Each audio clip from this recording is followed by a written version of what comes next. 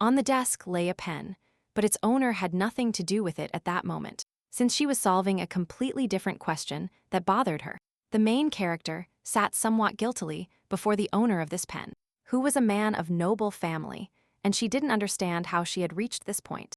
The thing is, the guy, who clearly had a complex character, told the lady that she was a child kidnapper, and she didn't even know how to answer him. But long before this moment, many days ago, the events of this story began in the mansion of the missing Marquis, who, just like his wife, could not be found.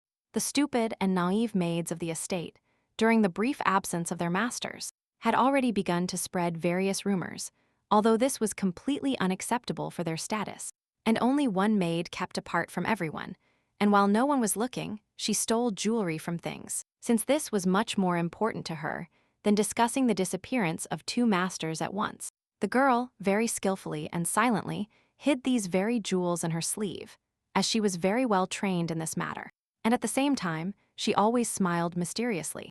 Only this maid knew that the Marquis and the Marquise had not only disappeared, but were dead, and she was preparing to escape the mansion, so she took jewels from various furniture on the estate.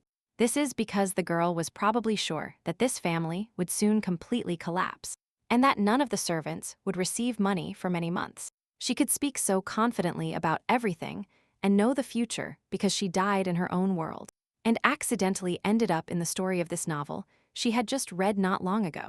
Perhaps, if the heroine had read some other story before her stupid death, she would have ended up in it, but now it was impossible to say for sure. Immediately after her death, literally the next morning, the lady woke up in the rooms of the Keratin estate and realized that she was in the body of a maid, about whom nothing was mentioned in the plot. As for the story of the novel itself, the main character was a guy named Joshua Ron Keratin, heir to the missing Marquis family, but since childhood, one person prevented him from living a normal life, whom he later found, and from whom he took revenge, which was the main plot of this novel. For the lady, the difficulty in understanding what was happening was that the plot ended halfway through. But Joshua's troubles had already begun, as his parents disappeared. Following the disappearance of the Marquis and the Marquise, the servants completely stopped being paid, so many of them soon fled the mansion. And the rest of the servants, who were still waiting for their money, left the young children completely unattended, and they almost stopped feeding them, even though they really needed care. The heroine was very angry at the fact that all the servants did not care about the children, and that's why she secretly cooked for them at night, although this was partly to her detriment. However, despite everything, every night the girl left Korean food cooking for the twins, which she loved very much in her world, and they ate it. At these moments, the lady continued to help the children, but she remembered that in the story, everyone who helped them died, so she didn't plan to continue monitoring them. The maid still felt very sorry for the children who were left alone, but she had already died in her world, so she didn't want to die in this one too. Therefore, she had long since begun collecting jewels throughout the mansion. Although she was ashamed, but she still wasn't paid her salary, so she had no other choice. Suddenly, one of the maids abruptly opened the door to the common bathroom and shouted that absolutely all employees must leave now. The girl was prepared for this, as she remembered the plot well, and so she smiled happily at the move that had begun, which personally suited her. When all the servants gathered in one room, the Duke's representative told them to listen carefully, since he had news from the Duke. After waiting for complete silence, the man began to read an official letter, in which it was stated that due to the disappearance of the Marquis family, all their privileges and duties were suspended, as the Marquis's son was still too young and could not become a full heir. Before reaching adulthood, it was decided to place the Keratin property under the governance of the Duke. Then the butler loudly announced that the new ruler did not need strangers, and therefore, from now on all servants are considered dismissed. This news caused a great stir among those present, so even after returning to her room, they continued to discuss the latest decree of the new, albeit temporary, owner of the estate. Once again, the protagonist separated from everyone, lamenting that no one was paid a salary, and at the same time, rejoicing that she had accumulated jewels. So, as no one paid attention to her, the lady went to bed content, deciding that tomorrow she would leave this place forever, and the stolen treasures would help her in this. For a long time after entering this world, the girl dreamed of a new life, and that she could finally escape the novel's plot. The next morning, on the almost empty estate, began with the chirping and singing of birds. But even they could not wake the heroine, who slept so deeply and peacefully. Only after sleeping completely did the maid open her eyes, happy to feel refreshed. And Burgundy, even though it was already past lunch. The lady sat up in bed and stretched very sweetly, because this time no one woke her up early in the morning. And the body itself chose the time during which it would sleep. Being in the best mood of her life, the girl made herself a cup of coffee to cheer up properly. And then she just looked around, while the maid slept so deeply that it was impossible to wake her with a cannon. All the attendants had long since fled the estate, taking with them everything they could carry. But the fact that everyone except her had already left did not bother the heroine at all, since she initially wanted to pack up and leave at her own pace, and not at the convenience of others. The girl searched through her things to recount her jewels again and choose where she would go first. But her suitcase was empty of treasures. Seeing the lack of money, the maid at first didn't even believe it and began to search for jewels throughout the empty room that she might have mistakenly hidden somewhere completely different. A whole half-hour of searching in the attendant's room yielded no results, although the lady rummaged through absolutely every place she could reach, even checking other people's hiding places. In the end, the heroine had to accept the idea that someone had brazenly stolen her treasures, which was very difficult, so she stood paralyzed with an emotion of astonishment on her face, as the girl checked absolutely all the rooms and could not waste time like this. She quickly ran to look for something else on the estate. The maid decided to start her treasure accumulation from scratch with the Marquis's rooms. And the Marquis, but even there was already a great mess and chaos behind the greedy servants. But the heroine quickly realized that the hostess herself led an imprudent life, so she quickly spent all the money, and the attendants also took what the hostess had once forgotten to spend. Therefore, the maid could not find anything that could help her even a little. So she decided to leave when suddenly she heard a child's voice behind her. She turned around abruptly, regretting having come to the Marquis's chambers since, above all, she did not want to meet the children of the missing owners of the mansion. And turning around, the lady saw only the boy, who was the son of the Marquis, and who now looked very displeased at the former helper of his house. The boy was named Joshua Ron Keratin, and he immediately asked if it was really so common for the girl to steal something that she even decided to take the last thing. The heroine tried to explain her situation, but the Marquis's son said he didn't need any excuses, but he wanted to know if she was also planning to run away, like everyone else. As she had been thinking about the lady's escape for the past few days, she had absolutely no objection to little Joshua, whom she did not want to see at all. The maid decided to try to escape quickly, pretending she would return soon, although in reality she didn't plan to, but the boy immediately understood this. And that's why he grabbed her by the hem. Although the girl asked to be let go, the Marquis's son said he first wanted the attendant to listen to him, and only then would he let go of the bottom of her dress. As a result, the boy got so tired of pulling the heroine's dress that he fell exhausted onto a chair, but only when she made him promise the lady that she wouldn't run away until they talked. The boy invited the girl to sit in his presence, but, as a servant, she was forbidden to do so, so she could only catch her breath and rest while standing. But Joshua was not satisfied with the fact that the maid suddenly started contradicting him, so he shouted at her, and the lady immediately sat down on the sofa in fear and quickly. When both of them caught their breath a little, the Marquis's son looked closely at the lady, and then thanked her for feeding them at night all this time, although no one else did. The girl was surprised that the boy knew about her actions, but she did not show surprise, but rather replied that she was simply trying to fulfill her duties as a servant well. Joshua did not agree that servants had to feed them at night, but the heroine did not want to continue the dialogue because she was in a hurry, since everyone around her had already left. The boy quickly realized that this attendant also wanted to leave him, and his sister completely alone, so he sharply hit the sofa with his palm, stopping the lady. He was very angry, because for some reason, the maid herself decided that she could leave, while the young master still wanted to talk to her. Joshua became so angry that his face twisted with rage, and he even said very angry words about the fact that commoners have no right to ignore aristocrats. Suddenly, the boy fell silent, as he himself realized that he had gone too far, so he immediately apologized to the lady, saying that he did not want to offend her with such bad words. The Marquis's son remembered that this girl was the only person in the entire mansion who did not intimidate them, so such an attitude towards her was unforgivable. The heroine sat silently and listened to the boy, because she understood that he was very desperate. And it was not so difficult for her to listen to him one last time and then leave. To convey to the Marquis's son what she wanted to tell him, the girl got up from her chair and dared to approach the boy of such pedigree. Then the maid carefully sat down right in front of the boy, as she did not want to scare him at all, and said that she was ready to find out what he wanted to tell her all this time. Joshua made it clear that it was too difficult for him to talk about what he was thinking. So the young master did not start talking right away, although he really wanted to. Most of all, the boy now feared that the knights of the duchy would take him away, and his sister, who, by order of the duke himself, looked after the noble children. This is because Joshua and his sister were still too small to resist, and the people of the duchy would easily control them, adapting them to their greedy goals.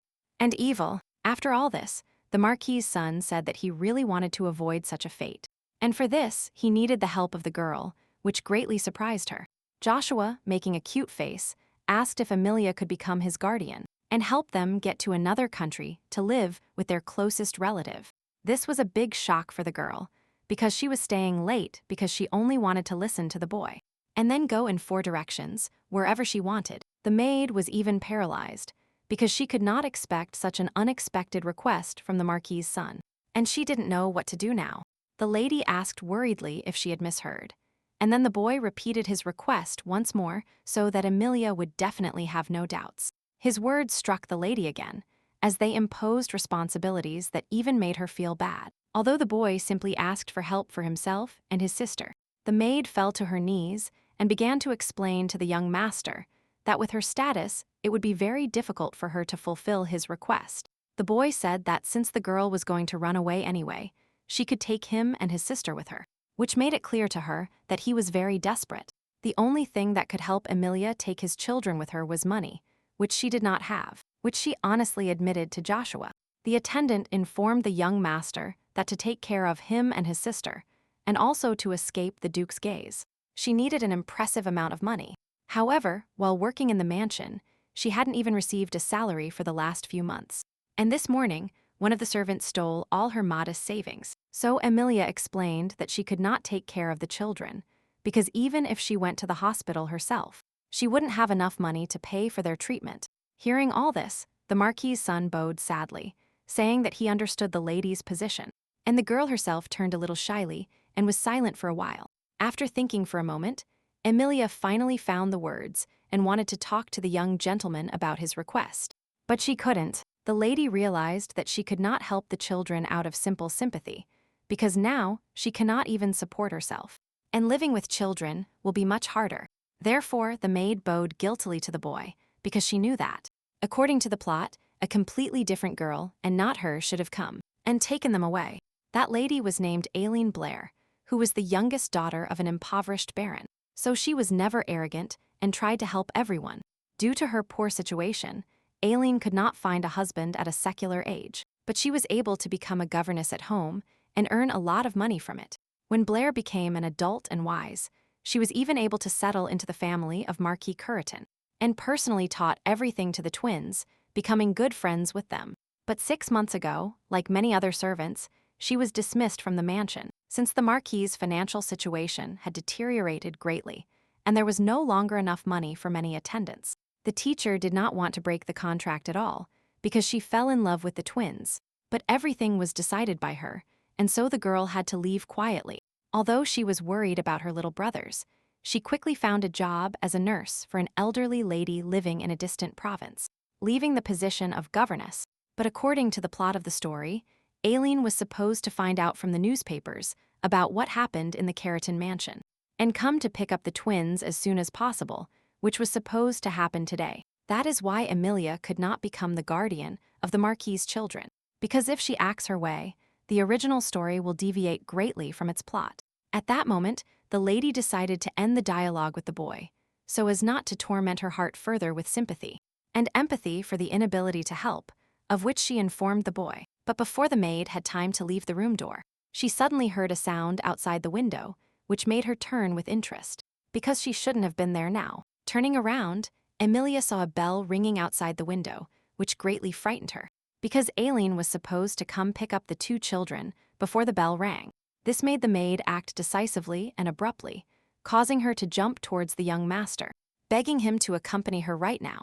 But suddenly, Joshua started to be stubborn, and instead of silently following his attendant, he grabbed the furniture and had no intention of letting go. The girl was very worried that the teacher would suddenly not come for some reason, and she even dreamed of her own body in a coffin. So Amelia took the sound of this bell seriously as a notification of the end of her wonderful life and carefree, which she had fought so hard for since the moment she entered this body. Since the boy did not give in, the lady decided to change tactics and asked him if he had been hiding all this time with his sister in a secret place, which was indeed the case. Joshua was not happy that some stranger somehow knew where they were hiding, and meanwhile, the girl began to beg him to show her his place. But the Marquis's son was not going to talk about anything like that, and so he came up with a condition, which he first thought carefully about before explaining it to the maid. The boy, with eyes shining with innocence, asked the attendant if she would become their guardian if he showed her a secret place,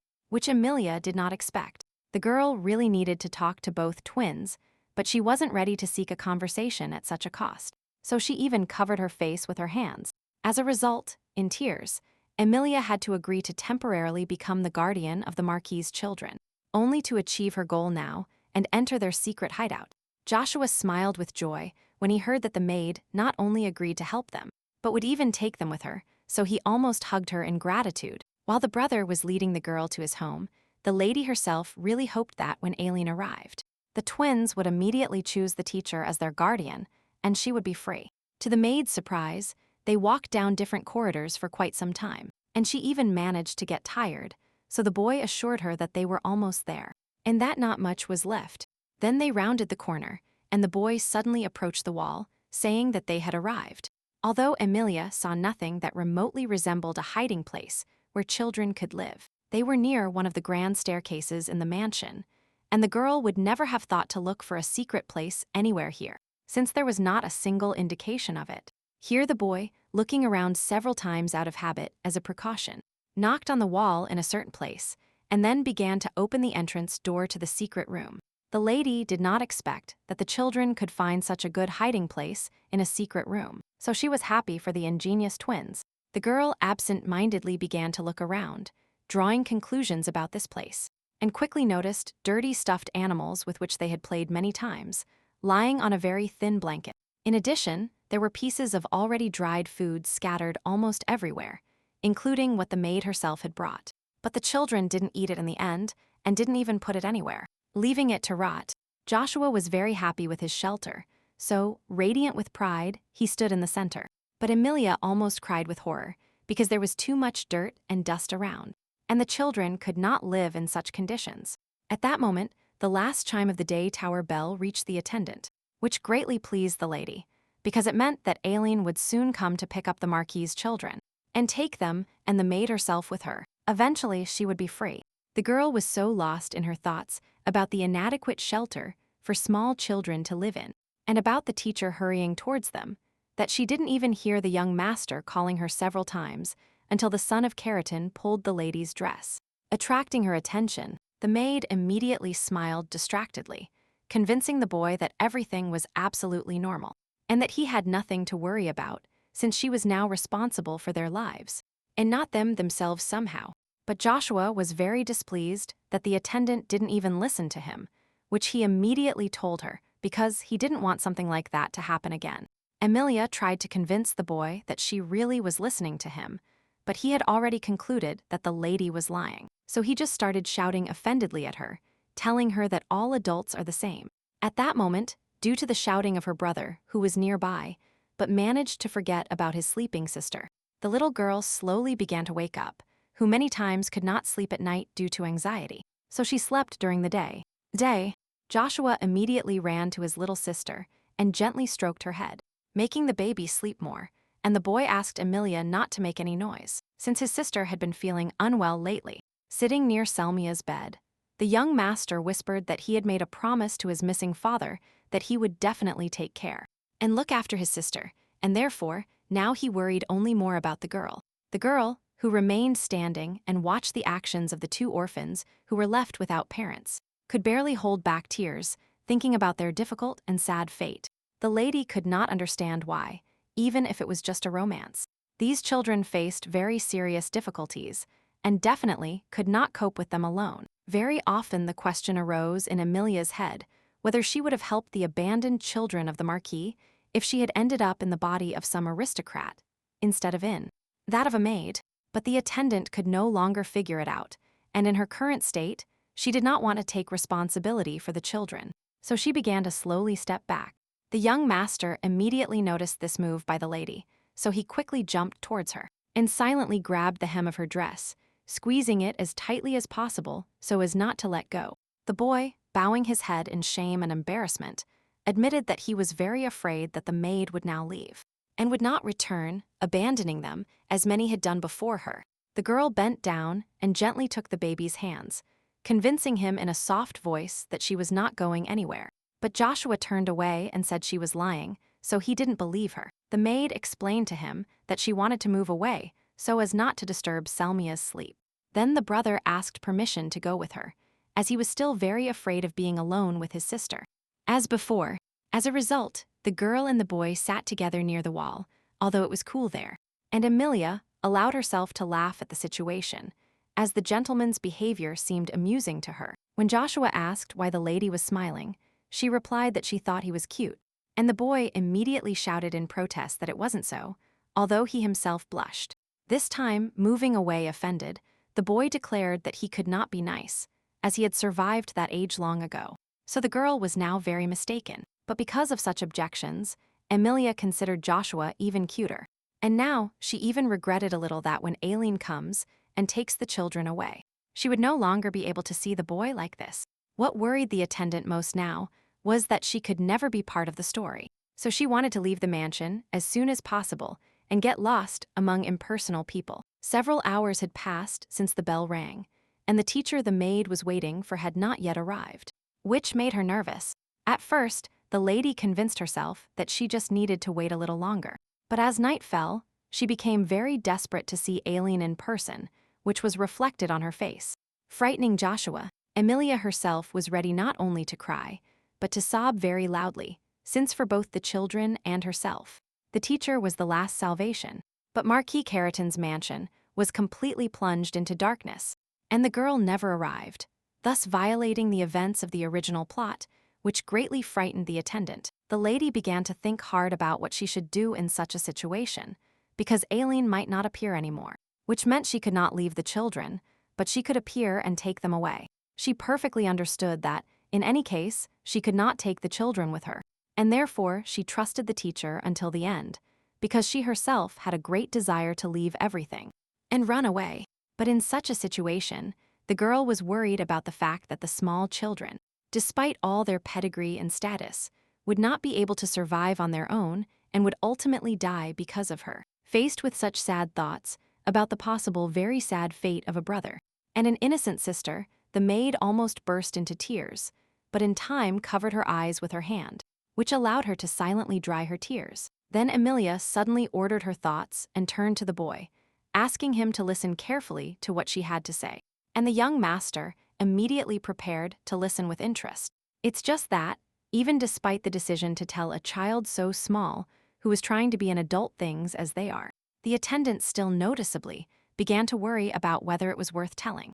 Still, the lady had no other choice, so, smiling politely and clasping her palms together in a pleading gesture, she said she didn't have enough money, to which Joshua only snorted in disdain. For some reason, the boy went to the sofa and suddenly said that he was not going to ask her for help like that. So he thought about exactly how he would pay the girl for her loss of time and energy on them. The brother approached his sister and tried to disturb the girl as little as possible.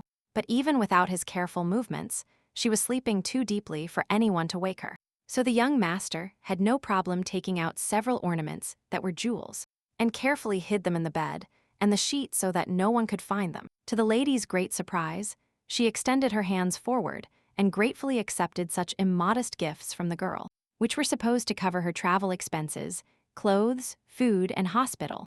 Joshua said smugly that a few days ago he secretly hid his mother's gemstones from everyone, so that none of the servants would accidentally find and steal them. Hearing this, Amelia realized that she could not accept these jewels and sell them, because they were the only thing the twins had left from their dead parents. Moreover, the symbols of the keratin family were painted on these stones, which meant that, if they were sold, these things would be considered stolen property, and the lady would get nothing from them. The only thing that could somehow help the maid in her financial affairs was a small ring, which somehow accidentally got lost among the family jewels. After examining it closely, the attendant remembered that, according to the story, the ring had a fake stone, since the Marquis had been deceived in a jewelry store when buying it. But Amelia did not want to bother the boy with this fact, so she wondered what she should do. And the boy immediately realized, and again, began to persuade the lady to take them with her. Joshua declared that the girl did not need to take responsibility for their lives forever, but they only needed her to help them get to their relative's house, Duke Herodias. In the Ace Empire, he explained that the previous duchess of the current duke's house was his grandmother's sister, so now an estate in another empire was the only place they could go. The girl, with a sad look, listened attentively to the boy and then, with a silent sigh of regret, returned the jewels to him, which the boy did not expect and therefore remained insecure in his place. Amelia, seeing the young gentleman's perplexed look, lied with a bright smile that only one ring would be enough for her, since a little later she decided to look for money on her own for herself and her children. The maid did this because she knew that the boy would be calmer if she had at least something left, and to finally dispel suspicions, she asked him if the young master trusted her. Indeed, the brother had no choice but to trust this unknown attendant. But for some reason, he was absolutely sure of his answer when he said the word yes. After these words, the two crossed their little fingers, which since ancient times meant that a promise is made to a person and is never broken. Before the boy and the girl had time to make a promise with their fingers, Joshua suddenly pulled out his hand and invited them to draw up a contract, which greatly surprised Amelia. Not allowing the maid to really think, the young master ran to get the paper, and then, with a malicious smile, he brought it to the attendant. As soon as the lady took it into her hands, she immediately doubted whether it was safe for her to sign such a thing, when she could simply take the children where they needed to go without any documents. So, the lady saw that for non-fulfillment of the terms of the contract, she would have to pay a huge fine, which greatly frightened the girl because she could not earn that amount of money. The boy, noticing that the maid was hesitating and did not want to sign, theatrically put his hand to his mouth and said that he needed to be absolutely sure that she would not abandon them. Amelia almost immediately fell for such manipulation by the boy, and so as not to annoy him with her suspicions, she immediately signed such a disadvantageous contract for her. In tears, the maid put her signature in all the right places, reread everything, and only then handed the document to the young master, which made him very happy. But he did not want to simply accept the terms of the lady's contract, and therefore, with a stone expression on his face, he said that she also had conditions. The girl had already managed to roughly imagine their journey with the children and what was needed for it, so she told the boy and the girl to call their older sister for protection. But this was not part of Joshua's plans, so he turned away with disgust, declaring that he was not going to call the maid like that, even if she wanted to help them. Then the attendant turned around abruptly and said that she was not going anywhere, which immediately affected her brother, who instantly agreed to address Amelia as she told him to. To practice, the young master immediately tried to call the sister, but at the same time, he blushed terribly and began to stutter heavily from excitement. However, the attendant personally was no longer embarrassed by these details, since she had achieved almost everything she wanted and, therefore, she cheerfully called the children to get ready for departure. Only a few days later, still carefully maintaining the disguise, Amelia, Joshua, and Selmia managed to reach a village on the border with the Ace Empire. At the same time, the girl was very tired because she had to sell everything she could find in the mansion, and even urgently look for a cart immediately to this town. This was the first time the girl had been so far from home, so she excitedly looked at everything around her, and called her brother to also carelessly admire the surroundings. Looking at them, Amelia was afraid that they would call each other by their real names, because in the novel, the mercenary killed Aileen upon hearing the names of the children she was carrying. Therefore, the lady introduced a condition into the contract that she would now be the older sister of the twins, and they would temporarily be called Sally and Shushu, and not what their parents once called them. And to finally hide from all the bad people, the attendant prepared a special solution with which she dyed the siblings' hair an unrecognizable black color. Seeing the unusual result, The young gentleman asked if this black color like a wolf's mouth would really wash off, since he was very worried, and the lady confidently confirmed it. To finally reassure the boy, Amelia added that even if the dye does not wash off with water, after a while the hair will grow back on its own and will return to its light blue color. Then Joshua noticed that his administrator, for some reason, had arrived at the door and asked why, to which the lady replied that she was going to earn money for all of them. This news surprised the boy, because he remembered that he had recently given the ring to the maid, and she suddenly asked him not to ask questions and to sit quietly for now. And only at home, the young master confidently crossed his arms over his chest and replied with a serious look that just as he would not go out, he would also make sure that his sister would not accidentally go out of curiosity. Suddenly, Selmia jumped off the bed and ran to Amelia, hugging her tightly because she wanted to go with the girl, since she was very bored sitting between four walls with her brother. The girl complained with tears in her eyes that Joshua didn't even let her open the window for a moment to look out. And the maid felt sorry for these children who were forced to be bored for a long time. The attendant knelt down to be at the eye level of Sally and promised her that she would return with sweets today, which the girl loved very much, so she just needed to wait a little longer. This option completely satisfied the young mistress for the moment, so she released her attendant from her embrace. And with a cheerful smile on her face, she said she would look forward to her return. Amelia smiled satisfied in response, stroking the girl's head and praising her good behavior, which even made Joshua, who was nearby, a little embarrassed. However, although the attendant promised the children many things with a cheerful face, she actually felt very tired and exhausted from having to take responsibility for them. The girl perfectly understood that to cross the border to another empire, a special pass was needed, and relations between the states had now deteriorated, and it was difficult to obtain. In addition, money was needed not only for a ticket to cross the border, but also for life. But there was absolutely none, which forced the lady to rush to the tavern and demand work from the owner, which even scared him. The man, after wiping off the tea that had spilled on his face and clothes from the unexpected appearance of this lady, pointed to the bulletin board and advised her to look for work there on her own. Amelia thanked the owner of the establishment and cautiously approached the stand, trying out of habit, just in case, to attract as little attention as possible, because she was not alone in the tavern. The lady began to look at all the advertisements very carefully, because she wanted to choose something suitable not only for herself, but also, if possible, for the children, so as not to be separated from them for a long time. The only thing that greatly frightened the maid, while choosing a normal job, was the incredible silence that reigned in the tavern, despite the large number of adults. But as soon as Amelia thought about this oddity, the dialogue suddenly resumed, and the lady exhaled with relief, realizing that no one was looking at her, and everyone was busy with their own affairs. But still, the lady decided to look for work as quickly as possible to decide on the money, and not think about finances, but it turned out not to be as easy as she thought. For some reason, no matter how many job advertisements Amelia read, nowhere did they want to pay more than $5,000, which did not suit her at all, when suddenly the lady saw something that might interest her. One of the advertisements stated that an employer was looking for a maid to accompany him to the Ace Empire, which was ideal for the attendant's purposes, so she immediately grabbed the sheet. Like last time, Amelia suddenly ran back to the innkeeper, which made him spit out his tea again, and she declared that she wanted to accept that particular job as a maid. Just by looking at the advertisement, the man was very surprised and asked if the girl would really accept it, to which the maid immediately nodded affirmatively. The owner admitted that, for a whole month, no one was willing to accept this job, so he even wanted to withdraw the advertisement completely. And suddenly, a lady appeared, not losing a minute, because she did not want to miss such an excellent part-time job. Amelia immediately ran to the address indicated in the advertisement and quickly found a house that looked like a hotel.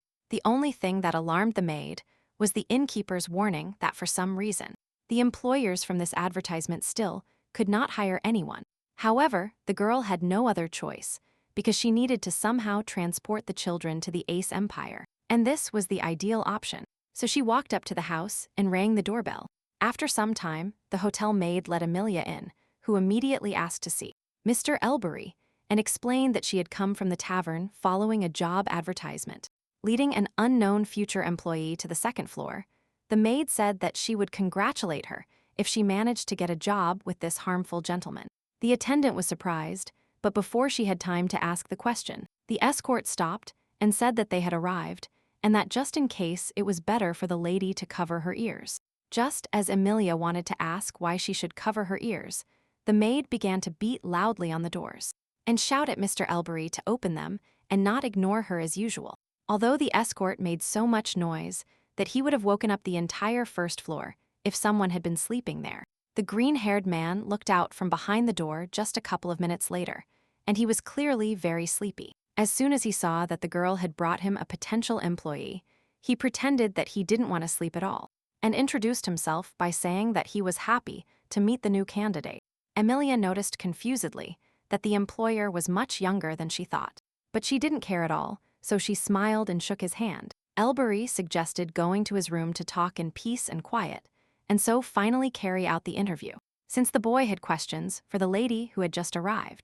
As the maid had no objections, and moreover really wanted to get this job, she followed the employer to the room and was very surprised by what she saw. To the lady's horror, Elbury's room practically did not differ from a normal pigsty, and the boy himself apologized for the fact that his house was a little dirty. However, when he tried to find at least one place free of dirt, papers, and dust, he could not free anything for the girl, so she took care of herself. As soon as they both sat down, the boy immediately adjusted his glasses and became terribly serious when the interview began, immediately asking if Amelia knew exactly where and why she had come.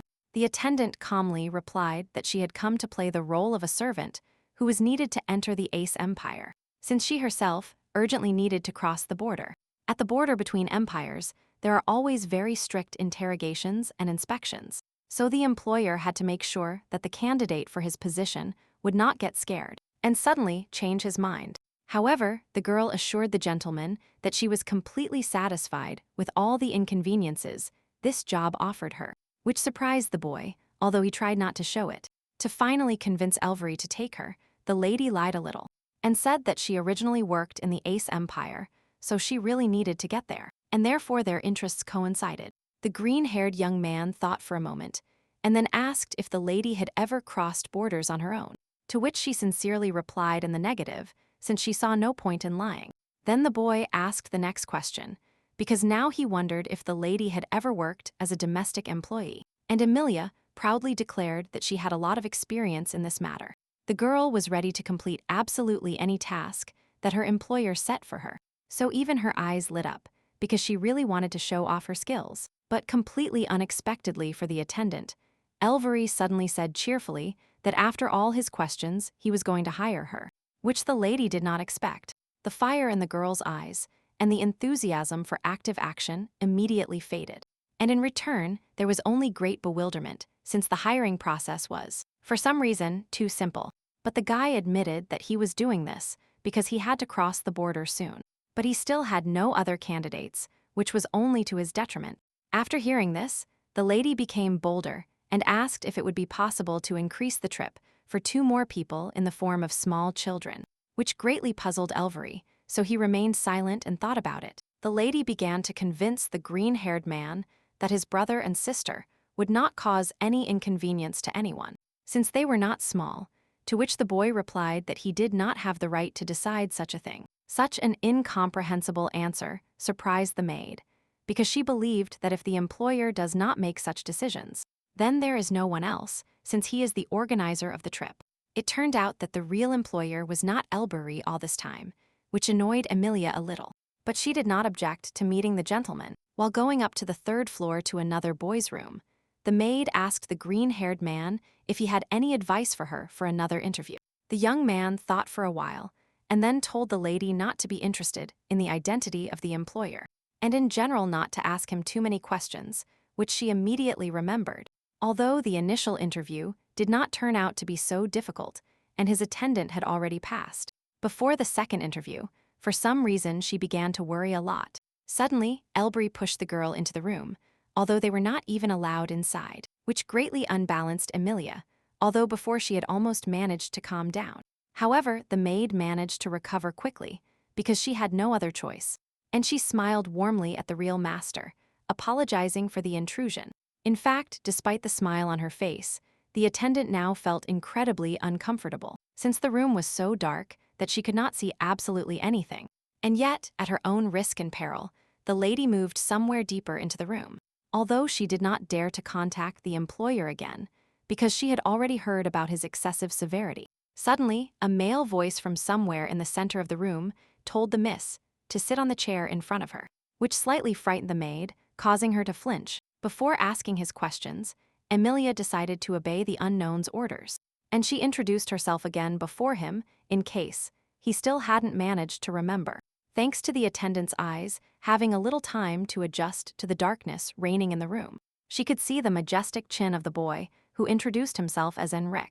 Immediately remembering the employer's name, the girl now told him that she would like to take her brother and sister, younger than them, on a trip with them all, since she needs to treat her sister in the Az Empire, while the lady said that she was even willing to receive a low salary if she could take the children with her. The gentleman silently and moderately lit the candles in the room.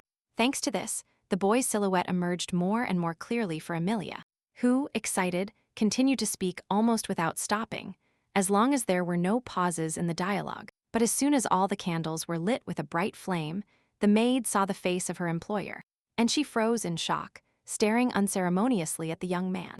The thing is, it was the first time the girl had seen such a beautiful person, and so close to her, that for a while she was even speechless from everything that was happening. The maid involuntarily thought that if she had the same beautiful face, she would look in the mirror every day. But then she was distracted from her thoughts by the fact that Enrich, for some reason, was getting closer and closer. Suddenly, the gentleman bent down so low and next to the lady that he almost touched her with his body, and then suddenly asked if they had met before, as his face seemed familiar to him. Such a phrase immediately sounded in Amelia's head like an entry from some novel. So the girl blushed and could not answer anything, except that she covered her face with her hands in embarrassment.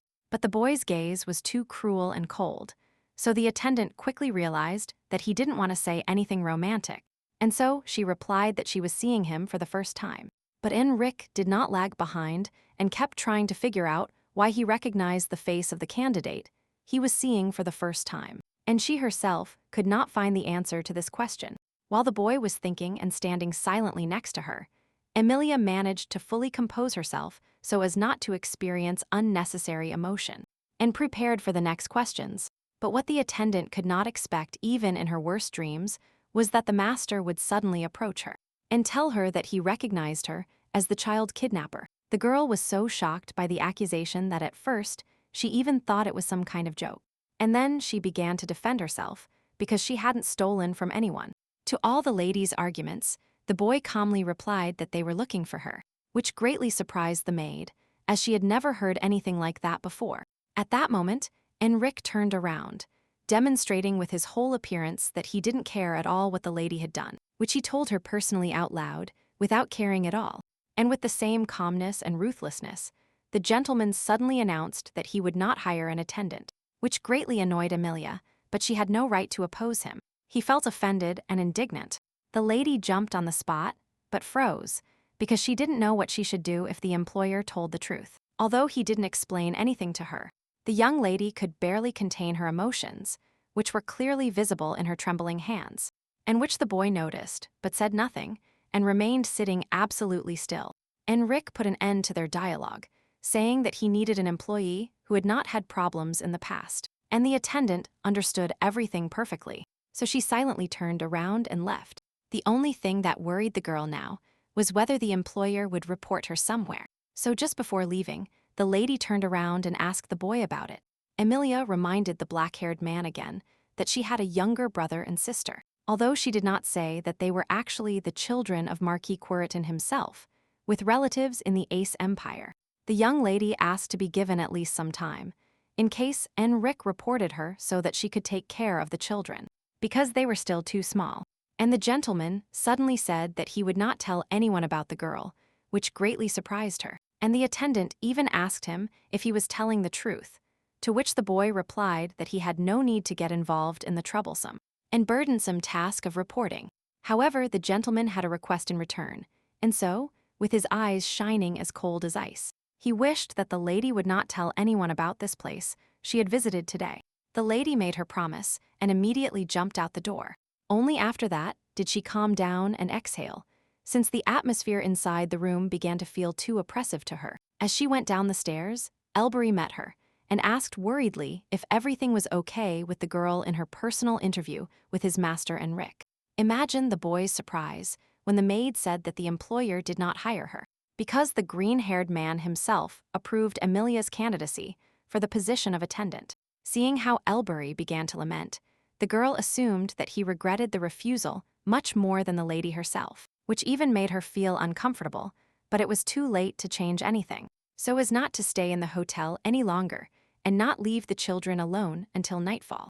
The young lady said goodbye to the boy and took care of her business, having received wishes for a good day. As soon as Amelia crossed the threshold, the young green-haired man realized that he could no longer tolerate his master's constant refusals, and so he got up to talk to him. Seeing the attendant, Enrich asked indifferently why she hadn't knocked on the door before entering. But the boy no longer had time for that, because he wanted to know why the boss was not hiring the girl. Only when Robbery bowed almost directly to the cold-blooded gentleman's face. He said with a sigh that they were looking for this lady, which is why he rejected her. The green-haired young man could not have expected such a turn of events, and therefore all his anger instantly disappeared, replaced by misunderstandings and surprise. The boy hesitantly asked if he had heard correctly, and when Enrich confirmed everything, Robbery, indignant, he even covered his ears with his hands so as not to hear any more information of this kind. As a result, the attendants fell to their knees, thinking that this lady seemed very nice to him and polite, and he could not believe that she was a child kidnapper.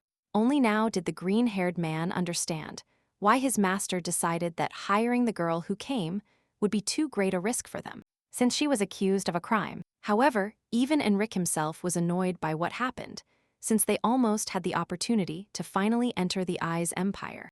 If it weren't for this search for Miss. The thing was that the king of the Ice Empire closed the borders, because he felt danger from the crown prince who rebelled against him, and then fled, whom they were looking for everywhere. However, the danger of a second attack and the overthrow of the king still existed, something he did not want at all. So he strengthened security at the borders so that the prince could not return home. Many different decrees were signed to strengthen all security in the border area in terms of number and uniforms, and the inspection itself began to be carried out much more strictly.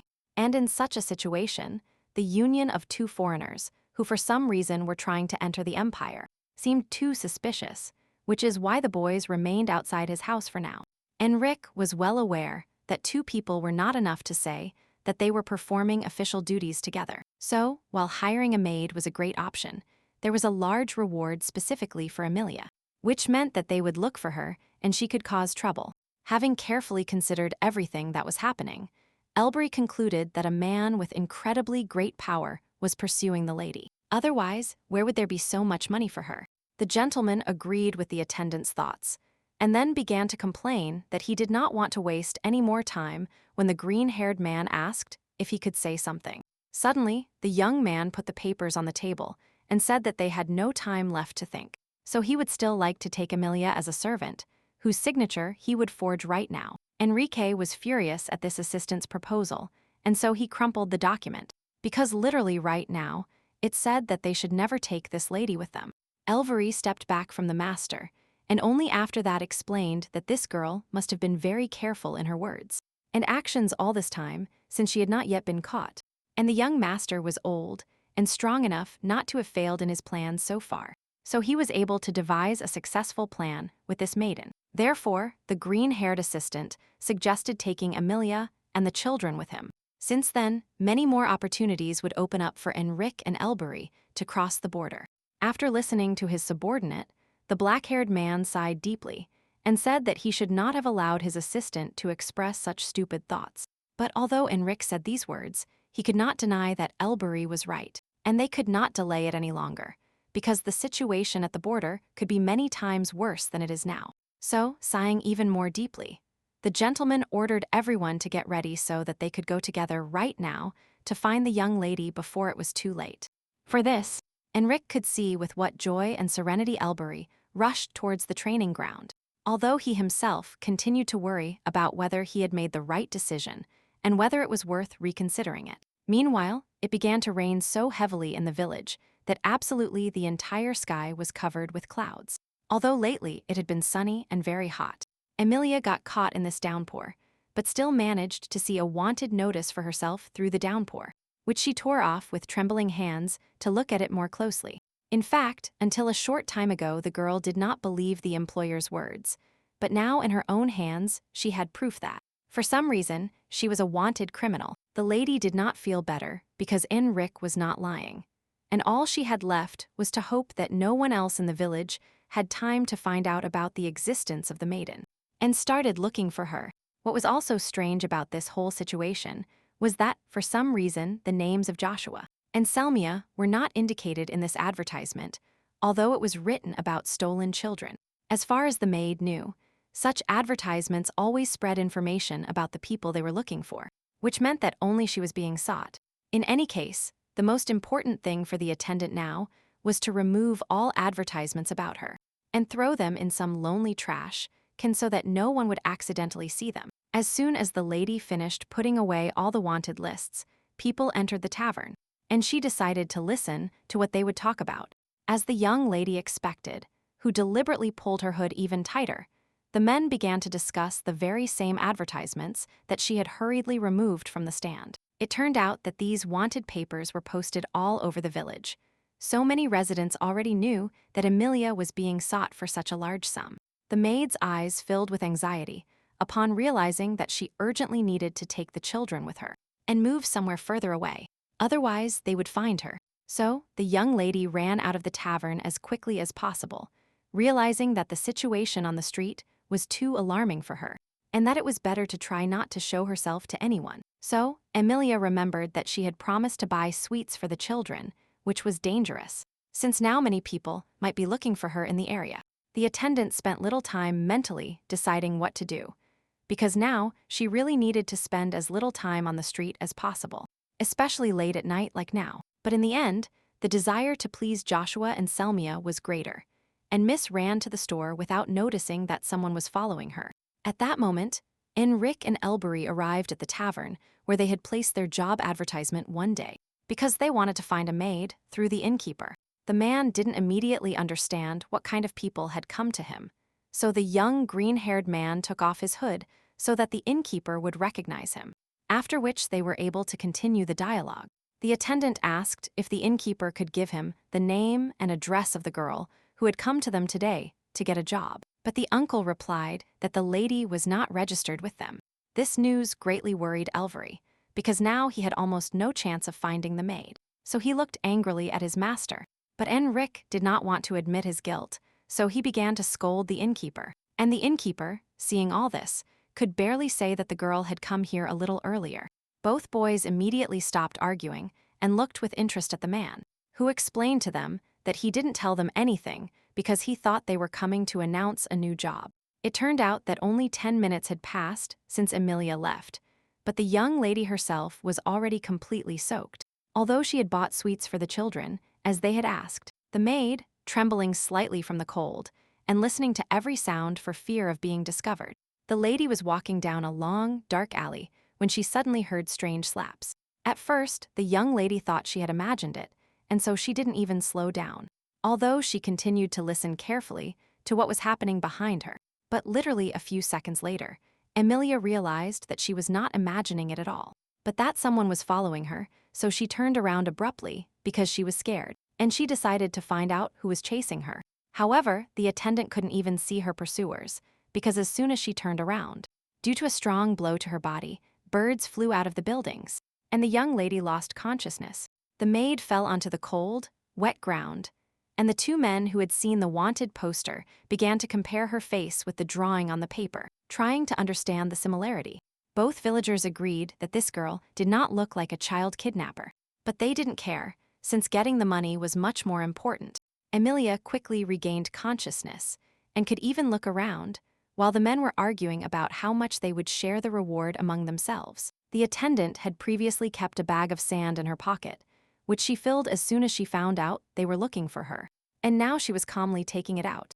One of the boys noticed that the maid had already regained her senses and was even moving a little, so he took her hand and lifted her up so that the lady would not pretend to be lying down.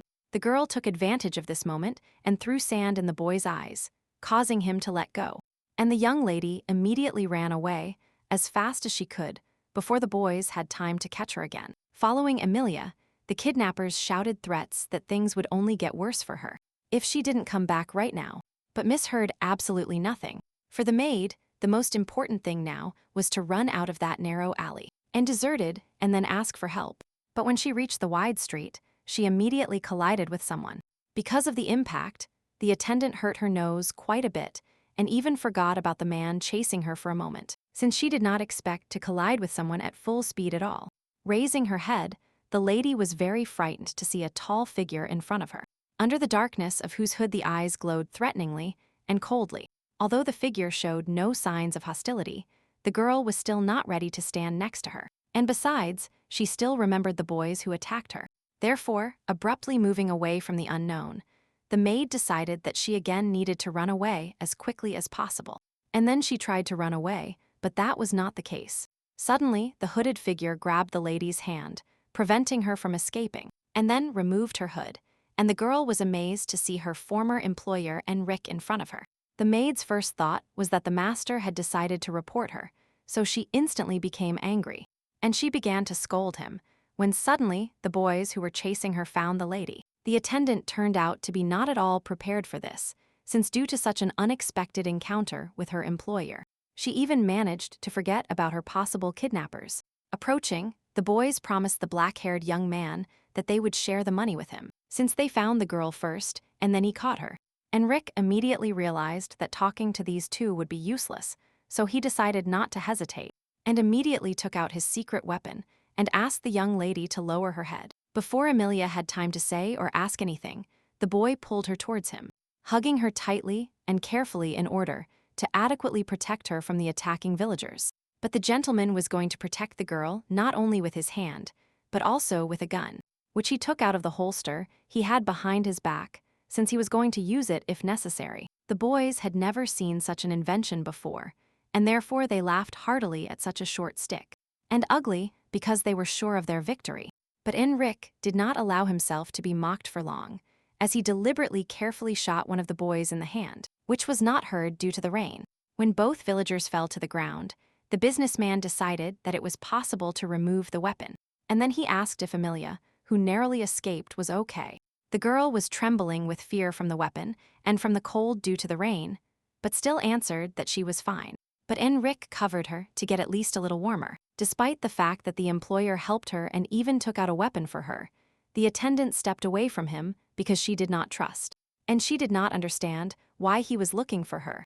Amelia stayed a little further away, but continued to watch Enrich touch the weapon, and accidentally spoke out loud about the silencer. The boy immediately got hooked on this, and asked if the lady really knew what a silencer was, to which she replied that this device reduces the sound when shooting.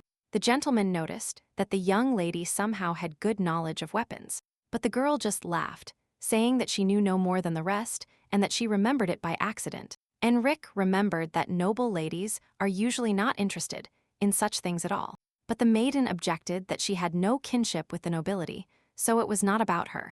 After these words, Miss Guy seriously wondered if she really didn't know about this new weapon, or was she just pretending that she hadn't heard anything about it for some reason. In any case, the fact that an ordinary girl, not even from a noble family, knew about the latest development greatly annoyed the gentleman, and he thought deeply. At that moment, the lady thanked the boy for walking close and saving her, and he replied by saying that he was looking for a girl for a reason, but to hire her to work for him. Amelia was very surprised by this news, since just a few hours ago her candidacy was not approved, and now the gentleman asked her to follow him so that he could tell her everything. They continued to walk in the rain, but their cloaks protected them well from the downpour. So Enrich calmly explained to the lady why he changed his mind, and decided to accept her after all. The maid immediately realized that her employer was going to use her on his terms, but she really needed to enter the Ace Empire, so she agreed. Upon hearing the affirmative answer from the girl who agreed to work with him, the boy for some reason slowed down, and then stopped completely in the middle of the square, talking about some condition.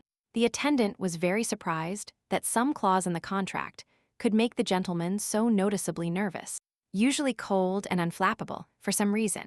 Completely unexpected for the attendant, Enrich suddenly leaned slightly towards her and told her that he wanted the miss to become his wife, something she could not expect even in dreams.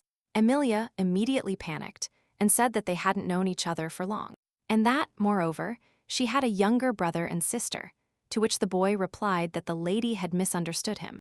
They went further and said that the situation at the border was getting worse almost every day, and now almost everyone was rejected and refused to cross. The attendant almost immediately realized that the king would probably soon, fearing for his life, would completely close all borders with the empire. Enrich said that precisely because of this, it would be more profitable for him now to pose as a family. And the lady immediately understood why his proposal in the square was necessary. For the lady, this situation simplified everything, because it elevated her status by several classes, which could help a lot, so she didn't mind trying. At this point, the boy and the girl separated for the time being, and agreed to leave when everyone was ready. And the young lady, tired, returned to the children in the hotel. She was very exhausted by the events that had happened literally in the last few hours. But now she could not show her fatigue in front of the children. Reaching the door handle, the maid noticed how much her hands were trembling from the excitement she had experienced, something that should not have been allowed in front of Selmia and Joshua. The attendant did not want the children to feel her anxiety, so she first tried to calm down before entering their room, where they were anxiously waiting for her. Only after a few minutes could Amelia stop trembling, so she put a smile on her face and cheerfully greeted her brothers who had missed her. Since the young lady, despite everything that happened to her, could still buy sweets, Selmia was on cloud nine and began to eat them with pleasure. The only thing is that, because of the rain, the candies got a little wet, so the attendant apologized upon discovering this. But the girl was still very happy with them. So the children noticed that for some reason, the girl's hands were very scratched, and her clothes wrinkled, to which she replied that she had accidentally fallen on the way, but that everything was fine. However, Joshua could not restrain himself, and shouted loudly with excitement and anxiety about how she could do this. And he also grabbed the lady's hands to examine them. As a result, Amelia found herself trapped on both sides between her brother and sister, who tried to help her by blowing on her hands and telling her to be much more careful on the street. A little later, the children calmed down, although the young master continued to give advice to the maid, to which she obediently and gratefully replied. When the young lady changed clothes, the boy approached her and asked if she was now working with the man he saw from the window while waiting for the girl to return. The maid immediately assumed that Joshua hadn't seen them for a long time, since he didn't remember the boy's height well, and confirmed that this man was now her employer. Suddenly, Shushu suddenly started scolding the attendant once more when she told him that she didn't exactly know the right person, since it was irresponsible for the boy. But to her brother's great surprise, his sister said with a smile and a cheerful laugh that he himself understood little in this world, since he had few social skills due to communicating only among themselves. The boy was annoyed that the girl was not on his side, and began to curse even more annoyingly, which made Amelia laugh instead of fear and pity, since she found it cute. As the girls went too far when they made fun of the young master, he pouted greatly and walked away angrily from them since he was annoyed. So the maid knelt down next to him and reminded him that she would do anything to make sure that everything was fine with the children, because that was the contract she had signed. Joshua still felt somewhat offended, which once again made the lady smile, noticing that he was still just a child, although he pretended to be an adult. When everyone made up, Amelia sat the children in front of her and asked them to listen to her work, because now they were also part of her work plan. Selmia and Joshua were happy to finally go with their grandmother, although they were a little scared by the fact that it was now so difficult to cross the border to the empire of Ace. The girl said that they must act as quickly as possible, so first they would move to her employer's hotel to make it easier to get ready, and then they would move on. The brother and sister immediately ran to pack their things, as this was an exciting activity for them, when suddenly the maid remembered that there was something else she hadn't told them. After making sure that the children listened to her attentively, the lady, with a smile both ashamed and cheerful, said that now, thanks to her new job, she would have a husband in the form of an employer. Both twins were paralyzed with surprise, and the young master again asked what the attendant said, since he didn't hear, and his sister whispered in his ear about her husband. Joshua was even petrified on the spot by such news, because he didn't believe what he heard, because he knew that she hadn't communicated with any of the boys throughout this time. And what kind of husband she could be talking about. Because he was worried about the maid's fate, the young master even forgot about the need to pack his things, and began to curse once again. But the brother was interrupted by Selmia, who had only been with the girl once, and so she began to ask so many questions that Amelia began to feel embarrassed. Unprepared for this, suddenly the young gentleman asked in horror what kind of wedding could have been in their situation, especially when the young lady was going to look for a job and not a husband for herself. Amelia sat down with a smile and explained that her marriage to her employer would only be a sham, which calmed Joshua but slightly annoyed Selmia. The girl added that only by pretending to be Enrich's family could they safely cross borders, since such a disguise is very difficult to recognize. After these words, the maid gently stroked the girl's head and admitted that she was very worried, because she did not want to reveal their identities, but now everything turned out very well.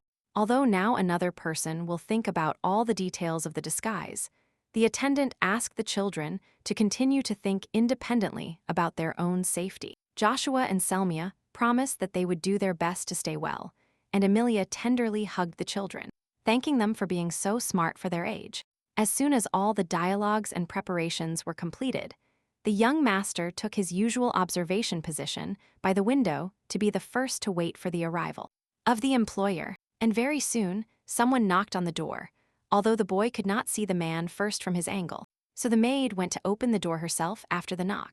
At the door of the room were not only Enrich, but also his attendant Robbery, who was clearly happy to see his attendant again, unlike his silent master. The employer asked if the girl was completely ready, and she replied affirmatively.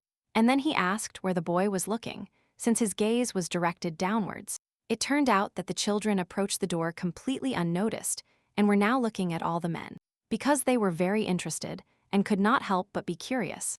The gentleman noticed that the twins had black hair and loudly approved of this point, so Selmia immediately asked if the hair color was really that important. Instead of the employer, Robbery replied, who, when the lady invited them into the house, said that he was worried about the children's resemblance to their fake parents.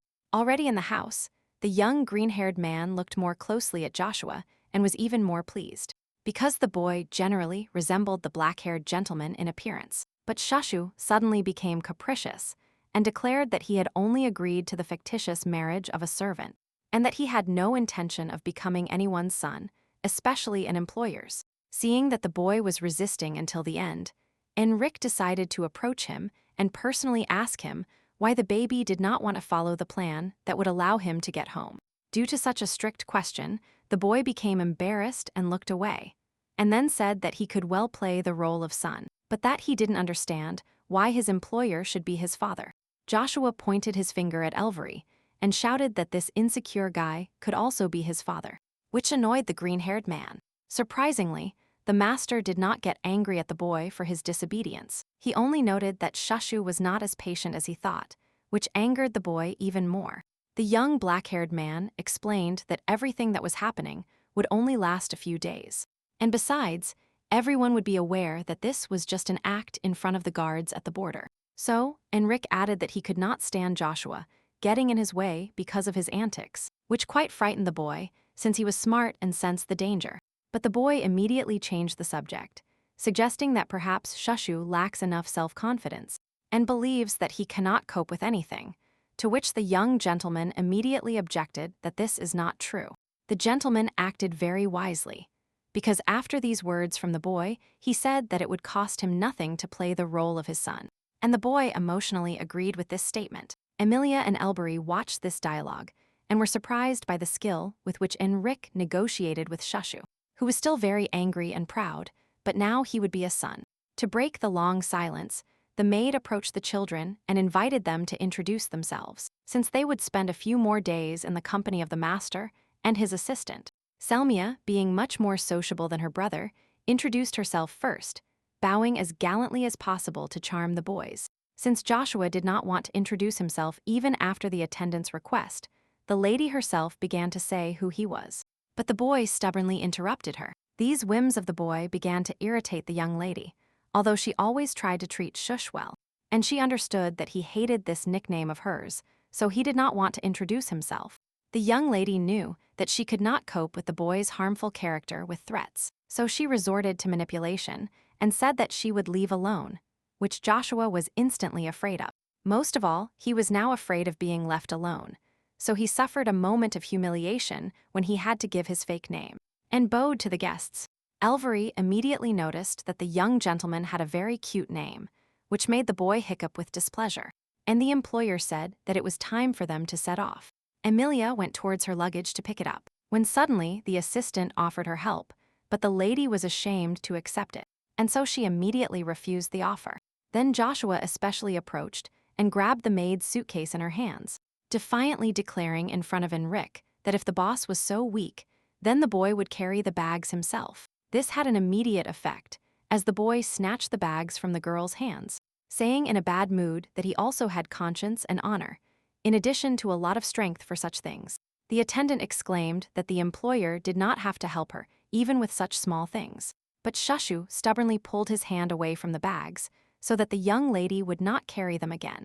In the end, the boy grabbed Amelia's hand and did not let go, because he thought she would cling to it, since the girl was not carrying anything in her hands now. Selmia also wanted attention from her adult friend, so she jumped up and asked her to lend a hand to her too, because the young lady only had two. Thus, having boarded the carriage, soon the entire company temporarily arrived at the hotel, which Enrich initially rented only for himself and an assistant. Joshua and Selmia were delighted with the new room and immediately began to examine it, which Amelia liked, as she could be calm because the children were busy.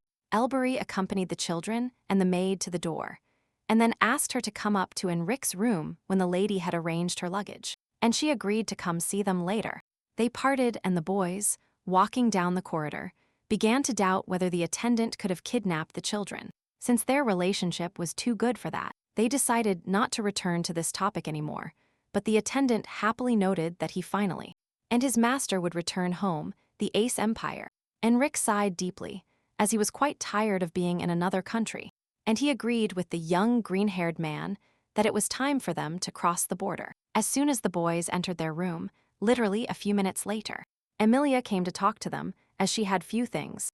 The only thing is that the young lady could not leave her brother and sister in the room, since they said that they also had the right to know the details of the plan as they were participating in it. Joshua, as usual, turned to the adult and complained that he was competent enough to be among the other adults, which made the young lady want to go home. When the boy finished presenting his arguments, Elbury said with a smile that everything was absolutely in order, and that they could all go together to talk with Enrich. So, the helper and the children quickly settled into the chairs, and the businessman once again explained the essence of his plan to them, adding that the helper would mainly play the role of a coachman. The boy suggested changing the children's names just in case, but Amelia immediately said that it was not necessary, but she did not explain exactly why. In fact, the girl had already asked the children to change their names, so changing them again might confuse them. So even the twins themselves asked to be called the same as now. The maid added that only the three of them knew these names, so there should be no problem. And then, Enrich agreed not to change the name of his brother and sister. Then, Elvery asked the attendant if she had a name that she was usually called by, but she didn't have such a nickname, so the lady could not name it. The attendant tried to offer several options for her possible name, but the boys rejected them all due to the similarity with their real name. Suddenly, Amelia suggested calling her Harry, and Enrich immediately approved of this nickname, since it seemed ideal to him in this situation. In fact, it was a name from the girl's past life, so she even felt a little embarrassed when the master called her that. But she said nothing about her emotions. After the final choice of names, the boy and the girl shook hands, and thus reached an agreement that they could not break until the end of their journey. A little later, Enrich asked if the name Harry was the girl's nickname, but she explained that it was not so at all, but that the name responded very well, so there would be no problems. Suddenly, the young lady began to wonder how many years ago was the last time she was called by this name, and so she became very absorbed in herself, which was perceptible even to those around her. The master took advantage of this and called the maid by her nickname, and she really quickly responded, which made him very happy. At that moment, Elbury, happy to have managed to arrange everything, announced that they could leave as soon as he made the ID cards for the entire camouflage family.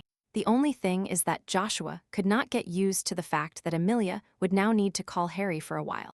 But the maid said that the boy would remember everything quickly. Selmia wanted attention, so she ran to her attendant and hugged her, telling her that she would take care of everything quickly. And then Shashu said the same, so that he could keep up with his sister.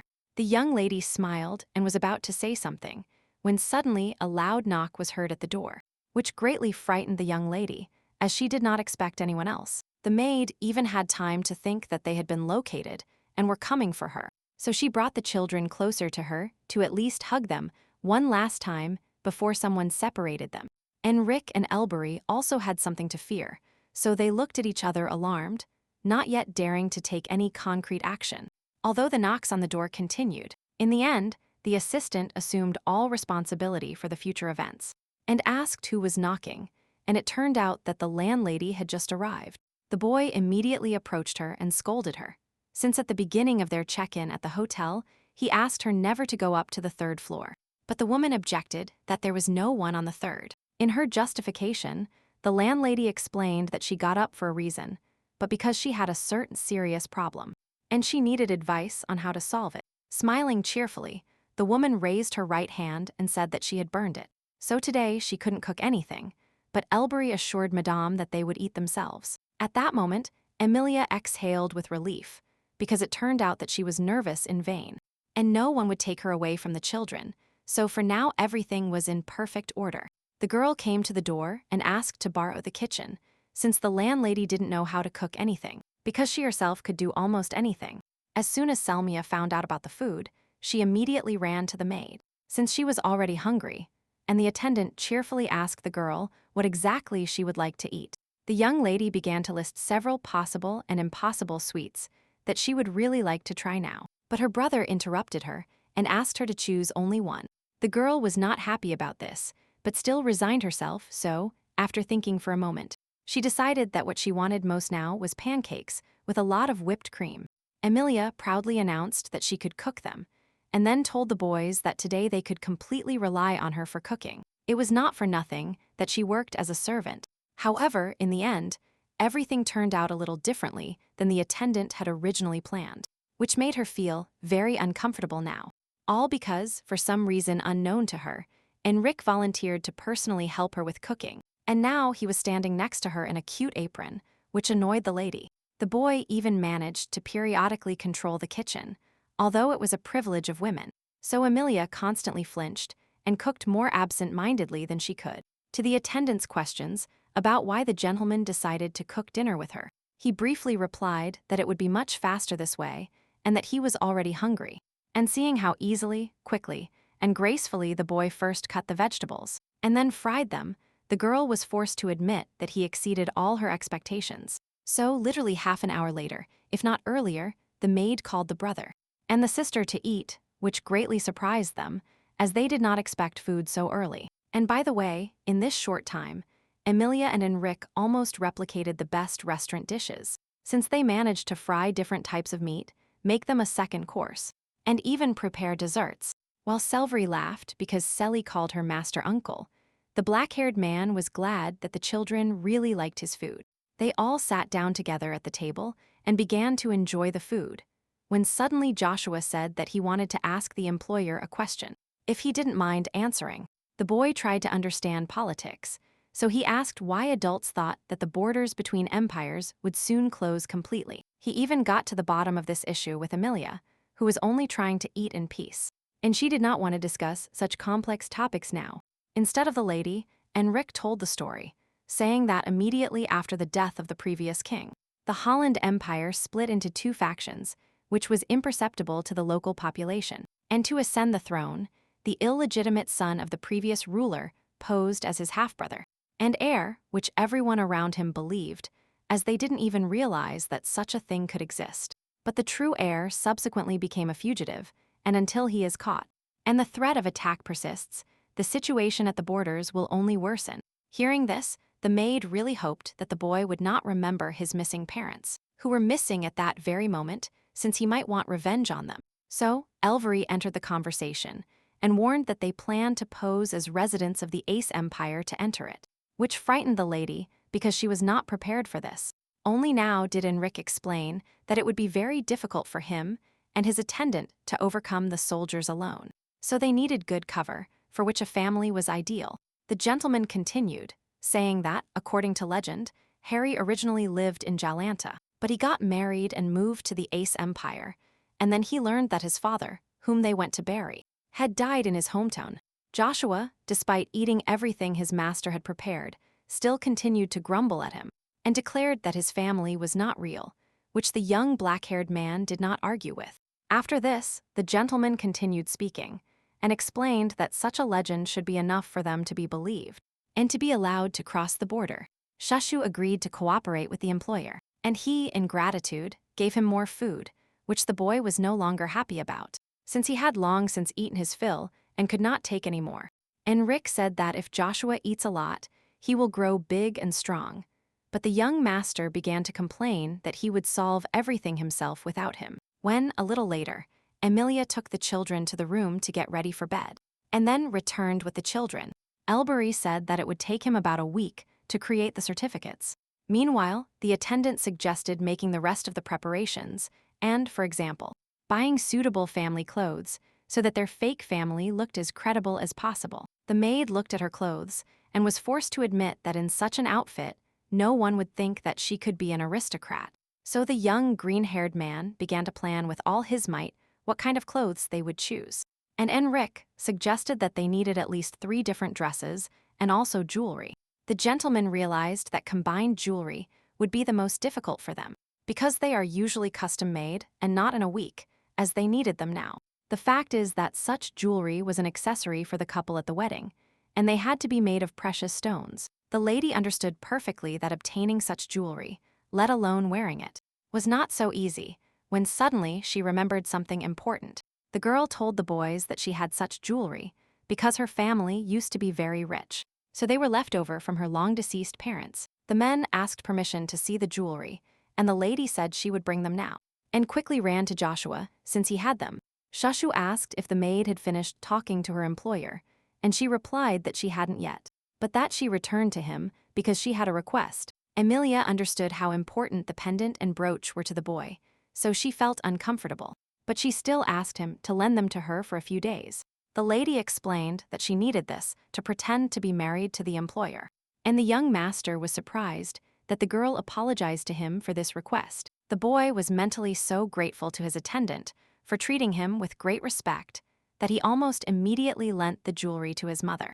Amelia even hugged the girl to celebrate, promising him that she would handle the jewelry with great care, and that she would return them safe and sound soon. Shushu walked away because he was very embarrassed and asked why the young lady was behaving this way, and she explained to him that she was simply very grateful to him for so much help. As a result, the next morning, Enrique and Amelia arrived in the city as early as possible to buy new clothes suitable for aristocrats. But they did not forget to disguise themselves. The man who promised to choose clothes for them said that his entire team had been waiting for the spouses to arrive for a long time, so they quickly took them to the fitting room. The store attendant said that he had prepared the best fabrics for such a noble couple, which he always does with all customers, as he considers it necessary to offer only good products. The maiden was ready to look at the luxury surrounding her with her mouth open, but she remembered that, in this situation, she needed to play her sad role of Legend's mourning. So, when asked why this young couple was looking for mourning clothes, the attendant specifically started to cry, thus completely corresponding to her original story. Enrich immediately said that he did not believe that the attitude of such an expensive store towards its customers was so frivolous, because in essence it is very rude.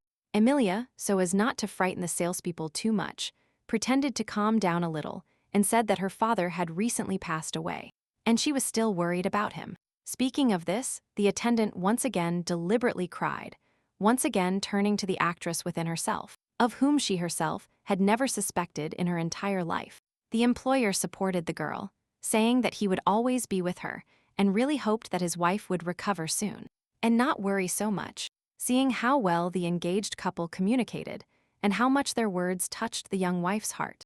The salesman regretted what he said and in the end almost burst into tears. To divert attention to something more neutral, the lady asked to be shown the suits, and the store owner immediately shouted to his assistants to bring everything. The boy assured that all these fabrics were of the highest quality, and therefore the lady would like them very much, since he personally had never doubted them before. But before sewing anything for them, the store workers first had to take measurements of the two gentlemen who approached them, so they prepared all the tools for this. Amelia had never been to such establishments before, so she put on her usual clothes, and dirty under the cloak, since she didn't think she would have to undress. Unexpectedly, the employer defended the attendant, saying that it was not necessary to measure his wife in detail, but that they could take all the measurements in a very approximate way. The salesman objected that in this case, the suit might not fit his wife, but the fiancé explained that his wife was pregnant with their third child, so she could not undress to take measurements, fully supporting all of Enrich's words, since he was the first to figure out how to explain everything. Amelia nodded her head and smiled modestly. Only a little later, the lady realized exactly what the boy meant, which is why her face even changed, forgetting that she needed to play the role of a faithful wife and devout. Meanwhile, the businessman, completely immersed in his role as a husband, asked the lady if she was looking forward to their baby, and if he would be like her. This made Amelia completely embarrassed, and she even hit the boy on the shoulder with her elbow. If only he would stop saying such sweet things to her, although usual in marriage. The salesman, realizing that for now he had nothing else to do here, said goodbye to the customers for a while and set to work with fabric to sew clothes. Once the store owner was out of earshot, the attendant waited a little longer, and then turned to the gentleman to ask him a question. The girl experienced such strong emotions that she even jumped off the sofa, trying not to shout too loudly about the fact that no third child was mentioned in her plan. Enrich replied with a smile that this way the salespeople were much better fooled, which the lady was forced to agree with, although she did not like this method. Suddenly, the boy stood up and approached the lady, saying that she was a great person, and she played much better and more harmoniously than he had ever imagined. The maid felt very embarrassed after the employer said that he would like to continue cooperating with her, but she confirmed that she too would not like to stop such an alliance. When the boy and the girl returned to the hotel late at night, Burry met them, and almost from the door announced that there was a big problem. The man, with regret, explained that he was able to prepare identification documents, but that he had not yet been able to obtain a marriage certificate, which would have happened several years ago. In the end, it turned out that a mutual acquaintance of Enrich, named Master, who also wanted to leave Holland, placed it, and therefore asked to go with them if they wanted to receive a certificate. Enrich thought deeply about this situation, and then said that if so, then they would impose reciprocal conditions on their friend so that everything would be fair. The first was that after crossing the gate, they had to part immediately, and the second was that it was they, and not the master, who chose the departure date. As a result of this dialogue, it was decided that they would leave tomorrow afternoon, which the lady informed the children as soon as she arrived in her room downstairs. Joshua and Selmia immediately jumped up with joy, as they had been waiting for a long time for the moment when they could go to the duchy to visit their own grandmother. But the boy was much happier about the fact that they could part with the employer immediately after moving. But the lady said that they would have to do it a little later. The young master became a little sad at this information, and then asked how many days it would take him to reach the empire. And the young lady said that the carriage ride would take approximately 1 day.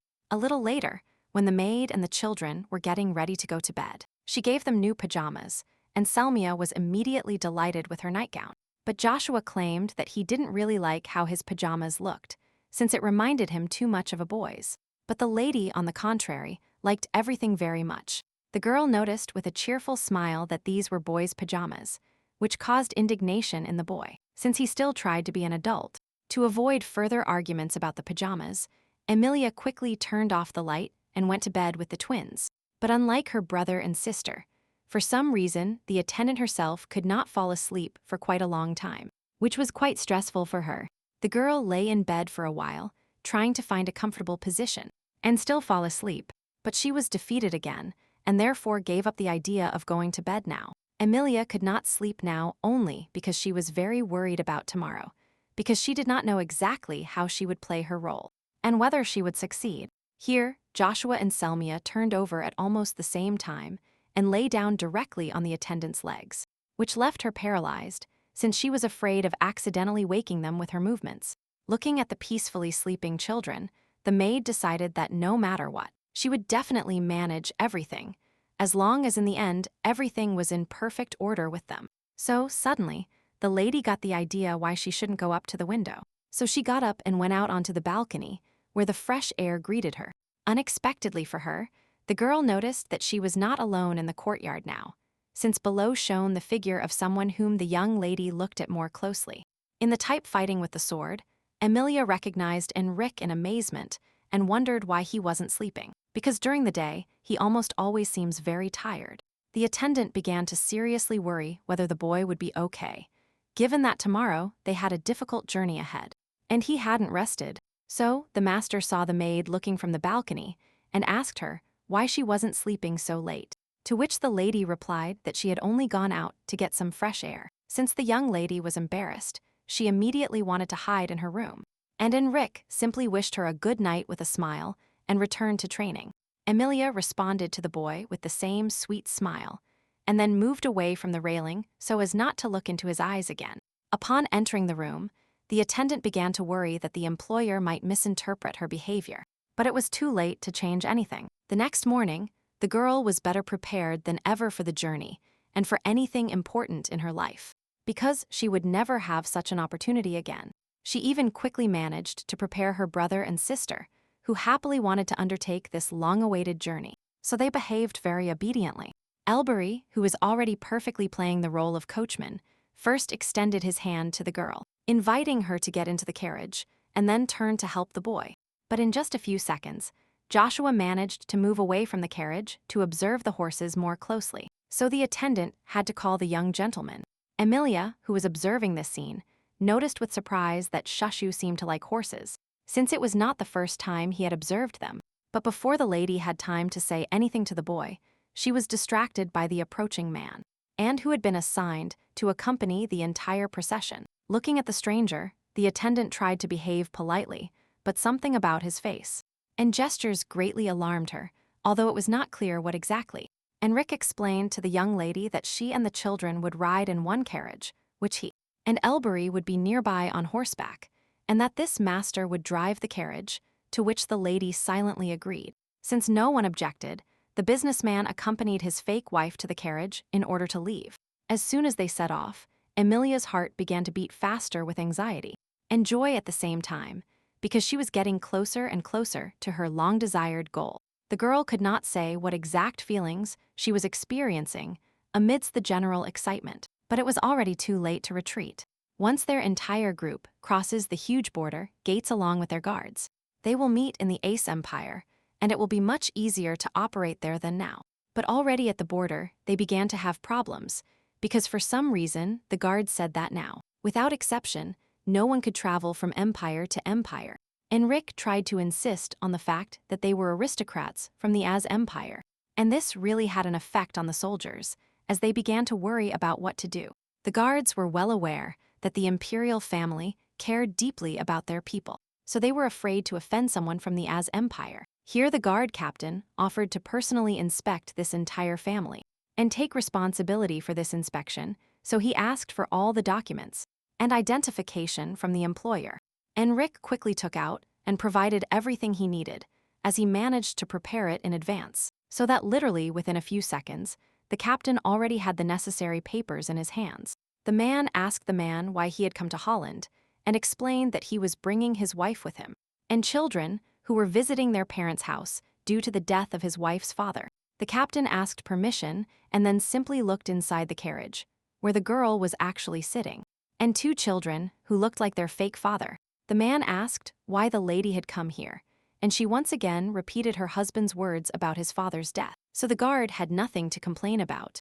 He took the next documents and began to ask Amelia questions, who answered correctly, and clearly to all questions asked of her, as she had learned her fake biography very well. In fact, the maid was quite tired of the inspector's endless questions, but she didn't even complain about anything, because she was worried that they wouldn't let them through. The young lady didn't understand at all why Enrich was let go so quickly, and she was hounded with questions, but she tried very hard to remain calm and confident. Suddenly, the captain said that he was almost finished, but that he would just like to finally see the face of the noble lady, which Amelia could not expect and therefore froze. The attendant thought that guards usually treat people in mourning delicately, but for some reason, this guard decided to violate her personal space with his request. The lady did not dare to take off her cloak, although the man insisted again, because she was afraid that he would recognize her face from the wanted posters. Amelia didn't understand the situation at all, because if the guards want to catch the Crown Duke, then why are they questioning a girl like her so carefully? Joshua and Selmia, who were sitting in front of the maid, noticed that she was suspiciously quiet, and timidly called her to help her regain her senses. But their calm voices did not put the girl in order. So the brother and sister began to call their fake mother even louder, as they began to seriously worry. Only then could the attendant distract herself from her own experiences and realize that with her silence, she had quite frightened the children. Amelia realized that she needed to act, and quite harshly, despite the fact that she only wanted to show her good side. So the young lady called the captain, adding all possible anger to her voice. The maid, in an aristocratic tone, asked if the man would be responsible for his request if she showed her face. The lady explained that throughout this time, she could barely contain her anger because, in her opinion, the captain did not show her due respect, although everything was in order with her documents. So Enrich's wife even demanded that this guard call someone of higher rank than him so that he could resolve this situation. Amelia said that she would only take off her hat in front of a superior person, but first she would definitely inform him about the guard's rudeness and inappropriate behavior. The man was quite scared, because if he called someone of a higher position, it would be he himself who would subsequently receive all the punishments. Then, the captain immediately bowed his head, declaring that he was withdrawing his request, and that with this, all control over the family and their companions completely ended. Only after this could the entire company finally continue their journey, as the maiden had just demonstratively given this order to her assistants. As soon as they moved away, Amelia exhaled the same breath, and the children again asked her if she was okay, to which the young lady replied affirmatively, just so as not to worry them. The girl was very happy that everything was over, just like the twins, since Selmia even admitted that she was very scared just by seeing the guard. So the guards shouted for the gates to open, and the three in the cart froze, waiting to finally cross the unfortunate border. Only now did the lady realize that they were truly leaving the Holland Empire, and maybe even forever, given the current situation. When they had already traveled a few kilometers, deep in the forest, Enrich suddenly stopped the horses, and with them the entire procession and the carriage. The guy approached the master, who was traveling with them, as they had originally agreed, and reminded him that his contract ended there and that they were alone. But to the businessman's surprise, for some reason the guy was in no hurry to hand over control of the cart to him. So Enrich even asked what was wrong. Without answering anything, the master suddenly shouted at the horses to gallop and drove the carriage as fast as possible, which is why he almost ran over the young black-haired man, but he jumped off in time. At the same time, due to such a sudden movement, Amelia and the children inside the carriage fell to the floor, since they could not stay on the seats, and there was no reason for them to do so. The maid could barely hold her brother and sister close to her so that they wouldn't sway so much in the carriage, since the carriage was shaking a lot due to the high speed. The attendant looked out the window and tried to figure out what was happening, but the speed was too fast for her to see anything around her. And at that moment, gritting his teeth from overexertion and excitement, the coachman drove the horses forward with all his might, because he didn't want the boys on the horses to eventually catch up with him and catch him. When the girl realized this moment, she realized that she was simply obliged to protect the children at least somehow. So she urgently needed to recover and think carefully about what she could do. Enrich and Robbery did everything they could to catch up with the carriage, shouting at the master to stop. But all this was absolutely useless, since the man only sped up the horses. But the employer was far from stupid, and so he specifically took a horse that was faster than the horses harnessed to the carriage, so that it would catch up with the coachman. When the guy almost reached the beginning of the cart, and even took out a gun to shoot the master who had betrayed him, he was very surprised by what he saw. The thing is that the girl bravely climbed onto the edge of the carriage, despite all the trembling and the frantic speed, and was now heading towards the beginning of the cart from the coachman to take control. The black-haired man immediately scolded the lady, shouting at her to go back immediately, since her idea was too dangerous for anyone. Due to the fact that they began to argue, the master noticed that Amelia was still stubbornly crawling towards him, and he terribly disliked this situation. So the man hit the horses with his whip again, which made them rear up, and the carriage shook so hard that the attendant almost fell. Both boys saw this very well, so they began to worry a lot, since right now they could do absolutely nothing to help the maid and the children inside the carriage. And Amelia at that moment, with the last strength she had left, clung to the edge of the cart, and she was still able to hold on to it firmly enough not to fall. The lady's movements calmed Enrich a little, but he was still very worried about her, so he shouted at the girl again to get back inside. Only the argument that she should return and protect the twins had an effect on the attendant, so she decided to listen to the employer. The girl still wanted to solve the problem with the coachman herself, but she realized that she must trust her companions and not do everything herself. So the young lady obediently returned inside, and only then could Enrich act calmly, since he was no longer worried about the lady. The guy asked Robbery to move a little to the side, and when he did, he began to aim at the cart to stop it with a single bullet. Surprisingly, the employer's years of practice and training did not let him down, since he immediately hit a wheel, which finally broke, and the carriage began to fall on its side. Moreover, everyone inside was trembling mercilessly, but there was no other way to get the assistant away, and the children from the coachman, so they had to be patient.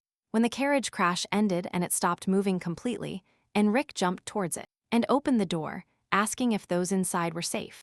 Amelia spoke and said that everything was fine for her, and that it would be better if the boy took the children out first to check if they were targets, or if they suffered in the end. So, very carefully, the employer first took Joshua out of the carriage, and Robbery helped him with Selmia, lifting her easily in his arms since the girl was still small. Only when the twins were under the attendant's care, and there was no longer any need to worry about them, the young black-haired man helped the maid get out of the carriage. The girl could barely hold back tears from the fear and fright she had experienced, so the boy tried not to touch her, realizing that now she only needed to release her emotions. While the lady and the children rested on the grass, the master went to the front of the carriage to check what had happened to the coachman. Since he did not manage to escape anywhere, it turned out that the guy was already dead, long before Enrich had time to approach him, which greatly annoyed the gentleman, who had questions. The master drank a special poison and now lay lifeless on the ground, which meant that he had been bribed. But it was not clear where the information had leaked from. The employer carefully examined the boy's body for clues, but everything was in vain, when suddenly he heard Amelia's alarming cry behind him. The young black-haired man immediately ran back and asked what was wrong, to which the attendant replied that, for some reason, Celia had suddenly lost consciousness and was now completely unable to regain her senses. No matter how much Amelia called the girl by an invented name she liked, she kept breathing heavily and sleeping with the anxious and heavy sleep of a person who had lost consciousness. The maid immediately realized that if nothing was done now, big problems could arise. So she took the baby in her arms with the intention of devising a treatment for her. So that Selmia would not lie on the grass and suffer from hypothermia, the girl handed her over to Robbery and asked him to take good care of her, to which the boy agreed. The attendant herself climbed into the thick bushes of various herbs, of which there were many different types, but she was only looking for certain plants. Surprisingly, the lady quickly found a fruit that could help her, at least at first, to restore consciousness to the young lady so that she could find out if something was harming her. The fake wife picked only one such fruit and then approached Selmia to ask her to open her mouth, or to help the girl do it herself. But since the baby gradually began to regain consciousness, although she felt unwell, she herself was able to open her mouth and eat part of the fruit brought to her. Having tasted the sweetness well, the girl smiled happily because she really liked this sweet fruit, and tasty because since childhood she loved everything sweet. Joshua, who was watching his sister and saw that she first made a grimace of displeasure, shouted that if she liked the food, then she should smile and not grimace. In fact, the boy was now swearing not because he was angry at Selmia, but because he was very scared for her, and only now did these emotions find an outlet. The girl understood this perfectly, and therefore was not offended by her brother at all, but only affectionately stroked his head to calm him down a little. Enrich turned to Amelia and asked if everything was okay with the young mistress, and she replied that, apparently, the girl was in a strong shock. The lady added that the girl's temperature should have dropped now, since she even if a little, still ate the sweet and tasty fruit. But despite the stabilized condition of her sister, the girl, just in case, decided to look for more fruit for her, to have something to help in case of such a need. Enrich asked Elbury to look after the children again, and he followed the attendant, who went to look for fruit, because he wanted to talk to her about something important to him. Suddenly, quite rudely, the boy asked what the lady was thinking when she got out of the fast carriage at full speed, which the young lady did not expect to hear at that moment. Amelia began to defend herself and stated that she wanted to attack the coachman and take the reins from him, and she would have succeeded even if Enrich suddenly hadn't been able to catch up with the carriage and save everyone. The boy was still too dissatisfied, and therefore also casually asked how the young lady was going to attack the master, but she also had a ready answer for that. The attendant took out a small bag from her pocket and explained that it previously contained sand, but that she had now put self-defense powder in it, which was an effective remedy. After hearing the lady's arguments, Enrich shook his head with displeasure, and then asked her why she couldn't just trust him, that it would be the easiest thing for her in this situation. After a short silence, the girl sadly admitted with tears in her eyes that she thought she had already completed her task, which means that the boys would not have helped her in the end. Only now did the employer understand the lady's train of thought, who thought that since they crossed the border, their paths immediately parted by default. The only thing is that, for some reason, Enrich was sad that, in Amelia's eyes, he looked like such a terrible person that he might even leave her in such a situation. The attendant didn't even think that the gentleman would change his words so much, so she immediately began to object that she didn't mean it. But the boy interrupted the maid, reminding her that, according to their agreement, they were obliged not only to cross the border together, but also to reach the Eyes Empire on the same train, which surprised Amelia. The businessman said very seriously that if the attendant couldn't trust him, then she should trust herself, who signed the contract a few days ago. Amelia put her hands on her chest and apologized, explaining that she did not mean to offend the boy with such mistrust or anything else. The words that she was not the main character, but only a secondary heroine, so she wasn't sure about being saved, were not easy for the young lady. But she admitted it. From the beginning of her story in this body, the girl believed that she had to take care of herself so as not to be expelled as unnecessary at any convenient moment. But at the same time, the maid could not refuse to help the children, and therefore took Aileen's place, clearly remembering that the heroine of the story gave her life to protect her brother and her sister, so unconsciously, the attendant was ready for such a bloody end to her life, and she wasn't very worried when she suddenly found herself in some kind of danger. Maybe it was just a mistake, but Amelia believed that it would be absolutely normal for her at some point to give her life for the children she was in charge of. Enrique listened silently and very seriously to all these confessions from the lady, and then he said briefly and clearly that she is much more important than she thinks of herself. To the great surprise of the young lady, she heard the boy's instructions that self-sacrifice was not at all the only solution to a difficult situation, so she shouldn't have done it that way. The mistress remembered that now the lady is the guardian of the twins, which is of great importance both for her and for them, with which the girl really agreed. She thought deeply after these words from the boy, because before she had never perceived herself as a person who was needed by someone. But then she realized that the children needed her. The lady read the novel, albeit not entirely, and therefore really wanted to change the cruel fate and evil of the children, believing that they were strongly tied hand and foot. But only now did the attendant realize that the only truly connected person was her, since she limited herself in many respects for the sake of others. Therefore, finally laughing very happily, Amelia said that she had been a complete fool all this time. But now she realized her mistakes and where exactly she had gone wrong. Enrich nodded with satisfaction and said that the girl needed to understand this for herself, and that he was glad that she realized it not too late and that something could still be changed for her. Unexpectedly for the lady, the boy suddenly reached into her pocket, and then, for some reason, asked her to extend her hand, which the girl obediently did, although she didn't understand anything about what was happening. The thing is that the master noticed the lady's hand, which turned out to be injured during the situation with the carriage. So he took out his handkerchief and carefully tied it around her palm so that the maid would not be harmed. Amelia sincerely thanked the gentleman for his help with her hand and promised to wash the handkerchief and return it to him, but Enrich was indifferent to the future fate of his item.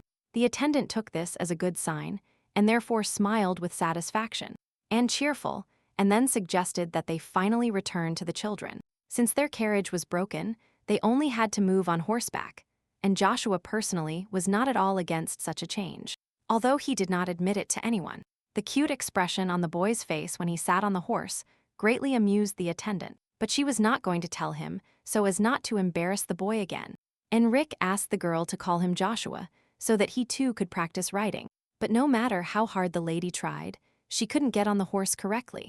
Instead, the maid managed to become completely exhausted, so when the boy offered her his help, she did not refuse it, because now the young lady had no time for personal pride. Enrich apologized for touching the girl, where it was normally not allowed, and then with a slight movement of his hands, he lifted her into the air, as if she weighed nothing.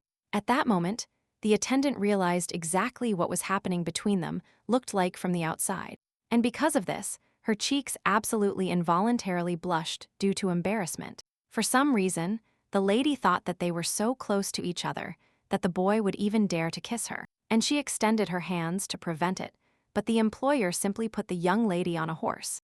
Amelia immediately realized how stupid a position she was in front of the boy. And because of this she pretended to be overworked and tired, so now she behaved somewhat strangely. Joshua again clarified whether his lady really didn't have a fever, since she was behaving very strangely. But the lady replied that she would be fine, so there was absolutely nothing to worry about. Almost until nightfall, the whole group rode horses through the forest, but they still had to stop in the middle of nature, setting up a small camp among the trees. Enrich apologized for the fact that now everyone would temporarily have to sleep in poor conditions, but no one was offended by him, since everyone remembered the situation due to which they ended up in the forest. The attendant was glad that she had not taken more things with her in vain, because now she managed to build entire beds, and the children did not need to sleep on the bare ground. The employer informed the girl and the boy that only he and Elvery would remain on night watch, and that everyone else could join Sally and go to bed as soon as possible. And the maid really tried to lie down and sleep, and then realized that, due to the unfamiliarity with her surroundings, she would not be able to get an eye shut at all. Before giving up and getting out of bed, the lady still lay on it, and thought about what she would have to do tomorrow before they left. So the ornament on the girl's chest shone with a faint blue glow, which she didn't even notice, because she was lying down with her eyes closed, still trying to sleep. Suddenly, blue and colorful butterflies flew over the almost sleeping attendant's head, and in her head began to sound music that suddenly ended with words asking someone to wait. While sleeping, Amelia didn't even understand where exactly she heard the song from, but she clearly felt that someone previously unknown was singing it to her. Surprised that music sounded in the middle of the night, and such beautiful music, the lady opened her eyes, thinking that the children who suddenly woke up might be singing the song. It was only when Amelia sat up in the makeshift bed that she discovered that both Joshua and Selmia were fast asleep. So she decided that she had simply dreamed everything. Of everything that appeared or was a dream, the maid finally woke up and did not want to sleep anymore, so she decided to go watch by the fire. It turned out that Enrich hadn't gone to bed yet, and he explained by saying that Elbury had gone scouting, and that he himself was still quietly watching over the peace of his camp. The girl approached the boy and offered to replace him so that he could sleep at least a few hours, but the employer refused the offer, saying that he still wouldn't fall asleep even if he lay down. This greatly disconcerted the attendant, and therefore she thought deeply, carefully recalling everything she had learned before about the young black-haired man's sleep. The lady asked, somewhat hesitantly, if Enrich accidentally suffered from insomnia, and he calmly confirmed that this was indeed the case, and it had been for quite some time. So Amelia cursed the boy, telling him that he could at least still try to sleep. And at that moment, she herself was looking for something in the grass, and quickly managed to find what she needed. It turned out that the lady needed mint leaves, from which she made very easily, and quickly oil and dried herbs, sorting them also into beautiful small jars. The girl said that if you drink this decoction as if it were normal tea, it will not only almost completely relieve fatigue, but it will also help you cope with insomnia almost without problems. Throughout this time, the employer silently watched the lady's actions, because he was very interested to know what her efforts would lead to, and even agreed to try her tea. With a small surprise to himself, Enrich suddenly realized that the prepared drink had a very pleasant aroma, and he even wanted to try it. While the boy was drinking tea, Amelia thought a little more and then asked him if he happened to have a headache, which the employer confirmed by asking her how she guessed it. The young lady explained that lack of sleep is usually accompanied by headaches, so it is advisable to rub mint oil on your temples and the back of your neck to help. When the maid gave all the broth to the master, he asked her in amazement if she didn't mind giving it away, to which the lady replied that she could easily make many more of the same kind. Then the boy turned to the girl and very seriously offered to thank her, asking her to tell him the required amount, but she immediately refused this financial offer. Amelia, with a slightly embarrassed smile, explained to him that she had simply made him a friendly gift, so Enrich owed her absolutely nothing for it. So the young lady suddenly realized that due to the difference in their statuses, she had no right to call her employer a friend, so she immediately apologized to him for this. Imagine the attendant's surprise when she found out that Enrich was not angry with her at all, but seemed even cheerful and flattered. Suddenly, the boy smiled sincerely at the attendant and told her that since it was a friendly gift, he would gladly accept it and use it. In fact, the words that her efforts were so appreciated were much more important to Amelia than money, so she smiled sweetly and felt a pleasant warmth in her chest. The girl hoped that her efforts would help the boy, because she did it with all possible effort. And this should mean a lot. Suddenly, Enrich asked where the lady studied herbalism so well, because she was able to create a powder for self-defense. And she helped with the help of the Selly plant. The boy did not believe that a simple servant could have knowledge like Amelia, because they were quite deep and extensive, and therefore very useful. The employer even said that the girl should manage her own pharmacy, so she laughed cheerfully, since she had never thought of such a thing. Amelia did not know the exact answer to the master's question, so she began to search for it, recalling her entire life since childhood. She started from afar, and therefore said that since childhood she had strived for a luxurious life in the city. But after her death, nothing was left to her, so she had to go to work as a servant. Amelia herself did not know how she knew so much about various plants, because she had never studied or used herbalism anywhere. Upon hearing this, the employer did not even believe the lady's words because, in his opinion, it was impossible to go and find out so many things as if by complete accident. The young lady realized that the boy had many questions for her today, and said with a smile that for him personally, the atmosphere was very conducive to conversation. The attendant could not argue with this, so she returned to the topic of dialogue and was even able to recall that her father had been a very good herbalist all his life. However, the girl clearly remembered that not only did he not teach her anything, but sometimes he didn't even let her approach common grass and ordinary to carefully examine it in order to satisfy her childish curiosity. The young black-haired man still believed that herbalism was not a skill that could be learned simply by watching someone from afar. But the lady didn't know anything else. So, Enrich decided to stop asking questions on this topic, because he realized that he wouldn't be able to find out anything anyway. And the attendant completely agreed with this. It's just that, although the topic of herbalism ended between the boy and the girl, she herself suddenly thought about how she really knew everything. The problem was that the lady had no memories of her childhood until a certain age, so it was difficult to make assumptions. However, Amelia decided to tell Enrich about the incident she heard from her father, since it was during a time when she remembered nothing. A man once said that, when she was about 5 years old, little Amelia got lost in the forest, and almost all the villagers immediately went to look for her in the deep night and dark when it was still raining. And only 3 days later, they were able to find the girl in the highest place in the forest.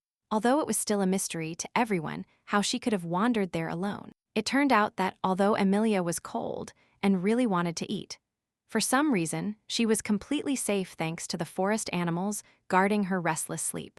And only now did the lady realize that, from that time on, she began to know the names of all the herbs, although she didn't remember why or from where. The attendant was so absorbed in herself, after this story, that she didn't even hear the employer's voice, who called the young lady several times, trying to understand what was happening to her. As a result, the boy was able to communicate with the maid, and they both cheerfully changed the topic so as not to return to something equally strange and incomprehensible, although quite interesting. Enrich again proposed to the girl that she should go study to become a pharmacist, since she already knew a lot in this area. And with studies, she could easily work in her profession. And Amelia was really interested in this idea, because training as a pharmacist could bring her new knowledge on how to devise various medicinal recipes. After approximately these kinds of conversations, a slightly chilly morning passed completely unnoticed by the boy and the girl, which also improved Sally's condition. So, literally the same day, the entire company finally arrived at the long-awaited Ace Empire, where they finally arrived, despite the long and difficult journey. The maid noticed that the atmosphere in this empire was different from what she felt in Jalanta, which was quite unusual for a lady. Suddenly, the employer warned about another inspection, and Amelia became noticeably tense when he explained that this would be a light interrogation, that it would end very quickly, and that they would move on. For some reason, this even slightly disappointed the young lady. Apparently, she unconsciously wanted to demonstrate her acting skills again. But here, she was deprived of that opportunity. And in fact, this time the guards not only didn't interrogate, but didn't even read the documents, but openly yawned in their workplace in broad daylight. Enrich complained that they kept doing all sorts of checks over and over again, and the guard merely nodded, since he was just doing his job. Here the employer calmly handed the black card to the guard, and he instantly recognized his high status. So he greeted the gentleman with all due honors. As Amelia began to look around in surprise, trying to figure out what was happening, the boy called her so that they could cross the gate before there was more noise. As a result, they very quickly crossed these gates with guards, which the girl was very surprised by, because she didn't even know that such a thing was possible. Until the very end, the attendant did not believe that everything had really ended, and now they were free, since everything had happened too easily and suspiciously. When everyone was safe in the hotel, the lady began to wash the children, and Joshua shouted from around the corner that he would wash himself, so you couldn't go with him. Amelia did not hurt the boy and allowed him to bathe alone while she dried Selmia's hair, when she suddenly noticed something on the girl's head. It turned out that the natural color of the children's hair, which was light blue, had already begun to show through at the roots. So the girl wondered if it was worth redyeing the twins. The girl noticed that the young lady was thoughtful, and when she learned what was wrong, she didn't mind retouching again. But Amelia concluded that she still felt sorry for having spent her last money on paint. Therefore, the maid suggested waiting for the moment when they parted with Enrich and no longer had to hide their hair, which should have happened quite soon. A little later, Elbury allowed himself to fully celebrate the fact that he could finally go home, since he had already missed his hometown very much. Besides him, the rest of the group also enjoyed the food, but for some reason, Enrich suddenly only asked Amelia if she liked the food, and the young lady replied in the affirmative. While everyone was eating dinner together at the common table, the attendant drew attention to the young black-haired man's hands, who for some reason still wore black gloves today. It even gradually seemed to her that those gloves were part of Enrich, and not part of his clothes, since for some reason he wore them so often. But before the maid had time to ask the boy a question, Selly suddenly, who was sitting nearby, distracted her and publicly announced that she had eaten very well. The girl even added that it was so delicious that she would be ready to eat all day if it weren't for the size of her stomach. While Joshua, on the contrary, praised the dinner delicately and moderately. Seeing that the children had eaten, Enrich again started sending them to the rooms first, and Shashu was once again indignant at such offensive injustice towards him and his sister. The boy said that he too wanted to listen to the adults' affairs, so he would not leave the table anywhere, because in his opinion, only in this way would he be truly honest. Amelia realized that she needed to use her authority, so, with a caustic voice, she called the young gentleman by his nickname, which quite frightened him. The lady promised to tell her brothers everything later, but now it was better for them to leave. And then Joshua could no longer object, so he obeyed and went into the room. Sally tried to pretend that she was a merchant and not a girl, but the boy was in no mood to play with his sister, so he simply called her to follow him, and she ran after her brother. However, before leaving at last, the young lady from the stairs shouted one more thanks to everyone for the Udine, and also wished everyone pleasant dreams, and in response, Bree shouted for everyone. Once the children were out of sight, which meant they could not eavesdrop, the children turned to the lady and told her that now they could really start a dialogue, and not to beat around the bush for a long time. And sadly, Enrich immediately said that it was time to part, to which Amelia reacted calmly, as she remembered the agreement. The only thing is that the young lady did not expect their separation to happen so unexpectedly today. But she did not object to anything, as she had no right to do so. What surprised the maid most in this situation was that for some reason she felt annoyed. Although in theory, she should have felt free from the fact that her job was over. However, the girl did not show her emotions, but calmly and to some extent, formally thanked the guys for everything they had done for her during their short time together. Just in case, the lady asked if they were really looking for her in the Ace Empire. But Enrich reassured the young lady by telling her that such announcements were not broadcast, so that she could live and not worry. Then, the guy asked Amelia to return his fake ID, as they know very well how to deal with such counterfeits. The girl immediately looked in her pocket for this card, and therefore did not notice how the guys suddenly began to whisper among themselves, without presenting the topic of dialogue to her for some reason. As soon as the maid handed Enrich all her fake IDs, he responded by placing a huge bag of money on the table for the young lady as payment for her work. The attendant expected to be paid a lot, but she never would have thought it would be this much, so she froze in amazement for a while with her mouth open. Since Amelia was absolutely satisfied with everything in this situation, she simply thanked her employer with a grateful smile. At this point, Robbery, who did not play the most important role in the dialogue between the black-haired man and the attendant, said that he still had things to do, so he would say an early goodbye. Once the boy left, the gentleman suddenly remembered another detail of his agreement with the lady, which she brought and which was a precious pendant. The employer returned it to the girls, saying that most of the time he tried to keep it under his clothes and generally treat it with great care, so everything should be fine for him. Amelia accepted the pendant upon realizing that Joshua would be very happy with it. And then she asked him if the boy would leave right now, to which he replied in the affirmative, since he still had some things to do. Suddenly, the boy began to think out loud that the Ace Empire was safer than the Holland Empire, but the lady should still not relax too much. Before the attendant had time to reply, the gentleman suddenly began to lecture her on how she should better behave in such an unfamiliar place. Amelia, to quickly stop listening to all this tirade, agreed with every word the boy said, when he suddenly finished speaking and unexpectedly invited her to take a walk together. Since the lady had not yet had time to see the surroundings, she was interested in taking a walk herself, so she agreed to do it in the company of her employer. Because in the Holland Empire, the maid could not walk around calmly and peacefully in the open air. She was surprised by almost everything she saw and considered beautiful, while the young lady tried to find out the age of the huge tree that stood in their way.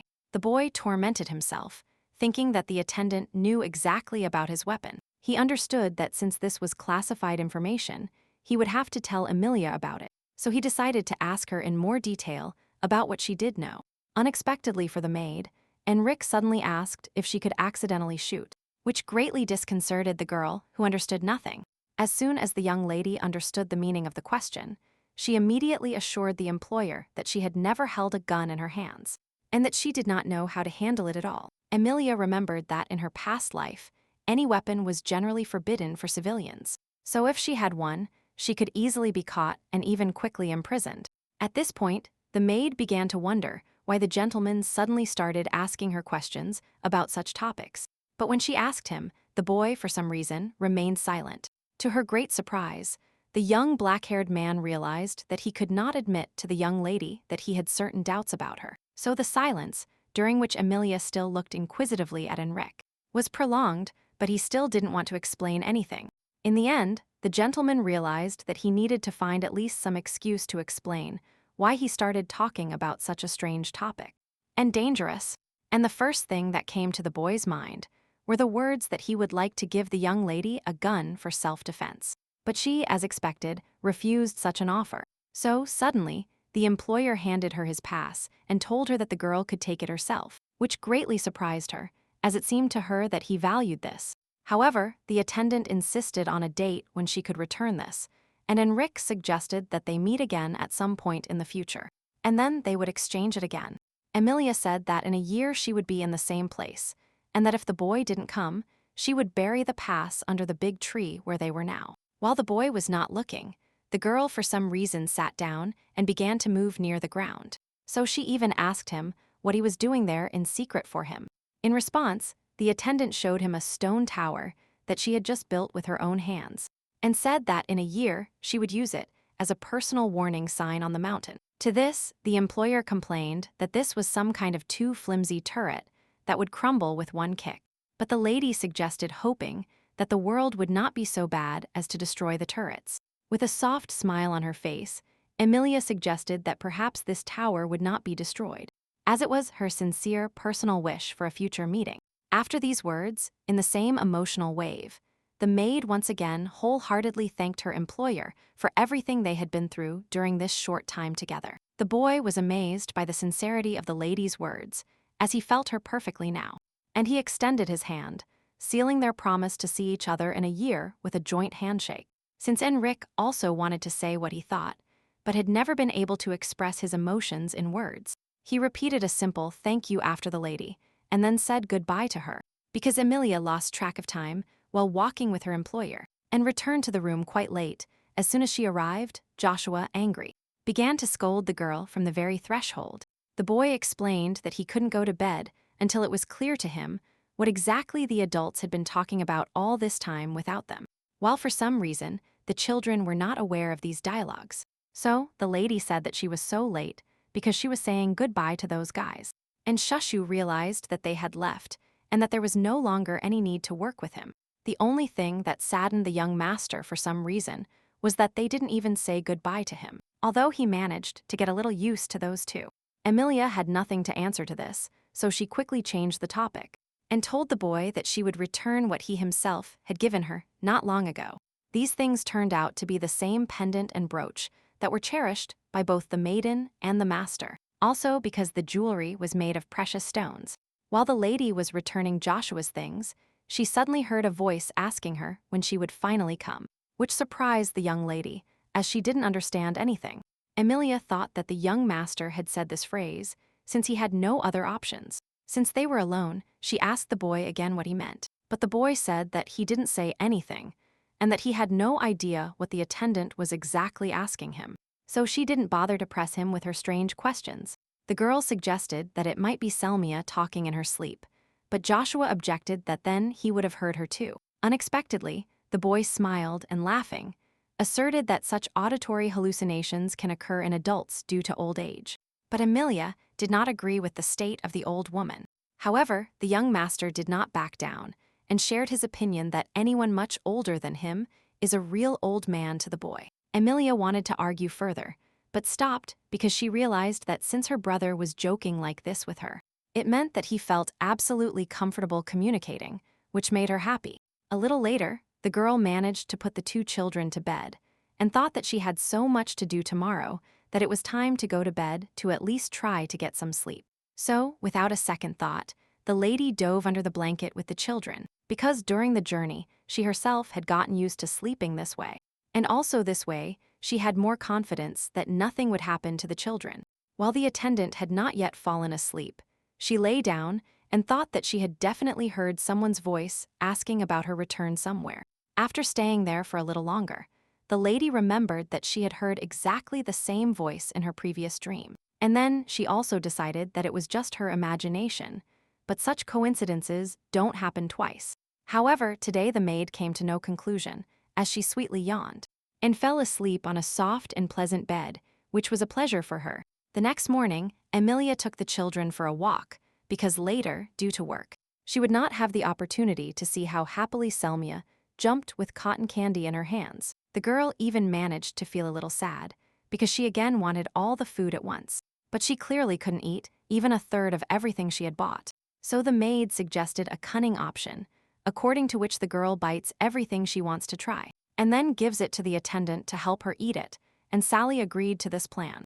Having agreed with the girl so that the food would not be wasted, Amelia turned around and began to look carefully around, as she couldn't find Joshua anywhere.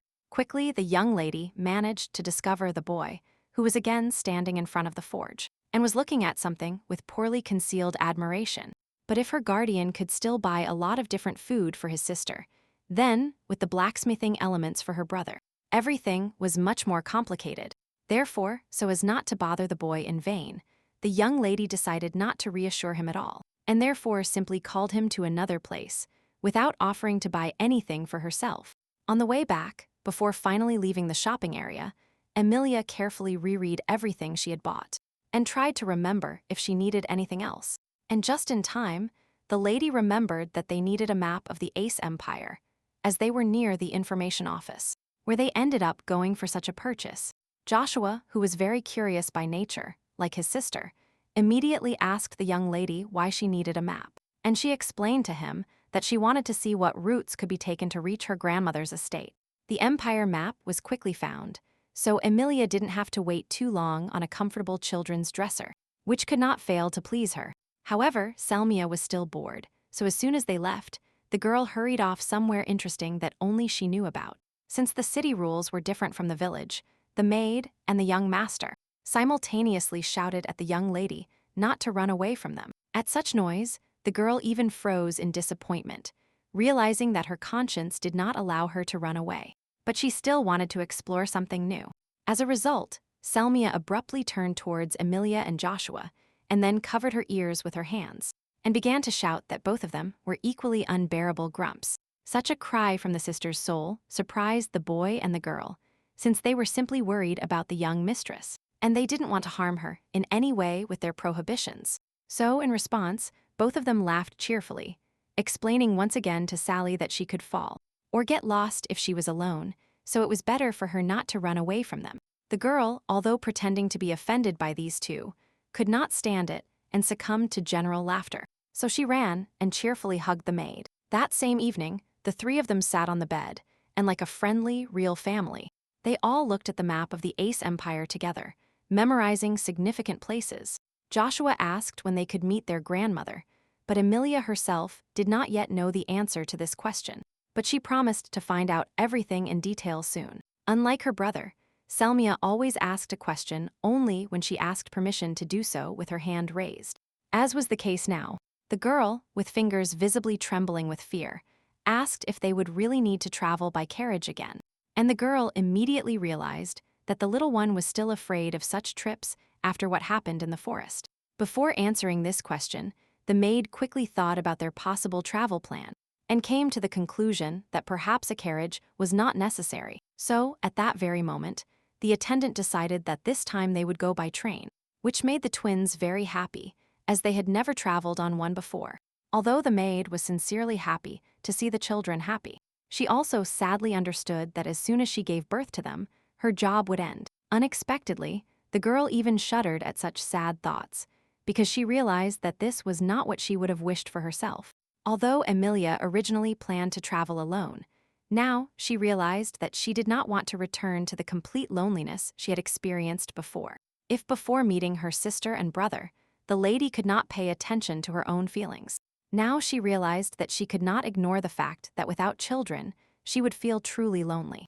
But the young lady was not going to start feeling sad at that moment, and then abruptly covered Joshua and Selmia with a blanket because she decided to play with them, as if on a train. Soon, when Amelia gathered enough money for clothes, accommodation, and food, they arrived by train at the possessions of Duke Heratius, who was a relative of the children. Joshua was ready to go to the estate right now, but the maid explained that first they needed to properly prepare for such a noble visit. Therefore, first the lady suggested that the brother and sister rest and sleep a little, so as not to fall asleep right at the meeting with their grandmother, or even in front of the Duke himself. The young master and the young lady agreed that the attendant's words made sense, so they all went to the hotel together, where the young lady began to unpack her things first. Here, among the lady's own clothes, as well as the twins', she suddenly found the same handkerchief that Enrich once tied on the girl's hand to help her cope with the injury. Sadly, Amelia suddenly thought that, when she returned this handkerchief, she would not have a single memento of this trip, and of the young black-haired man himself. But the young lady tried to assure herself that all this would only happen in a year, and at that moment, she was so lost in thought that she didn't hear the children calling her. As a result, Joshua, who did not have the patience of an angel, called the young lady by her name with all his might, and she immediately returned from her thoughts to reality. It turned out that the boy only wanted to know what he and his sister could do now, to which the attendant suggested that the children rest for now, since she had business in the city that she could not take them with her too. However, Selmia quickly jumped off the bed and, grabbing the maid's dress, asked if she could still go to the city with the lady. No matter how much Amelia regretted bothering such a sweet girl as Selly, the girl's safety was paramount to her. So today she did not allow the children to accompany her to an unfamiliar city. In return, the girl promised that she would give the twins a whole day, during which they could all walk together and not think about anything, as happened to them from time to time. Only after this promise did the children agree to let the maid go alone, although they really wanted to go with her. But they understood that they should obey. Before the young lady had time to leave the door, Joshua, like Enrich once, began to give her a bunch of advice at once on what to do to keep everything in order. So the lady hurried to leave. The young master was not very pleased that the girl did not listen to him completely, but at least he completed part of his work, so he was already happy. Suddenly, Selmia excitedly asked if the attendant would come soon, to which Shushu replied with absolute confidence that very soon, because she was their guardian and not just a street acquaintance. To distract his sister, and at the same time think about one of his plans, the brother called his sister and told her that they needed to discuss something together that interested the girl. Since this was a strictly secret between the two of them, the twins agreed not to tell anyone this information until the right moment came. Suddenly, the front door opened, and Amelia abruptly entered the room, which scared her brother and sister, since they were still keeping secrets in silence. However, the twins quickly overcame the fright and regained their senses to happily greet their attendant as usual when she returned to them. Joshua noticed that for some reason, Amelia seemed extremely happy this time, although he saw no visible reason for this. In response, the girl showed all those special cones and bottles with liquids inside them, which she had bought to return the children's original hair color, which she now intended to do. For some reason, the twins did not share the maid's enthusiasm at all, but she, in her joy, did not notice it at all, because she was very satisfied with herself. Meanwhile, the atmosphere in the room, due to the bad mood of the sister and the brother, changed so much that even the lady suddenly felt it, although she didn't understand the reasons for such changes. The girl tried to find out from the children what happened to them, but they stubbornly continued to reply that everything was fine for them, and that they were ready to return their hair color. Although at that moment, they looked at each other, because they were noticeably worried about Amelia's proposal to repaint them again. However, in the end, they allowed the maid to remove all the black paint, which she managed to do perfectly, although she still didn't realize the twins' mood. Approaching the lady to dry her hair, Selmia still couldn't stand it, and admitted that she didn't like this hair color, which surprised the young lady because it was her native color. The girl, barely holding back tears of fear and anxiety, suddenly began to tell what exactly worried her about her native hair color. But then the boy abruptly interrupted his sister, not allowing her to finish speaking, because he shouted at her not to talk nonsense. Amelia spread her hands in confusion, because it was the first time she had seen a brother and a sister fight over something, so she didn't quite understand how to reconcile them now. And the twins really fought, because under the incomprehensible gaze of their maid, Joshua and Selmia suddenly took different directions and were silent for a while. A little later, when the lady had all the necessary information, she spoke to the young gentleman about how difficult it would be for them to immediately reach the estate of Duke Horatio. The boy asked why, and Amelia at first did not know what to tell him, so she looked and listened in the city streets, and that not. In the end, the attendant decided not to hide anything, and began her story by going to the market to buy food and asking the neighbors. At some point, Amelia skillfully led the dialogue to the Horatius estate, and specifically declared that she would really like to see the Duke, because everyone describes him very well. But to this, all the residents replied to the girl that at this moment, for her, this is even unreal due to all the recent events that took place on the estate. A kind woman who mainly sold fruits said that not long ago many relatives planned to come to the Duke's estate, but for some reason, he suddenly stopped accepting all guests. The man even joked that the Duke would refuse to let the king into the estate, so the maiden laughed moderately to maintain at least some dialogue. The only thing the young lady could find out that was useful was the information that the Duke would soon return to these lands, which meant that they could try to see him. So the lady returned to the children very thoughtfully, because she still didn't know what she could do to meet the Duke. The girl even sent an official letter to the twins' grandmother, Jacqueline Horatius, hoping that she would read it and become interested, although the chances were very small. And now all Amelia could think of was somehow finding employment on the estate. about which she was consulting with Joshua. The attendant sincerely warned that her job search might take some time, and she didn't know exactly how small or large it would end up being. The young master really wanted to help Amelia at least in some way, since she did so much for him, and his sister, that he even invited her to take his family's jewelry. The boy placed them on the table and said that the attendant would still need some confirmation of her status. But the young lady doubted that the jewelry could work. She explained that due to the fact that these things were not specifically inherited from her grandmother Jacqueline, there was a possibility that the noble lady simply wouldn't recognize them. Joshua listened carefully to the maid and agreed that she was right, but he had no intention of giving up so easily, so he came up with another way. While Amelia didn't know what he was doing, Joshua approached the table and quickly took out some beautiful and sharp scissors, which immediately made the young lady worry. But before the girl had time to run to the boy and stop him, he had already cut off a lock of his hair and asked her to show it to her when she met her grandmother, because she had to find out. The attendant touched the cut hair on the boy's head with some sadness, but he calmly decided that his locks would grow back anyway. Handing the lady a lock of his light blue hair, Joshua said that he was sure that Amelia could handle everything, and she was pleased by his words. However, the girl asked the young master not to do this again, and since the boy had done everything he wanted, he calmly made a similar promise to behave well. In return, the maid sat down next to Shushu and promised him that at all costs, she would show her hair to Jacqueline so that the efforts of their team would not be in vain. And indeed, looking at her hair, already carefully wrapped in a handkerchief, the girl realized that it was indeed a good ticket to visit the twins' grandmother and the Horatia estate. However, literally a few days later, all the ladies' attempts to at least do something failed, since it turned out that all the staff had already been recruited at the estate of the twins' grandmother. Meanwhile, the girl spent a lot of time proving her worth, but apparently, the lack of a letter of recommendation played a very important role in applying for that job.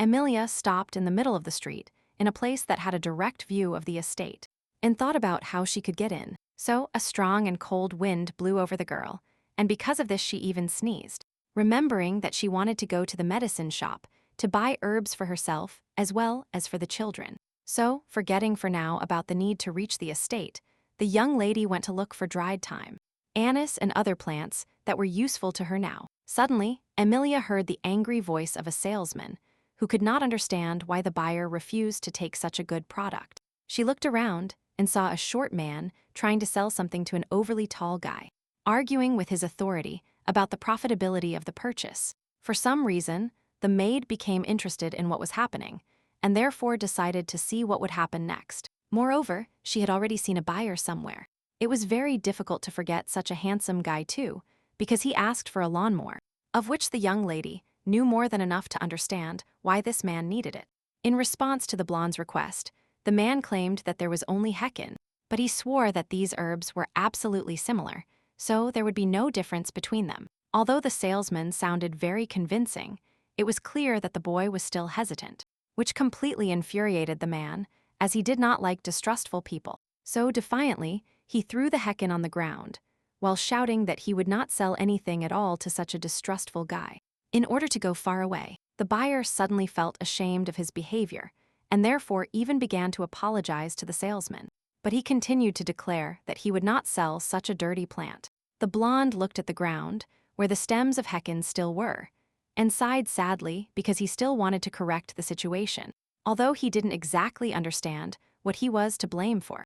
So the guy hesitantly called the salesman and asked him to sell, even if it was dirty, but at least some kind of substitute for the lawnmower that he needed so much now. The salesman immediately picked up the plant from the ground, and although he continued to pretend to be very angry and offended, he was actually very happy that his manipulation was so successful. Even with a smile of satisfaction, he was about to set a higher price for the blonde, when suddenly a female voice intervened in the deal, ordering the boy not to buy the heckin. Amelia could not stand such a situation, and therefore entered into a dialogue and declared that such a plant would be absolutely ineffective and useless. The man, who didn't understand the plants he was sent for at all, was surprised that two people were telling completely different information. The lady, to quickly capture the attention of the blonde, suggested that his owner had joint pain, and the boy was very surprised because the girl hit the nail on the head. Amelia explained that muverick is an old folk remedy that is pulverized to relieve joint pain due to arthritis.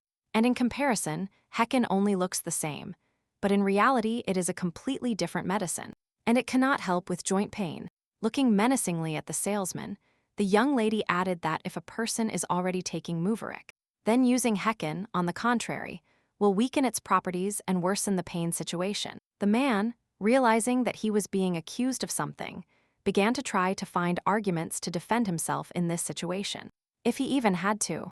As a result, he couldn't stand it, and shouted across the entire street that he had been growing herbs for 20 years, and that it was simply ridiculous to call him a swindler. Amelia mockingly asked if the salesman couldn't distinguish between herbs with such experience, and then warned that if he was deliberately trying to sell heckin, then this could even be punished by law. Finally, the salesman realized that he had lost to this know-it-all who came from nowhere, on all fronts, and therefore decided to retreat for the time being for his own good. Seeing that his uncle was already afraid of him, the girl deliberately began to scare him even more, starting the countdown to call the police, which is why the salesman was instantly swept away like the wind.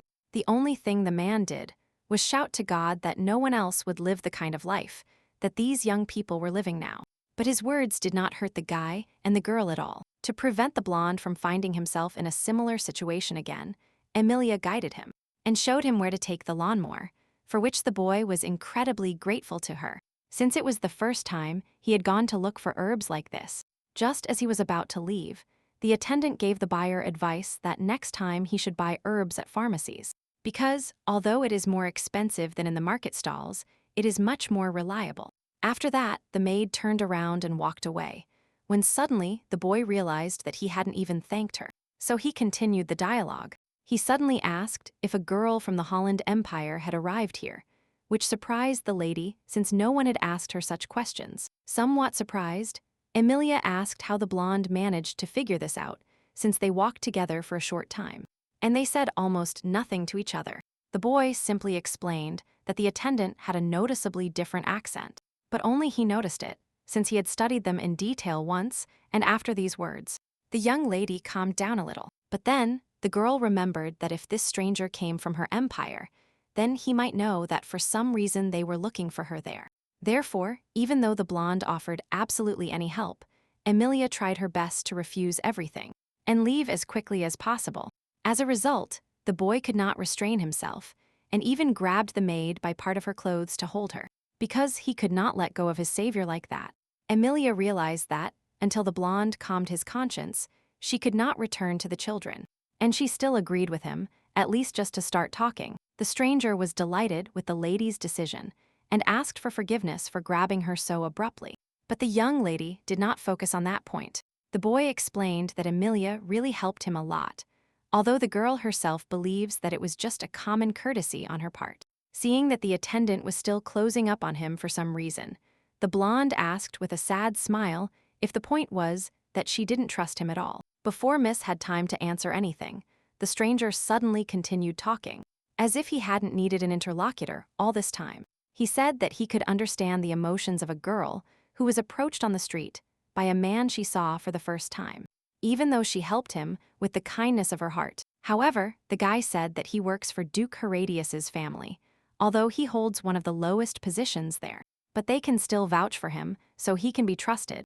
Only now did Amelia realize where exactly she had seen this guy, because when she read the novel, he was described as one of the workers of the Duke's estate in the Hayes Empire lands. Observing the boy's behavior, the young lady concluded that he knew nothing about the fact that she was wanted, and therefore she could ask him for some help for herself. So she admitted that she was having difficulties with her job, and therefore would be very grateful if the blonde could help her in some way with this. Hiring a duke on the estate, the boy thought for a few seconds, and then smiled brightly and promised that he would do everything possible in this direction for his savior.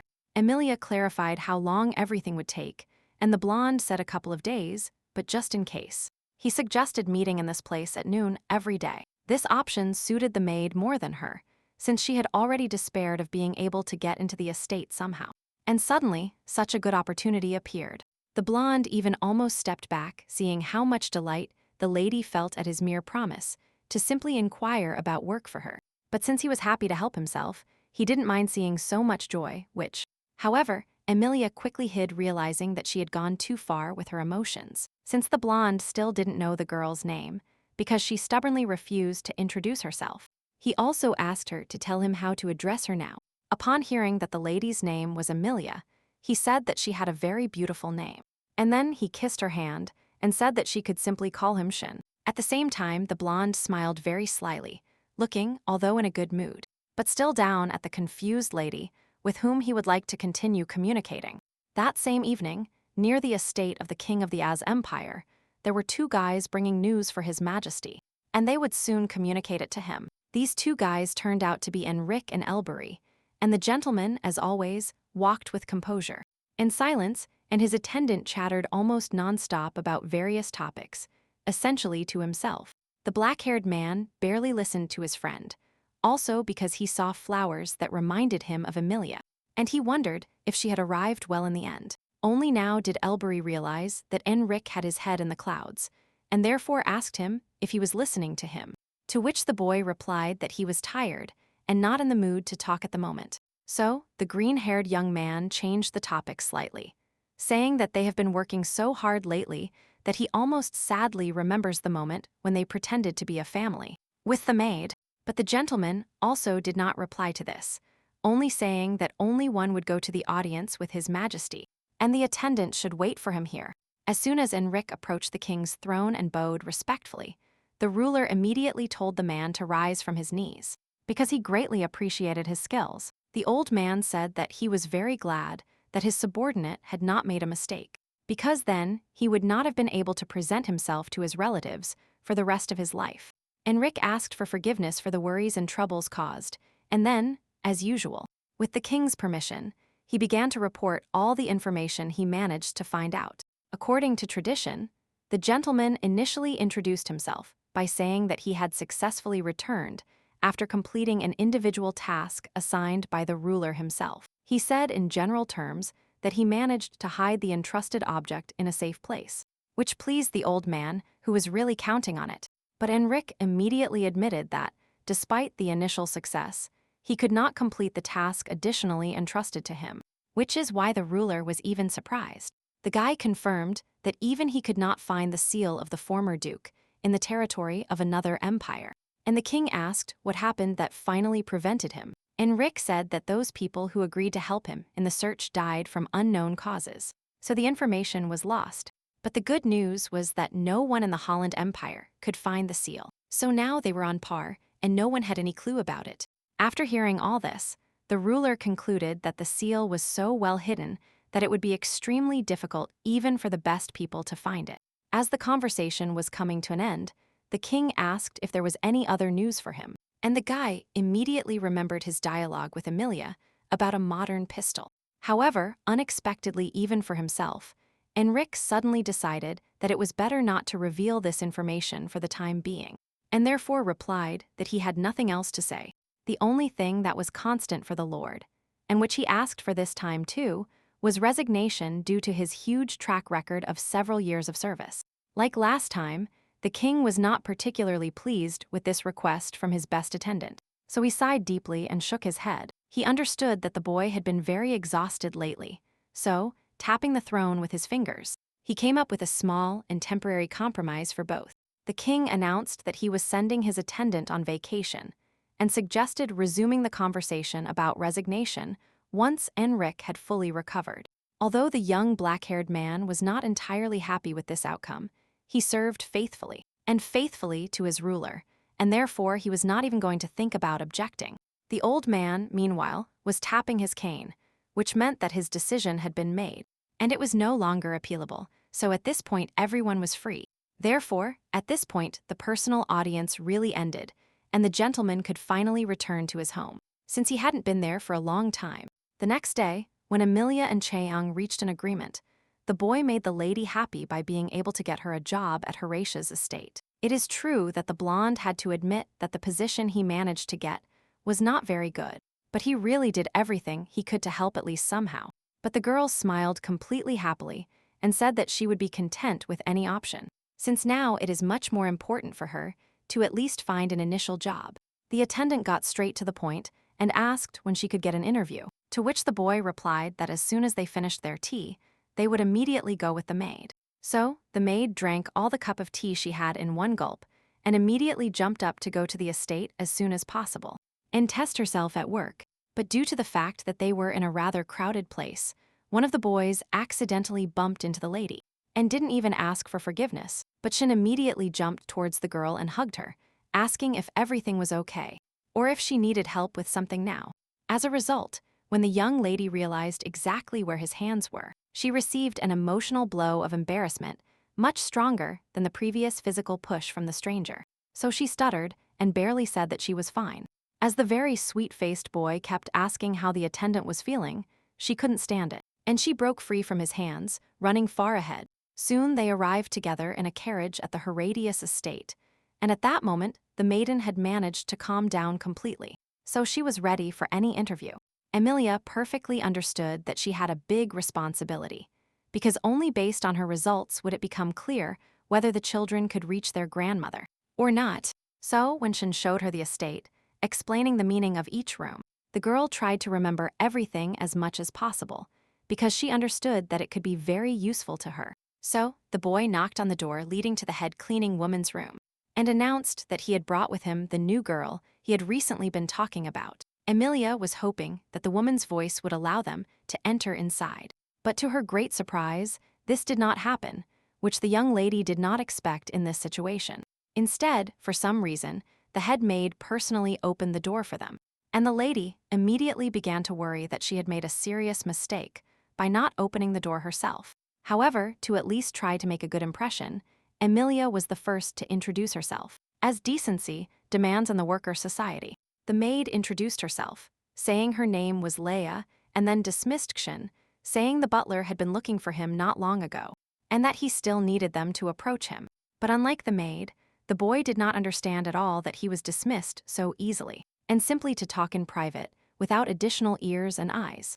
Leia, realizing that the blonde didn't understand the first time, repeated the phrase about the butler to him, and only then did he understand everything and attend to his business. When they were alone in the head maid's office, she told the girl to sit down, and began to ask her various work-related questions, even about the lack of a letter of recommendation. And during this time, Amelia was practically not worried, so she calmly breathed as they asked her, since it was for her own interest. Only when asked about the letter of recommendation did the young lady become noticeably more nervous than before, because she herself was worried about this gap, but in the end, she was able to tell everything. However, with some sadness, the girl thought about how difficult it would be for her to get a job in a noble house, since she had no recommendation. And now, the maid realized that she was thinking deeply, as she had not yet fully decided whether to accept the girl or not accept the job. She explained that the official recruitment had already been completed 2 months ago, and if she hired Amelia now, it could look like favoritism to others. But on the other hand, Mr. Shin very seriously asked the head maid to at least look more closely at the application of a new maid, which made Leia hesitate.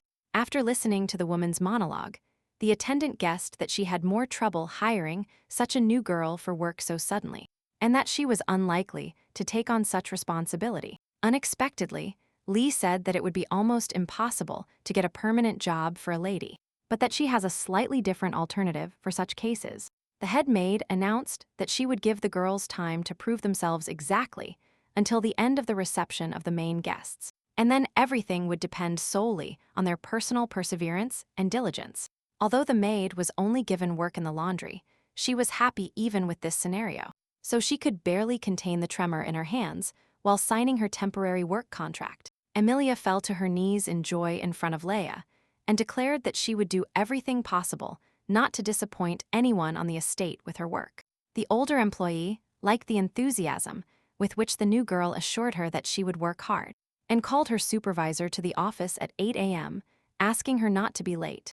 The maid was very happy with the outcome of all events for her, and therefore, she bowed politely to Leia and promised that she would not be late on the first day. The next morning, the girl wanted to leave as quietly as possible so as not to wake the children, but it turned out that they woke up themselves and were no longer sleeping, although they were still very sleepy.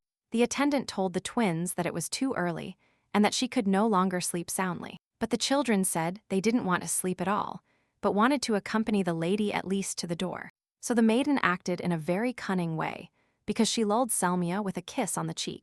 And Joshua himself ran to the bed, just so as not to stumble over so much tenderness. So, without torturing the boy, Amelia simply patted him affectionately on the head and promised the children that she would definitely come to see them tomorrow, but for now she had to go to work.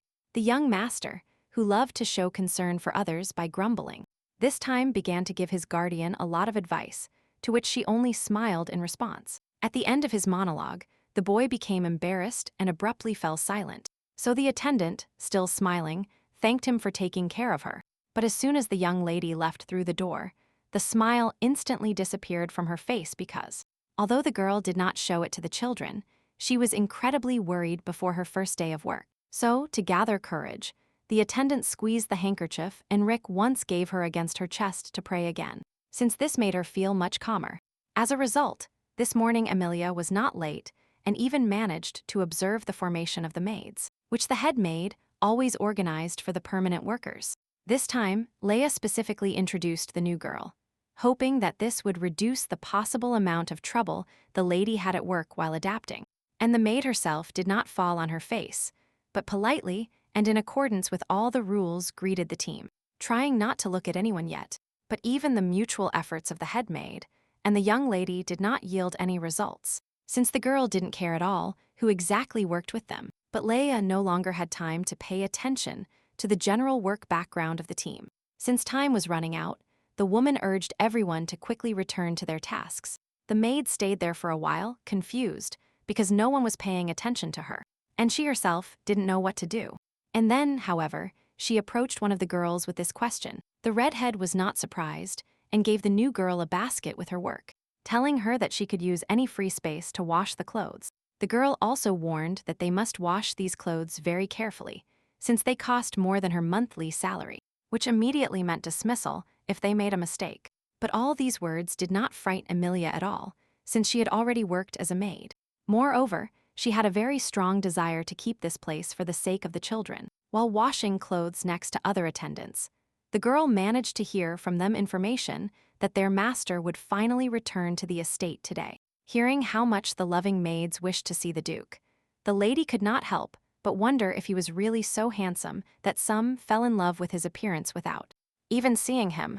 Here, against her will, Enrich's image appeared in the attendant's head, and she paused for a moment, wondering if the Duke could be more handsome than him. But in the end, the girl immediately concluded that this was unlikely to happen.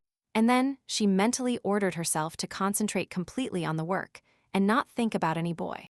In the evening, when Amelia, barely alive, returned home with her children, she mentally complained that the atmosphere around her was very terrible, since the team still didn't accept her. However, the lady admitted to herself that she expected something like this, and generally didn't care at all about the opinion of others about her. So the attitude of the girls did not interfere with her personal attendance work. So the maid was able to smile sincerely when she returned home after her first hard day of work, knowing that the twins were really waiting for her. The sister and brother immediately jumped out of one room and began to compete to ask how the lady's first day went, to which she replied that she was very happy with it. The children thought that the girl was really doing a good job, so they focused their attention on the bag. And Amelia explained to them that inside were the ingredients to make a welcome gift for work. Neither Joshua nor Selmia could repeat this phrase after the attendant, but she still suggested that everyone prepare this unusual gift together. Brother and sister helped in the uniform mixing stage, and the maid herself poured the finished batter into a wooden box so that everything would be exactly according to the technological map. As a result, everyone ended up with a soft hand cream, which the lady was going to use tomorrow morning to charm her inaccessible and cold colleagues. When everything was ready, Amelia allowed herself to whisper malicious words softly towards the estate attendants, and the children did not hear them, but they approximately recognized the intonation, which made them feel a little creepy. Selmia even asked Joshua, confused, why her guardian suddenly started laughing very strangely, but the boy advised her not to pay attention. The next morning, the girl arrived at work early and was confronted by the marketing specialist. Since he was advertising his products to everyone, both to the right and to the left. The lady did not even hesitate to run after almost every person, convincing them that they should rub at least a drop of this wonderful cream on their hands, since everyone would surely like it. Amelia even approached the attendant herself, who literally yesterday constantly overloaded her with work. And she also ignored her and discussed it with everyone else. The maid immediately pulled her hand away, but the lady managed to apply a little cream on it, so that upon touching the moistened area, the redhead was very surprised. Never before had her hands become so pleasant and soft as at that moment, which is why the girl almost lost her mind from so much happiness. Immediately, as if by chain reaction, everyone around the girl became interested in the hand cream that the new girl had made, and she proudly declared that she had made it herself just yesterday. The attendants tried to find out exactly how Amelia made that cream, to which she replied that she simply had the necessary skill, and that she could make more at any time. As a result, the girl achieved what she wanted, because in less than an hour she was able to calmly join the team, because everyone suddenly needed her because of the hand cream. A few days later, the lady was still working on Duke Horacio's estate, and although she was still tired, she got tired much less since they stopped giving her extra work. Amelia was in the middle of the laundry room and resting a little, as her lower back was already starting to hurt terribly, when she suddenly heard a familiar voice from somewhere nearby. It turned out that, after separating the rows of white linen, Shin came to visit the maid, and asked her to give him at least a little time, which the girl could afford for now. With a smile, the attendant noticed that the boy did not need to approach her so often, to which he replied that he was still worried about how she had calmed down thanks to him. Then Jenny looked over Amelia's shoulder and said that everyone was taking very good care of the new girl, which noticeably pleased the blonde. Since the redhead had never met Cheon before, she stepped forward a little to talk to him, since she considered him almost the most handsome man in the world. The boy admitted that he had already heard about the redhead from the new girl, and she almost jumped with joy, which tensed the lady a little, because it was her that they were pushing towards. Suddenly, the blonde took cookies out of his pocket and handed them to the young lady, because he wanted her to eat them with the other maids, although the girl again felt awkward about accepting such a thing from him. But Sean stated that these cookies were actually a small trifle, so the maid could safely take them, and not be afraid of anything. The boy also remembered that the Duke's relatives, as well as the Duke himself, would arrive soon, so everyone would have to gather in front of the entrance. When the blonde left, Jenny again began to try to pry from the new girl what was going on with her boyfriend, but the lady had nothing to tell. A little later, the redhead, who was bombarding Amelia with questions, was joined by several other maids, who also continued to ask about love. Because of all these questions, at some point the girl accidentally remembered how she and Cheyenne had an unexpected closeness. He immediately forbade himself from thinking about it. But now the lady was much more worried than the boy about the fact that Jacqueline had not replied to her letter, and how to reach her was still not very clear. Moreover, there was a high probability that if, in search of the twins' grandmother, the young lady broke some rule, in the end they wouldn't even listen to her, and the whole plan would fail. Because Amelia was dreaming too much, she herself didn't notice how she was making terrible faces, while the butler himself was looking at her. Moreover, what was even more embarrassing, next to the butler was Mr. Cheyenne, who was also attentively watching the new girl, which annoyed her greatly. At some point, the boy suddenly winked at the lady, which all the other attendants immediately noticed, and they definitely decided for themselves that there was something between these two. While they were in line, the girls suddenly noticed that one of the attendants was acting too nervous, and even offered her pills if she suddenly got sick. Amelia also directed her attention to this maid, since generally now she tried to notice as much as possible, just in case. So the attendant was able to recall that this girl, for some reason, worried, was clearly responsible for the clothes and bed linen of the noble lady. While everyone else decided not to pay attention to her, Amelia took the opportunity and approached the girl to find out the reason for her strong feelings. The maid began with a rather neutral question, simply asking if by chance the attendant was having any difficulties, to which she replied that the others did not need to know. In response, the lady said that she was very worried and therefore thought that maybe she could help in some way, which surprised the nervous girl. In fact, she really needed help, but due to her excessive pride, the girl still couldn't ask anyone for it. The maid noticed that the lady was silent and concluded that her situation was apparently not so important. and the girl immediately explained to her that her parents would arrive soon. It turned out that the attendant had the wrong date and accidentally told them to come today, when she had a lot of work, and it was not a fact that she would make it on time. Amelia immediately realized that this was the ideal option for her, so she offered to replace the girl so that she could go home early. As she wanted, the maid didn't believe in her happiness at all, and the lady added that she believed that her parents were the most sacred thing they had, and they definitely needed to see them. Only then did the girl realize that she could really go home early, and therefore, she cheerfully promised to somehow thank the new girl for so much help. Suddenly, Emily realized that they were starting to interfere with the general formation, since the guests would arrive soon, and therefore she suggested that they postpone the conversation for now. Only the girls managed to realign themselves in a common row, almost like a queue, when those very important relatives of Duke Herodias arrived, in front of whom everyone lined up. The head of the family approached the butler, who greeted him, and asked if the Duke had also returned, to which the attendant replied that he should arrive soon. The relatives also began to condemn their master a little, who lives in the capital instead of raising his heir. The butler said he would pass on all comments, and then the man happily asked to be taken to the lady, which was done immediately. Amelia, who silently observed the actions and dialogues of the arriving guests, concluded that the Duke most likely did not have the best relationship with them. At this point, since the official welcome ceremony was over, the head of the maids ordered all the dream maids to return to their work. As the girls managed to agree that Amy would leave all the work to the new girl, one of them ran home to her family, and the second went to do double work. The maid perfectly understood what exactly was being aimed at when she offered such help, but the girl really didn't see a more ideal option to indirectly contact the noble lady. The only thing that could help the lady avoid working all night on the estate due to the amount of work was to turn on the turbo mode that she tried to use.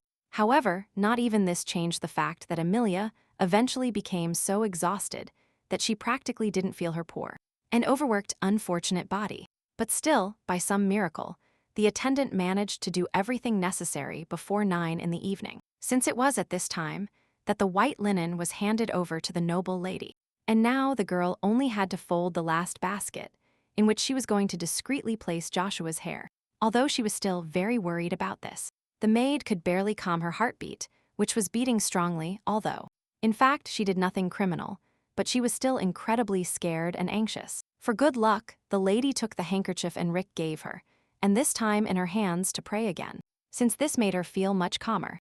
Only after this, Amelia carefully placed the handkerchief with his hair among her sleepwear, so that it would definitely reach its recipient, and would not get lost somewhere along the way. Now, all that remained was to hope that the maid responsible for that bedding would actually take it to the room, and that the noble lady would eventually see the hair. In view of this, Amelia left the estate, since she had no more work left, and the basket with Joshua's hair remained on the table for now. The next morning began with the head maid's displeasure over Amy's work yesterday, which she didn't do at all, since the girl herself was celebrating with her parents. The poor girl, who didn't suspect anything, was immediately bombarded with accusations from Lee, who was not happy that the mistress was noticeably alarmed. Among other things, the woman tried to find out the reason why Amy, for some reason, put something strange in the clothes of Lady Jacqueline, which Amelia also found out about. Amy continued to say that she didn't do any of that, but she didn't mention that the new girl had replaced her yesterday. So the attendant herself spoke up and said that it was all her fault. The girl stepped forward very confidently and stood in front of the poor maid, who was being scolded by mistake, and then asked if the lady had checked the contents of what she accidentally left in her clothes. The head maid replied that Jacqueline was aware of the contents and, therefore, asked her to immediately find and bring the one who did this to her, in order not to bring someone who is not guilty. The woman clarified again if it was definitely a trick by the new girl, and she confirmed this information again. So the head maid ordered her to follow her and now prepare to apologize to the mistress, because she rarely forgets such things. The attendant pretended to be very remorseful and would definitely apologize, although in reality she was burning with impatience at the long-awaited meeting with the twins' grandmother. Literally a few minutes later, the girls arrived at the hostess's dining room, and the head maid announced that she had brought the same naughty woman from the laundry. While no one was paying attention to her yet, Amelia took this opportunity and looked closely at the noble lady who was proudly sitting on a chair and drinking. The gray tint of the brother and sister really looked somewhat frightening due to her stern gaze. But the girl tried not to be afraid of her. Since Leia had completed her mission, the grandmother let her go, saying that if they needed her, they would call her, and the woman nodded and then obediently left. As soon as the head maid left the hall, Amelia approached a little closer and introduced herself to the noble lady. Then she waited for her instructions.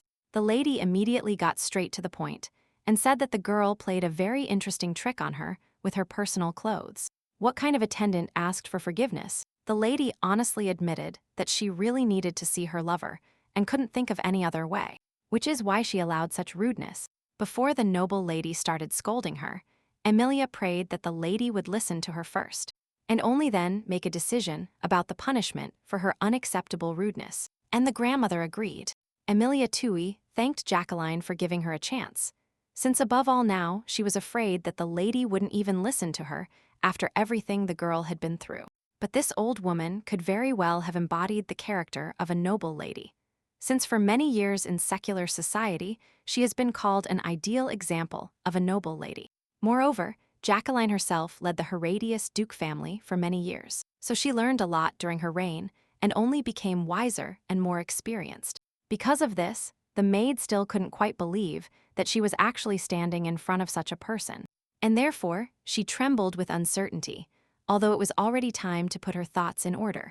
However, having regained some breath, Amelia began a dialogue, and first asked if the noble lady had seen exactly what her attendant had put in her clothes last night. The woman replied that she saw everything perfectly and was very surprised, because she hadn't seen that hair color in a very long time.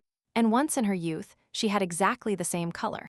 Jacqueline added that this light blue color was a throwback in their family due to the mixing of the parents' blood, and therefore it is a direct proof of kinship. The noble lady knew everyone who could ever have this hair color, but she still couldn't figure out where the maiden got this hair from, because all the lady's relatives with that color had already died.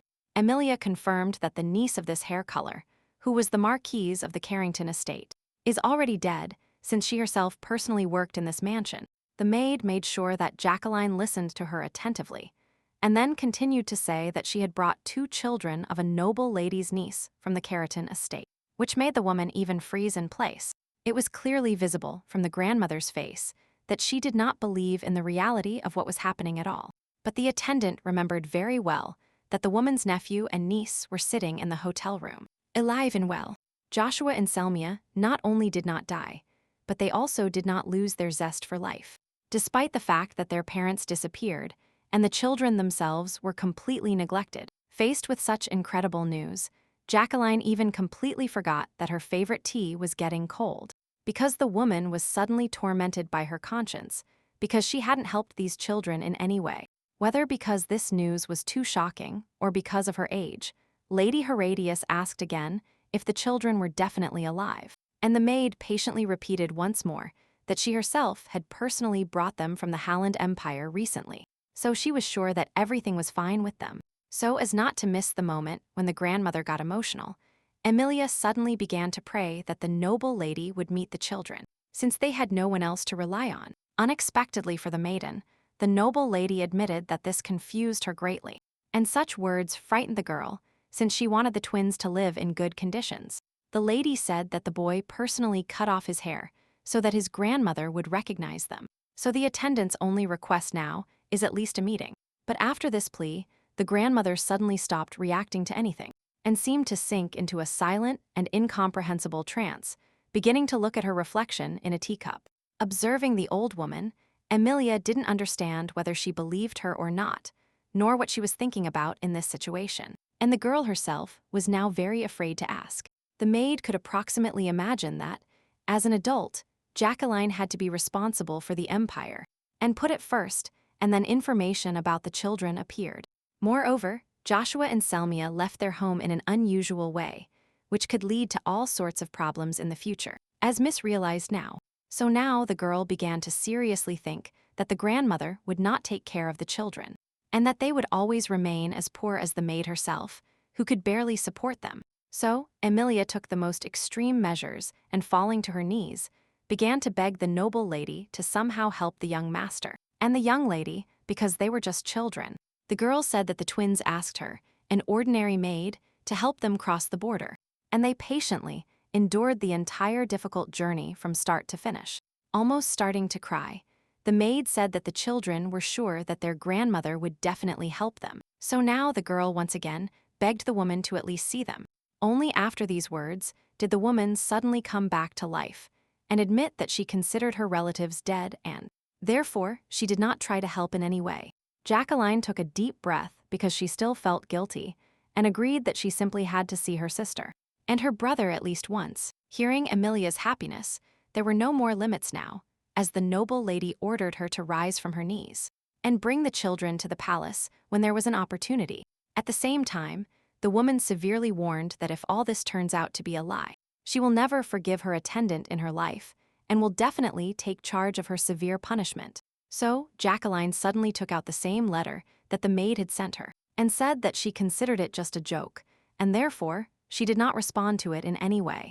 But now the lady was again tormented by doubts and conscience, because if Joshua and Selmia were indeed alive, then she should not have ignored this letter, as she did. However, instead of getting sad, the grandmother ordered the maid to bring the children to the same place tomorrow, and at the same time, avoiding prying eyes as much as possible. At this point, the old woman let the girl go, since for now she had nothing more to discuss. They could only wait until tomorrow and then draw conclusions. Just before leaving, Amelia, with a smile of joy on her face, said that she was incredibly grateful to the noble lady for not chasing her away immediately, but listened to her. That night, the girl sat and hemmed her clothes, giving them a more or less neat look, although she understood that tomorrow she would still have to buy some new ones.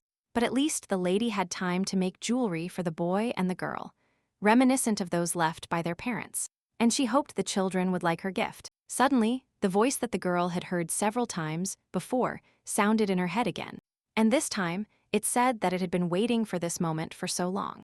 And at this moment, Joshua and Selmia were sleeping very soundly, even practically not moving in bed, since now they only saw good dreams. Observing the children, Amelia sighed and regretted that there were still no photographs of them in this world, as she would like to take at least one as a souvenir.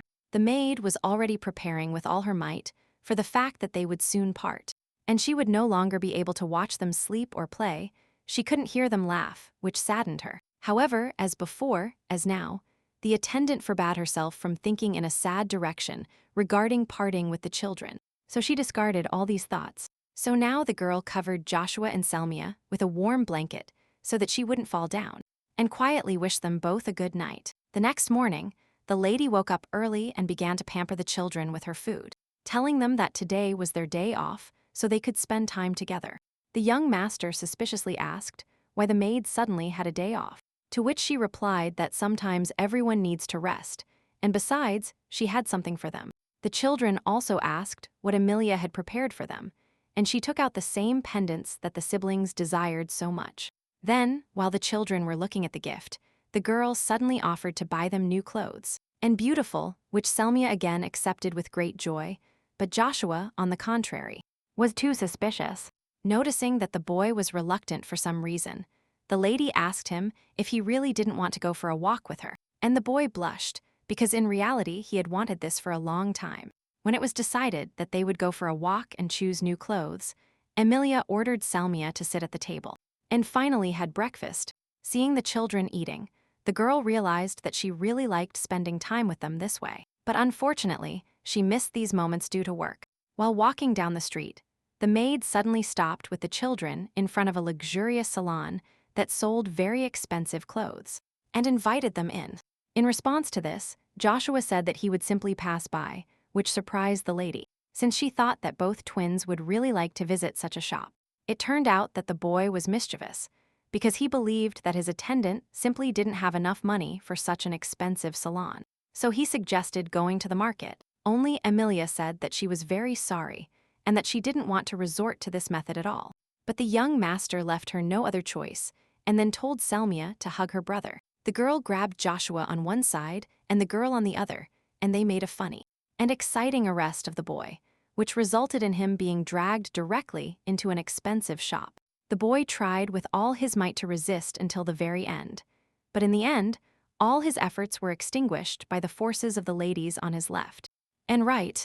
A few hours later, Amelia finally chose the outfit that she really liked, and which also suited her siblings, although they were embarrassed. Amelia, to cheer up the children, surrounded them and congratulated them, assuring them that they were like angels who had definitely descended from heaven. A little later, sitting on a bench and watching the children dance, the maid came to the conclusion that the children were really growing up very fast. In the end, Joshua approached the girl very seriously and asked if it wasn't too expensive for them here, and if it would be better to leave before it was too late. But the lady replied that they only needed to wear appropriate clothing.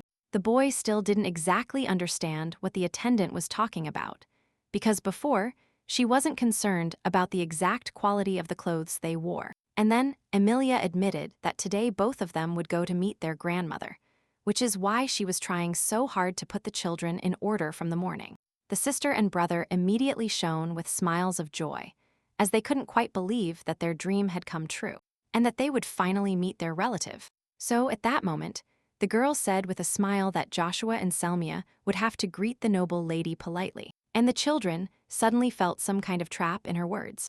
Amelia said that at this point their paths diverge, and soon, when she takes them to the estate, it will be time to finally say goodbye and complete their journey. And although the maid praised the children by saying that they had done a very good job, neither the brother nor the sister experienced any joy because they did not want to say goodbye to Amelia. At dusk, when the appointed time came, the attendant led the children to the door, behind which their grandmother was already impatiently waiting for them. From that moment on, the girl began to speak very formally to the young lady and the young master, and the girl wanted to ask the lady to talk as usual, but her brother stopped her for the time being.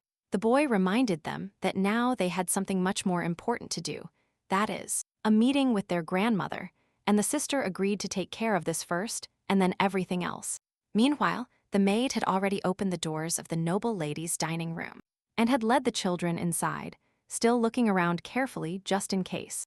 Literally a few seconds later, the three of them approached the woman, and she told them that she was very anxious about the arrival of the children, and that she could hardly even find a place for herself. As previously agreed, Joshua and Selmia very nobly greeted their grandmother, observing all aristocratic decorum to charm the woman. So, the boy apologized for coming so unexpectedly, and the girl said they were very grateful that the noble lady had agreed to meet them. Here, Jacqueline began to speak, and admitted that she once saw her grandchildren for the first time after Mia gave birth, and even then, the children greatly reminded her of their mother.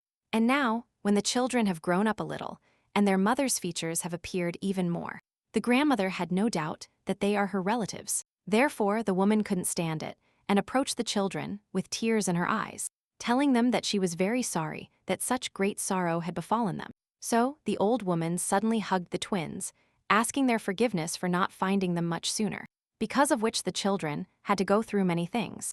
Dialogues, the brother and sister couldn't hold back and burst into tears, because they were still very sad remembering their mother, whom they had lost recently. Jacqueline, looking at this, whispered that the children were doing the right thing, that they were letting their tears out, because she herself was still sad about their beautiful and young mother. So the grandmother added once more that she was very happy to finally see her beloved grandchildren alive and unharmed, although she no longer even believed that this was possible. A little later, when the children had cried so much that their eyes were temporarily swollen, the grandmother asked for desserts to be brought to them and kept trying to at least feed them something. Jacqueline also did not forget about Amelia and warmly thanked the girl for transporting the children across the border, because she knew how difficult it was now. The maid asked not to attribute all the credit to her, and then asked what would happen next with the twins, to which the grandmother replied that she would be happy to take good care of them. The only thing is that the woman could not guarantee that her son and daughter could live in the residence with her, which alarmed the attendant, since she did not think that such problems would arise. Jacqueline explained that her son is now the head of the family, so he will have the final say regarding the twins, as much as it saddens her to admit it. At this point, Amelia's questions ended, so she thanked the noble lady for receiving her sister and brother, and also patiently explained everything to her regarding her future situation. For her part, the maid decided that she would continue to be an employee of the estate until the problem of moving was finally resolved. And housing Joshua and Selmia, the attendant was worried that due to such changes in life, the children might feel uncomfortable, so she was going to help them adapt whenever possible. Since the only issue that was not discussed related to Amelia's position, she herself asked the noble lady to listen to her on this matter. And she agreed.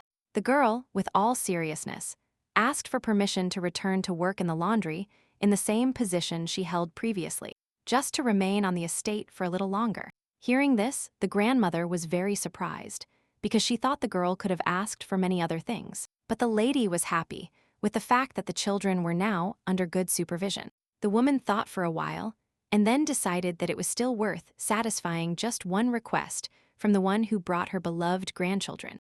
So she allowed it. Since Amelia returned to her role as a worker on the estate, Jacqueline immediately gave her the task of calling Leo, and then returning to her hotel to rest. As soon as the maids started to leave, the children immediately began to worry, because they didn't want to be without their attendant, even if their grandmother was next to them. But the lady reassured the children, telling them that tomorrow after work she would definitely come to see them. And the brother and sister did not argue. The next day, a little before lunch, Amelia approached the children and knocked on their room door, asking for permission to enter and talk to them.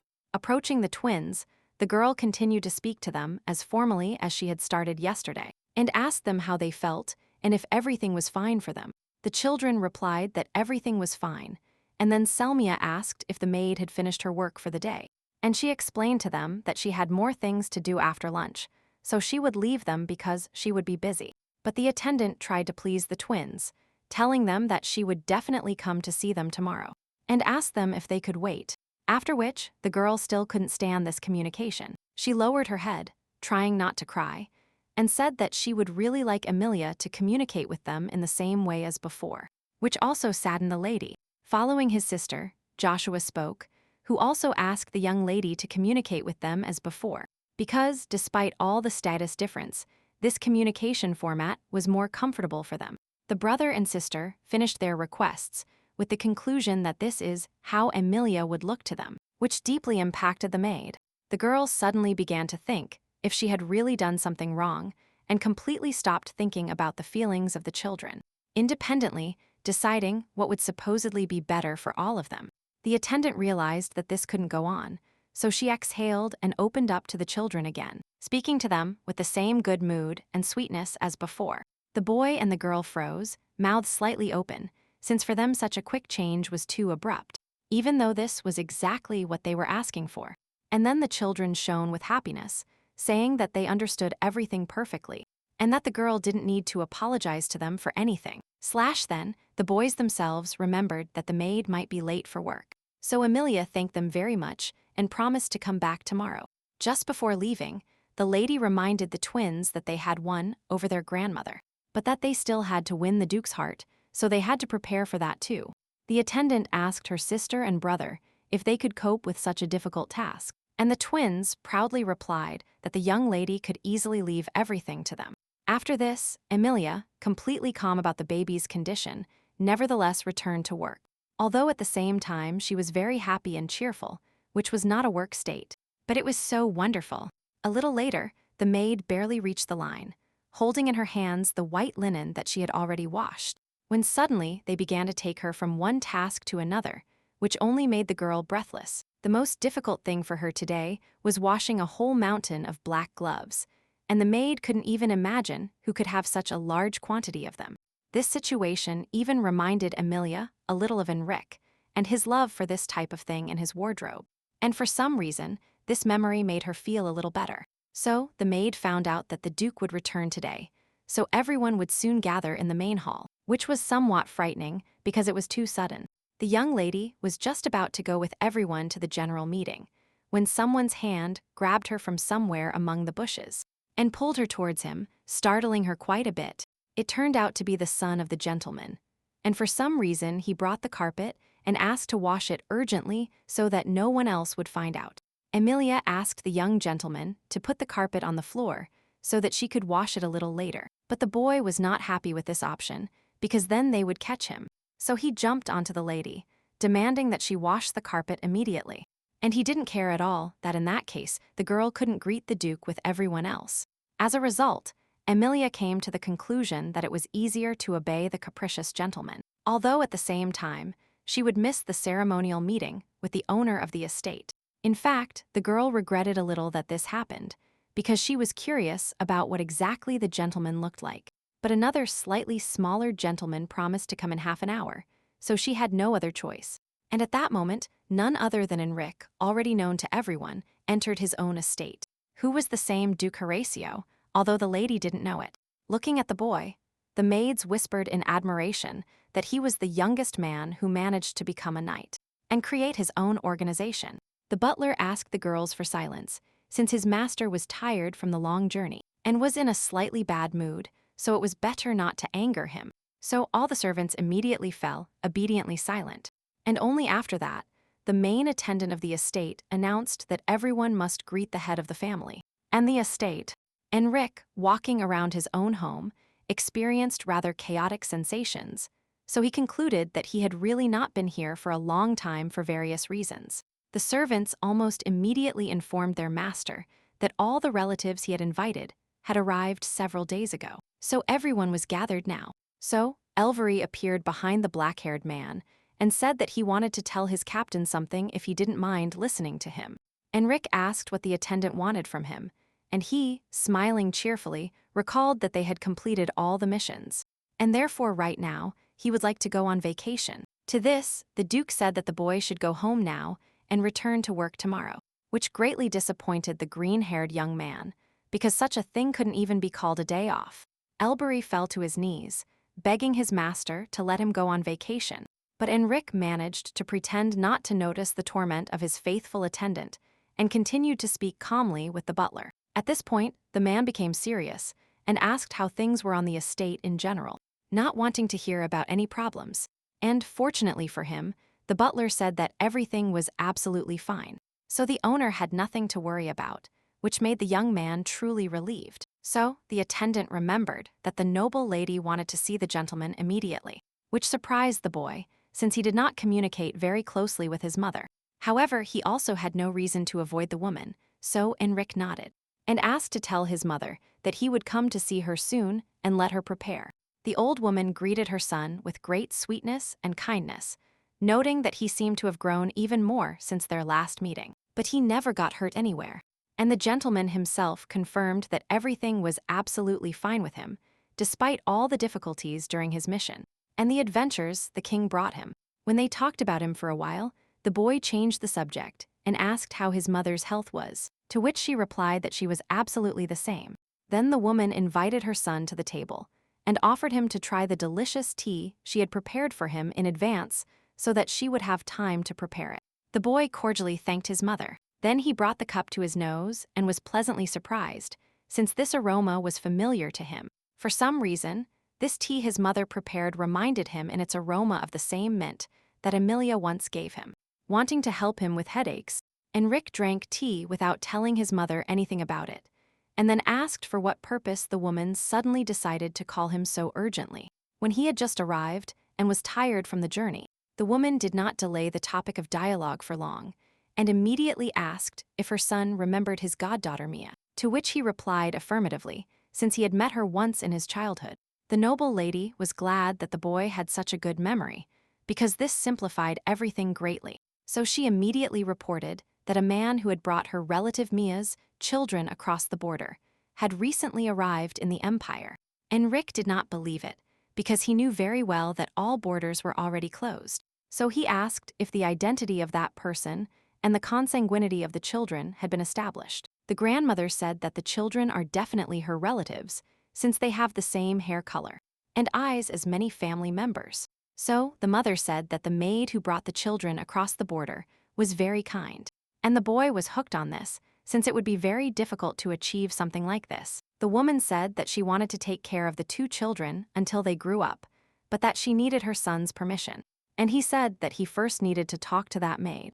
The mother was surprised that for some reason the boy wanted to see the girl, and not the children, but Enrich did not explain anything to her. He simply announced that it was time for him to leave. Jacqueline attributed her son's behavior to tiredness after the journey, so she didn't touch him anymore, although she was worried about the fate of her grandchildren, whom he had already become fond of.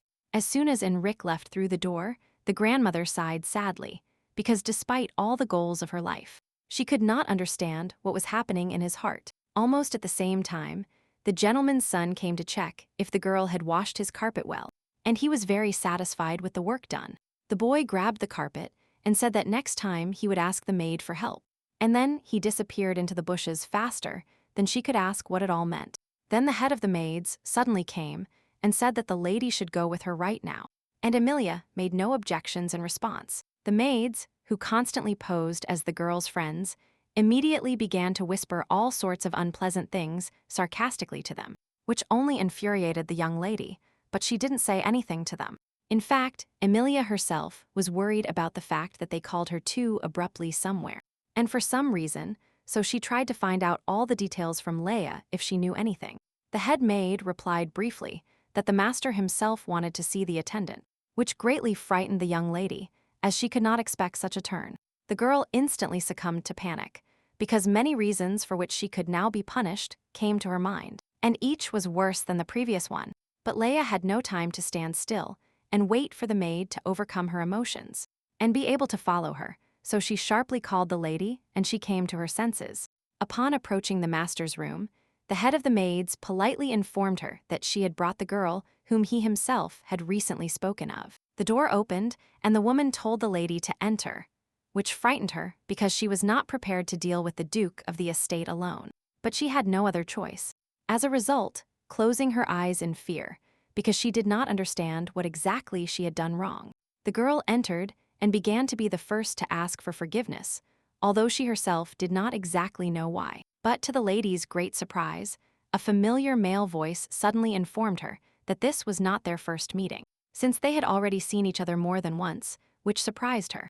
Enrich said rather abruptly that the lady should not dare to say that she did not expect to see him here at all, although for the girl everything was exactly like that, since she had no idea about the owner of the estate. Amelia was so unable to imagine the gentleman in the role of duke that at first she didn't even understand what he was doing in the gentleman's room, and why he was so self-confident. Suddenly, something seemed to click in the maid's brain, and all the puzzle pieces fell into place, as a result of which she understood everything with absolute clarity. The girl abruptly bowed and asked the duke for forgiveness for not recognizing him immediately, and not showing due respect for his immodest person. In response, the boy told the girl to sit down on the chair next to him, since they still had much to talk about, and it was easier to do it at the table and over a cup of tea. Enrich said that he learned from his mother that the girl was bringing her nephews with her, and she confirmed to him that the children were not her own brother and sister, and she took them because there was no one else to take care of them in the empire. The gentleman was surprised by how exactly the situation developed, and because he himself accidentally transported the missing heirs of the Marquis of Keratin across the border. Amelia again asked the owner for forgiveness, explaining that she couldn't do anything else, because she had no other way to protect the children. So, Enrich asked if the girl had received personal calls to protect the twins shortly before their parents disappeared. But no one addressed the young lady with that question. As before, the dialogue was entirely led by the boy. Now Amelia decided to take matters into her own hands, and noticing her determined face in the reflection of the tea, the girl asked the gentleman to allow the children to stay here. Moreover, the maiden even dared to ask the duke to become the guardian of the twins, to which he reacted with extreme coldness, since he had no intention of helping them. The boy sighed and asked the attendant if she knew what a development meeting was, and the young lady suggested that it was a meeting where relatives gather to establish friendly relations. Enrich approached the window and silently looked out of it, because he would really like the development meeting to have exactly the meaning that the girl foolishly chose. And then the duke still explained that such a meeting is an event in which all children of related collateral lines demonstrate their best qualities. Amelia realized that in this way, candidates for the role of heir to the family were selected, and subsequently only one remains, and the boy confirmed her words. Then, gently touching the toy ball in the castle, Enrich said that these two children, that the girl brought with good intentions, could even endanger his personal authority, and in this case, the established peace of the duchy would be completely turned upside down. which was completely unfavorable for the current owner of the entire Herodias family. Bringing his hand to his face, Enrich loomed over Amelia and asked if, in this situation, there was any reason to take the twins under her protection and perhaps raise enemies. To surprise, the girl even lost the gift of speech and sadly leaned back in her chair, because she did not know what to say to the young black-haired man. The logic according to which a child should be appointed in charge, instead of an adult man, seemed very strange to her, because this, in the lady's opinion, would inevitably lead to chaos. Enrich replied that explaining the laws of his family, which are passed down from generation to generation, is too useless, even because it takes a long time. But what the maiden must definitely understand is that in the fight for the throne, relatives are unlikely to act nobly and not touch other competitors for the throne. Amelia agreed with the boy's thoughts that it was too dangerous for Joshua and Selmia to officially live among their own blood people. But it was also impossible to throw her brother and sister out onto the street, which the girl understood perfectly, and therefore she tried to find at least some solution right now.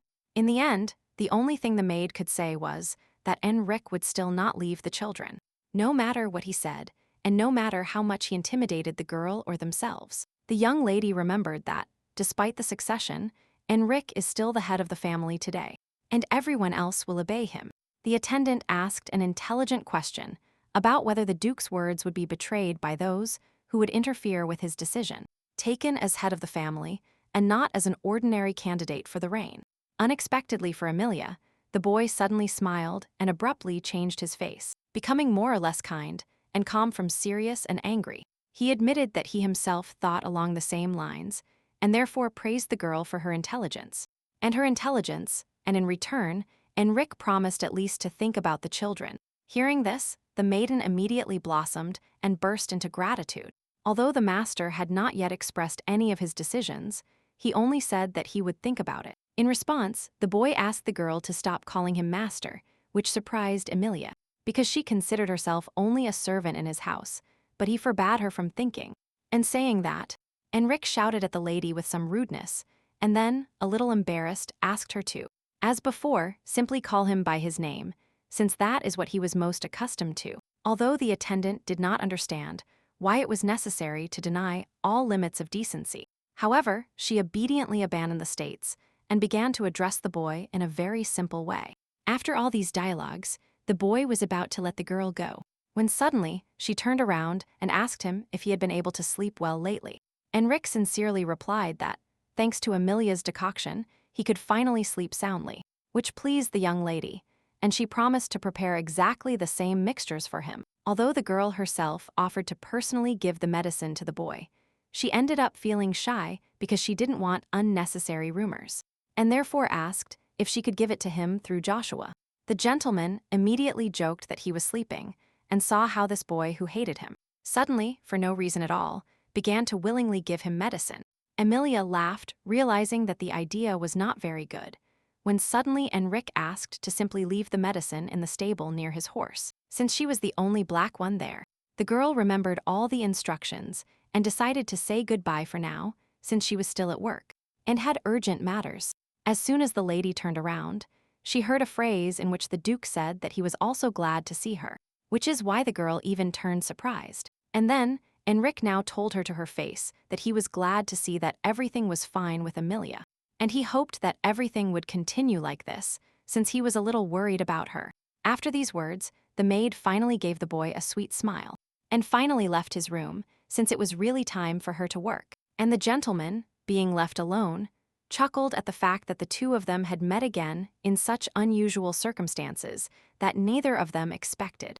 At that moment, the butler knocked on the door and said that he had brought the person Enrich wanted to see so much, so he immediately allowed them to enter. The boy, as soon as he entered the office, almost completely covered him with his aura of firmness and incredible self-confidence, and just nodded to the Duke. The gentleman also greeted the newcomer and asked him if everything was fine during his absence, since he still didn't have enough information from the butler. In response, the figure, whose face was hidden in the shadows of the corridor, replied that, thanks to Enrich, everything was calm and quiet, and now they had much to talk about. At the same time, Amelia spoke with Jacqueline and offered her herbal drink, promising her that it would relieve joint pain, which surprised the lady. because she hadn't told the girl about her arthritis. The lady admitted that she learned about the woman's diagnosis from a servant looking for herbs, and the grandmother thanked her for worrying about her, and then moved on to the true essence of her dialogue. Jacqueline said that Joshua and Selmia could still stay on the estate for some time, even if temporarily, and this suited the girl quite well. Moreover, the lady knew that her son would raise the issue of the new children in the family, right at the development meeting, which surprised even the mother herself. Unexpectedly, Jacqueline asked what exactly Enrich asked the lady when he called her, and for some reason, decided that it was not worth going into details and intricacies. So, Amelia came up with questions that the boy had never asked her, but with which the grandmother was once again convinced that her son was a rare, rude person. Suddenly, the woman advised the attendant to act as the children's personal maid, but the young lady was not sure if she had the right to do such a thing due to her status. However, Jacqueline suddenly surprised the girl by asking her who on this estate is worthy of such a title. But the maid herself, who brought the children here. From the woman's apparently warm words, the girl, on the contrary, became sad, and even clasped her hands in her lap, because she understood that she would soon have to leave everything. And leave. And, literally, that very night, Amelia was very upset because she didn't know whether she should talk to the children in advance about their planned departure. What she feared most now was making some mistake if she continued in the Duke's family, and therefore cause harm to the twins. Suddenly, the young lady's thoughts became completely clear, and there was crystal clarity in her head, so that the girl could finally think calmly, in the silence of her own brain. The thing is that Amelia stopped worrying so much, because she remembered that she had promised to look for a much better guardian for the children than herself, and she did so in order to now be free. Therefore, the lady was able to run into the room to Joshua and Selmia with an almost carefree smile, since she wanted to enjoy them as much as possible. But for some reason, precisely today, the brother and sister did not run to the girl with cries of joy, which puzzled her a little, but she didn't get too upset, but approached the children and greeted them again, which frightened them both at once, since they did not listen to her at all. Judging by how abruptly and intensely the boys suddenly began to tremble, they were clearly busy with some kind of business, which for some reason the ladies had no intention of revealing. Amelia immediately realized that the twins were lying, if only because they were practicing writing without paper, pen, or even a pencil, and besides they were too excited. However, Selmia tried so hard to avoid suspicion from them that she even invented the legend that her brother did not want to show his handwriting because it looked like a crawling worm. It was very funny for the maid to watch how Joshua struggled with the desire to tell the truth and protect his pride and his handwriting, and the understanding that it was better to admit his sister's lies. As a result, with a completely defeated face, the young gentleman said that he really wrote like a worm, although the lady still didn't understand why the children needed to deceive. This is because the attendant perfectly remembered the perfect handwriting that the young master had on the contract, but she decided to pretend that she didn't understand anything. In any case, the dialogue about letters was only to the lady's advantage, since she said that since the boys were practicing their writing, they would simply write letters to her. The children asked worriedly why they should write letters to Amelia, to which she replied that it would be necessary because they would not be able to see each other every day.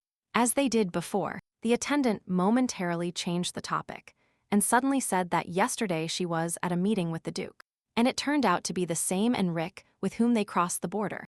Joshua and Selmia, who had fallen in love with that boy, were delighted that he turned out to be their relative, and they could see him. The young master especially appreciated the fact that they traveled together completely by chance, without even knowing that they were related to each other. But neither of the twins could understand how exactly the letters they would have to write related to the Duke of the estate, whom everyone knew very well. And now the most difficult time for Amelia has come. But still, she found the strength to admit that now she considers it necessary to look for a new job, since her brother and sister have found their home. In short, the girl said that she decided that her contract had come to an end, which greatly surprised both twins, and they didn't even know what to say in response. Almost immediately, as expected, Joshua became furious and began to curse, although the girl tried to explain to him that this would not happen at the moment. Moreover, it seemed very illogical to the maid to be forced to be constantly near the children, because she was not their nanny, although the children probably wouldn't mind. So Joshua said that the attendant, according to the contract, does not have the right to leave for now, which greatly surprised the lady, as she remembered slightly different information. Full of emotion, the young gentleman abruptly grabbed such an important document and shouted at the girl to look closer. Shashu remembered that the lady never introduced the new guardian to them, which means she has not yet fulfilled all the terms of the contract she signed. To this, the young lady reminded them that their grandmother was their guardian, but Joshua shouted that this had not yet been definitively decided, and that everything would only become clear after the end of the development meeting. Due to such vivid shouts and emotional outbursts, the boy even became breathless, and he wanted to cry, but so far, he still controlled himself and continued the discussion with his attendant. At the end of his argument, the boy stated that, according to the contract, Amelia was still their guardian, and that it was painful for the lady to watch the children suffer and run. To be honest, the maid could not have imagined that the twins' reaction to her departure would be so violent and terrifying, and even the ring itself that she received under the contract did not stop her at all, since from the beginning it was only a fake gem. As a result, she came to the conclusion that it was not necessary to tell the children anything yet, but it would be better to let everything take its course, and perhaps, over time, the children would calm down a lot. So, to stop arguing, Amelia briefly said that she understood the information that Joshua had been trying so hard to convey to her all this time. But for today, the young lady suggested finishing all the formalities, and if they wish, they can return to that dialogue tomorrow, since it was already too late. The children agreed that they should not have made such a noise at all, and it was already late at night, so they both immediately calmed down and did not rise again for any reason. A little later, when all the preparatory procedures for going to bed were completed, and the maid was about to turn off the children's lights, Selmia suddenly grabbed her hand. The girl pitifully asked the attendant not to leave until she fell asleep. Otherwise, she would get scared and start crying, so the young lady agreed to stay for now. So Joshua jumped onto the bed and asked very seriously if the girl could not stay with them for a little longer, at least until he comes of age. The young lady asked why, until he comes of age, and the boy replied that only after that age could he give the maid a very good life.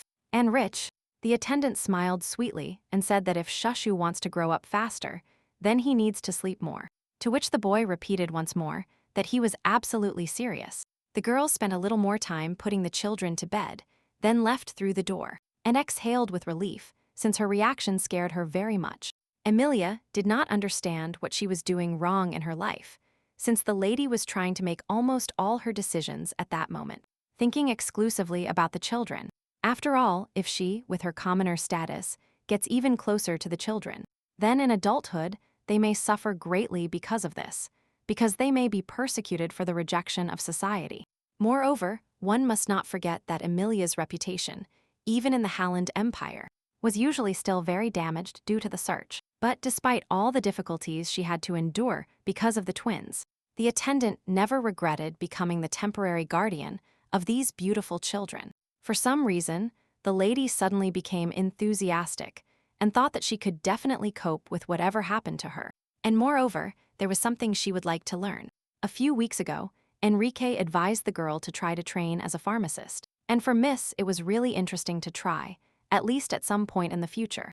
And now, thinking about her brother and sister, the maid understood that although these boys are still very young, they are already quite good friends not only to her, but to many. The next morning, Elbury returned to ask if his master would definitely not give him a vacation, because he had worked so well during all this long and tedious time. The boy continuously pressed Enrich to have mercy, but the latter forgot that the young black-haired man lacked mercy, so he practically did not listen to his attendant.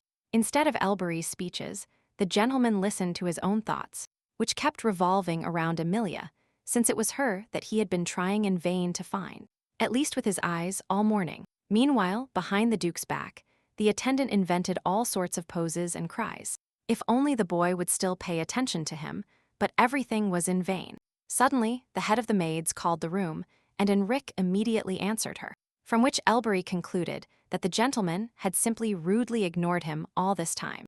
Leia brought several business documents, among which the young man unexpectedly discovered that one of the maids was resigning, and the woman added that the master's mother asked first to get a signature from him for the dismissal of this employee. It turned out to be a resignation letter from Amelia, who for some reason suddenly decided to leave the estate, with which the mistress did not agree, but left everything to her son's discretion.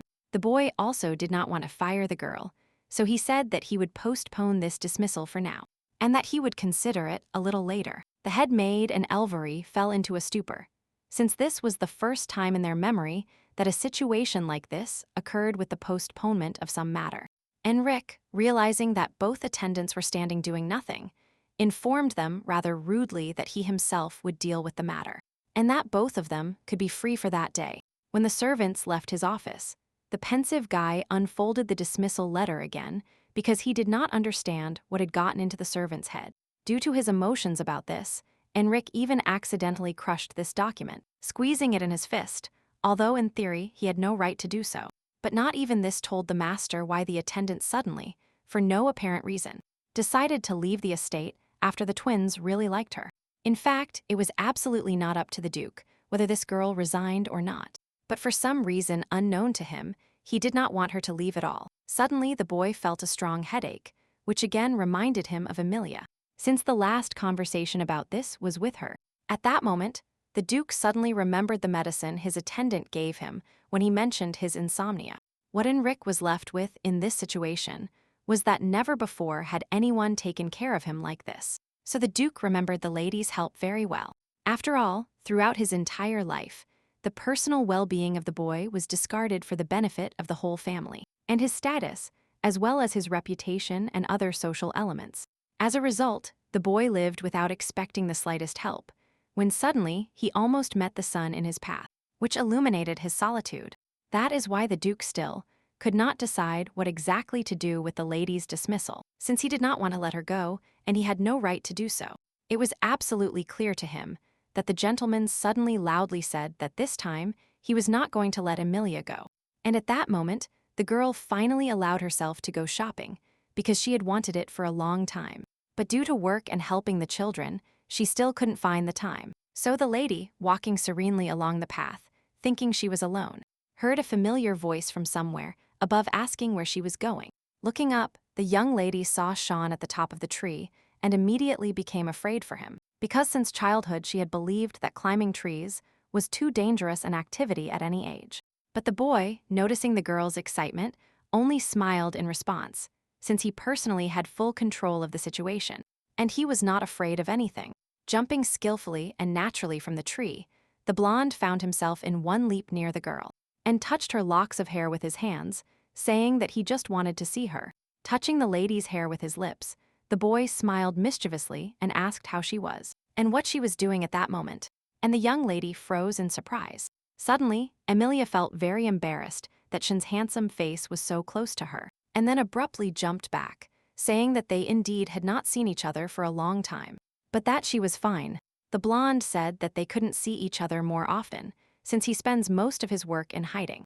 The girl joked about whether Shin had made a mistake while working and was now hiding from the butler, to which the boy laughed in a good mood. Only then did he notice that the maid was holding a basket in her hands, and therefore asked her with great interest where she was going, and the girl replied that she was going to the market on her day off. Upon hearing the word market, the blonde's eyes lit up with fire, since he was very interested, and he asked for permission to go with his attendant. Amelia explained that there was nothing interesting in buying medicinal herbs. Moreover, the boy said that he needed to hide, but Cheon replied that he could hide next to her. The blonde remembered how last time he was almost deceived by the seller, so he asked her to tell him something more about the herbs so that the boy would not make a mistake.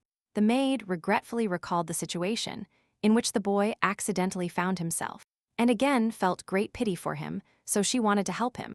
The lady agreed with a smile to take Cheyenne with her, but said that he must change clothes first so as not to be discovered, with which the boy completely agreed.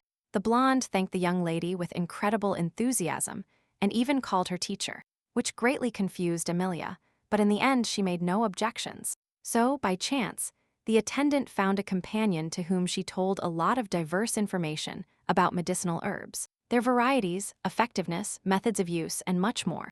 Shin had never been to such a market before, so he was interested in absolutely everything, even helping him choose good gifts for the children. And at the end of their walking day, the boy was still trying to take the boxes from the girl to carry them himself. But she resisted and did not give them back to him, because he also had his hands full. When they returned to the estate, the blonde turned to the young lady with great gratitude, because he hadn't had so much fun in a long time. At that moment, the boy said that it was time for him to leave, because the butler had probably been looking for him everywhere for a long time. While walking with Amelia, the lady wished Cheon not to be caught, and he said that everything would be great, but that they would have to have another similar date at some point. As soon as the girl heard the word date, she froze in place, since she did not perceive their walk in that way at all, so she felt very embarrassed now. For some time, the attendant tried in some way to sort out the gifts, but Sion's phrase about them having a date still couldn't get out of her head. In the end, the young lady made sure that their walk was not a date at all. It was just that the blonde was very joking, and because of him, she almost forgot to bring Enrich the mint oil. So, the lady quickly ran to the stable and quickly found the black horse she needed, which she considered very beautiful. Upon entering the horse's stable, Amelia began to talk to her, explaining exactly what she was doing, but rather for her own peace of mind, since the horse did not understand words, only certain commands. Very quickly, the maid carefully placed the basket with butter in the middle of the hay, and only regretted not having time to keep the mint for about a month. At that moment, the attendant completed her work and, stepping back, suddenly bumped her back against something large and warm that hadn't been there before.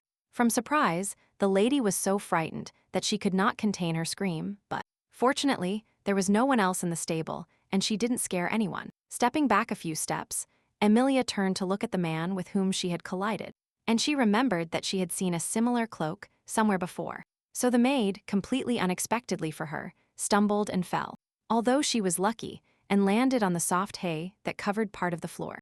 Amelia decided that Cheon had seen her again, and therefore, when he helped her up, she asked him with annoyance why he was scaring her, and why he was still wearing a cloak. But then the hood fell from his face, and Enrique suddenly appeared before the unsuspecting attendant, who did not understand who and why he was hiding from, according to the young lady. Seeing the master's face, which was not Cheon's face at all, Amelia froze in shock because she realized how much she had made a mistake.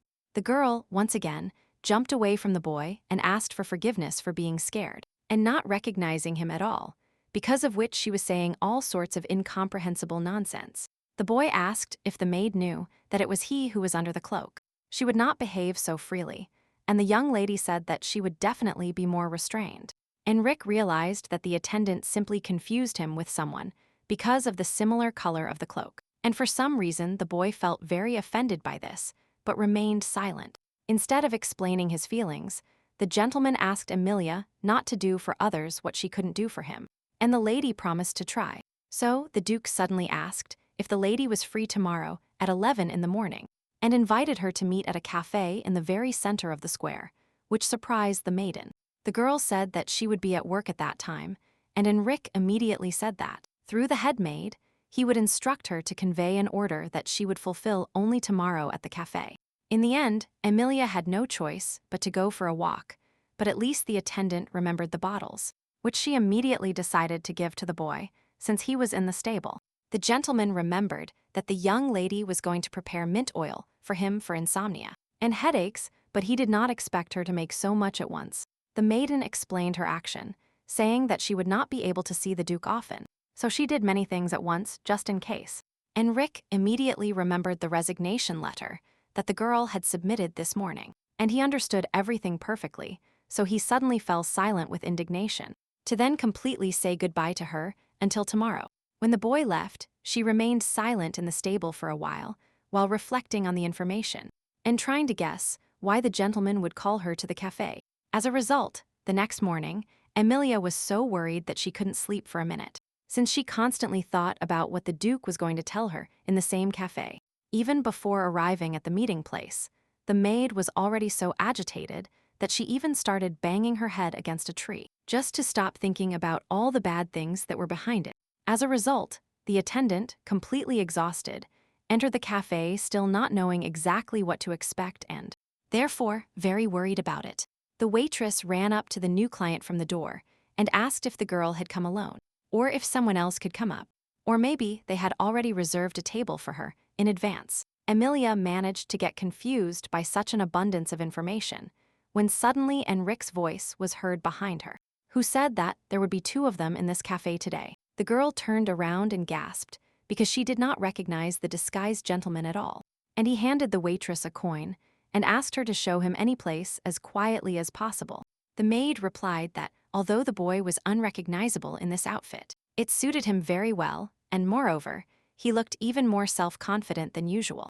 After carefully examining the place offered to them, Enrich was satisfied, and only then did he call Amelia with him, trying to go as unnoticed as possible. As soon as they sat down at the table, the young lady asked why the Duke had called her, and he took out a crumpled resignation letter from his pocket, which actually belonged to the maiden, but which was not so crumpled at first. The girl immediately asked what was wrong with her document that it was so crumpled, but Enrich turned away and never answered her question. In any case, the attendant still planned to resign soon, and the man asked her why, since it was unlikely that she would ever find a better job than on his property. Amelia explained that she had dedicated all the last few months to the well-being of the children, and that now she wanted to start a new life, which greatly surprised the gentleman. He asked if the twins had only been a burden to the girl all this time, and she immediately rejected the idea, since it was not true at all. The fact that Enrich called her siblings a burden to the girl annoyed her a little, since she thought that the boy knew how to draw the correct conclusions on his own. So, the gentleman suddenly announced that the lady had changed his life, and now she was suddenly leaving him. And from what he heard, the maid spat out all the tea she had started drinking. The girl had never thought of her relationship with the Duke in this way, and therefore, like a zombie, she enthusiastically asked what exactly he meant when he said something similar about her. Amelia noticed the sidelong glances of the people around her, and therefore asked the boy to say as loudly as possible that he was simply mistaken, and that not everything was like that at all. But Enrich stood firm and stated that everything he had just said was absolutely true for him personally, and that he was not going to lie and change his mind. Whispers immediately erupted from all sides about what kind of bad lady was sitting next to such a good boy and handsome, and the punk girl even wanted to shout that she wasn't like that at all. At the same time, not only Amelia, who was trapped by the master, had a hard time, but also Robbery, whom the Duke gave too much work, and the boy simply could not cope. Since the girl had already been disgraced by the whole cafe, she had nothing to lose, and she herself organized a confrontation with the boy, who was still calm and composed. Enrich could not understand why his estate could not be included in the lady's so-called new life, but that she was going to go somewhere unknown. Under such pressure of questions and arguments, the maid once again felt embarrassed, because she knew the reason for her actions, but she wasn't sure if they should have been explained in any way. The thing was that Amelia, at least now, did not want to be forced to make any specific decision again, but she wanted the lady to decide everything for herself. So at this moment, the attendant only asked the boy for time to think, and finally be able to understand what exactly the young lady was thinking. Enrich was so imbued with the maid's problem and understood it so well that he even apologized for not initially thinking of such an option. The lady couldn't help but noticed the fact that the boy was incredibly kind to her, so much so that in the end, she even wanted to accept his proposal, contrary to all her previous thoughts. However, the girl was still not going to make a decision right now, but with a happy smile, she was able to thank Enrich for his support, and promised to think about staying here. The gentleman nodded to the lady, telling her that she had a good idea, and then asked for permission to ask her one more question, and the young lady didn't mind. Enrich asked if the girl made that decision because of the children, and from her silence, he understood that he had guessed correctly. Although he himself believed that nothing could be solved with such methods, the Duke revealed the secret that he and his mother agreed to give the girl the position of maid. But for the children, she would never become an ordinary maid. He advised us to live quietly and happily with our children and not to fear our future together, because the Lord promised to help us with this later. What surprised the girl most about Enrich's words was that in the end, he added that he himself would like Amelia to be happy with the children, smiling insidiously, since he deliberately used his masculine beauty charms. The boy asked if the lady had any idea about this. The maiden didn't even think that the master would ever wish her happiness, so she felt quite embarrassed, and she promised to remember his words. So the attendant, with a malicious smile, asked if the Duke had anything to do. But the boy replied that he wasn't that busy. So the lady reminded him that for some reason he did not find time to meet with his relatives. Enrich admitted that he does not deny that he constantly runs away from his relatives, since they really cause him too much unnecessary trouble. The gentleman finished his thought about his relatives with the phrase that spending time with the lady is much more pleasant for him than communicating with them. So the girl thanked him and said that she wanted to give something back to him. To the boy's surprise, the maid suddenly gave him her pass, which he had once given her to keep, and they promised to return it to him in approximately a year. The gentleman accepted the card and casually thought that it was actually not something that could be passed on to anyone, so he took a risk. The fact is that this card is provided only to the king's special elite squad of the Az Empire and grants special privileges to its holder. Considering that the lady was wanted, the Duke thought that this card might be useful to her, and therefore he gave it to her, since he understood that if anything happened, he could even find out her location. However, since the maid was now directly by his side, any need for a pass for her had disappeared, since Enrich himself was much better. So the boy remembered that they had built a stone tower together. They arranged a meeting, and therefore asked what would happen to it, and the lady replied that it had now become their joint souvenir. Enrich thought for a moment, looking at the happy face of the girl talking about her realized wish, and smiled back at her because he considered it a good memory. A little later, Amelia was walking alone on the street, and she tried to understand how everything came to the point where she became such an important person to many. Because initially, she only wanted to replace Aileen. In this situation, the young lady could only understand the children, since they had been through a lot together, and even she herself became fond of them and therefore did not want to leave them. But why didn't the Duke want the maiden to leave his property now? The lady couldn't understand it, and now not a single explanation came to her mind, not even slightly understandable. So, the attendant came up with the idea that the boy might like her. But the young lady immediately tried to scare her away, because she wanted at least to rest today without doing anything. So, right now, Amelia burst into one of the bars, because only something strong would help her escape her thoughts, which was not yet allowed to be given to the children. Surprisingly, there weren't many people around, when suddenly the maid heard a girl boasting about putting too much salt in the food. Amelia carefully stopped nearby, because she recognized the lady who was saying something about young gentlemen. As a worker of Duke Herodias's estate, realizing that the dialogue was not very good, the young lady specifically sat not far from the maid who was speaking loudly so she could discreetly listen to what she would say. Next, and the girl was sure that because of her young age, no one would pay attention to her, so she continued to plan to laugh at the young gentleman. The maid admitted that at first she didn't really like doing this kind of work, but now she suddenly liked it and became very interested. Then she mentioned that these gentlemen sit in her room all the time, and only now did the attendant realize that they were talking about Joshua all this time. And Selmia, Amelia could not stand the fact that someone was laughing at the twins, so she approached and hit her glass on the table, frightening both girls. Barely restraining her anger, the lady said that she had perfectly heard the entire conversation, which is why the two friends also began to get angry because someone had overheard their dialogue. Since the young lady had finally changed her mind about leaving the estate, she threatened the girls by remembering their faces and saying they would meet again. After that, so as not to do anything else out of emotion, the attendant quickly escaped, leaving the girls in complete confusion. And the maid was right to leave right now, because her hands were trembling with rage, and she definitely would not have been able to control herself. That very evening, as soon as the lady returned to the estate, she immediately wanted to see the children, and although they were already in bed, they were still happy to have guests. The twins asked if the girl was fine, and she replied that she was fine, and that she only came to see how they were. Then Amelia noticed that for some reason her brother and sister hadn't eaten anything at all, but they replied that they didn't have an appetite today. Selmia, blushing slightly, said in a trembling voice that she didn't want meat or sweets today. It was a wonderful day for them, but from the girl's reaction, who absolutely cannot lie, she realized that something was wrong and, therefore, she rushed to the food. As soon as the children saw that the young lady was going to eat their food, Joshua couldn't stand it and shouted that it couldn't be eaten. As soon as the attendant tasted a small piece of food, she immediately spat it out, because it was absolutely impossible to eat such a thing. Now the maid understood why the twins weren't eating anything. She turned to them with a sad smile and asked if this was the first time this had happened.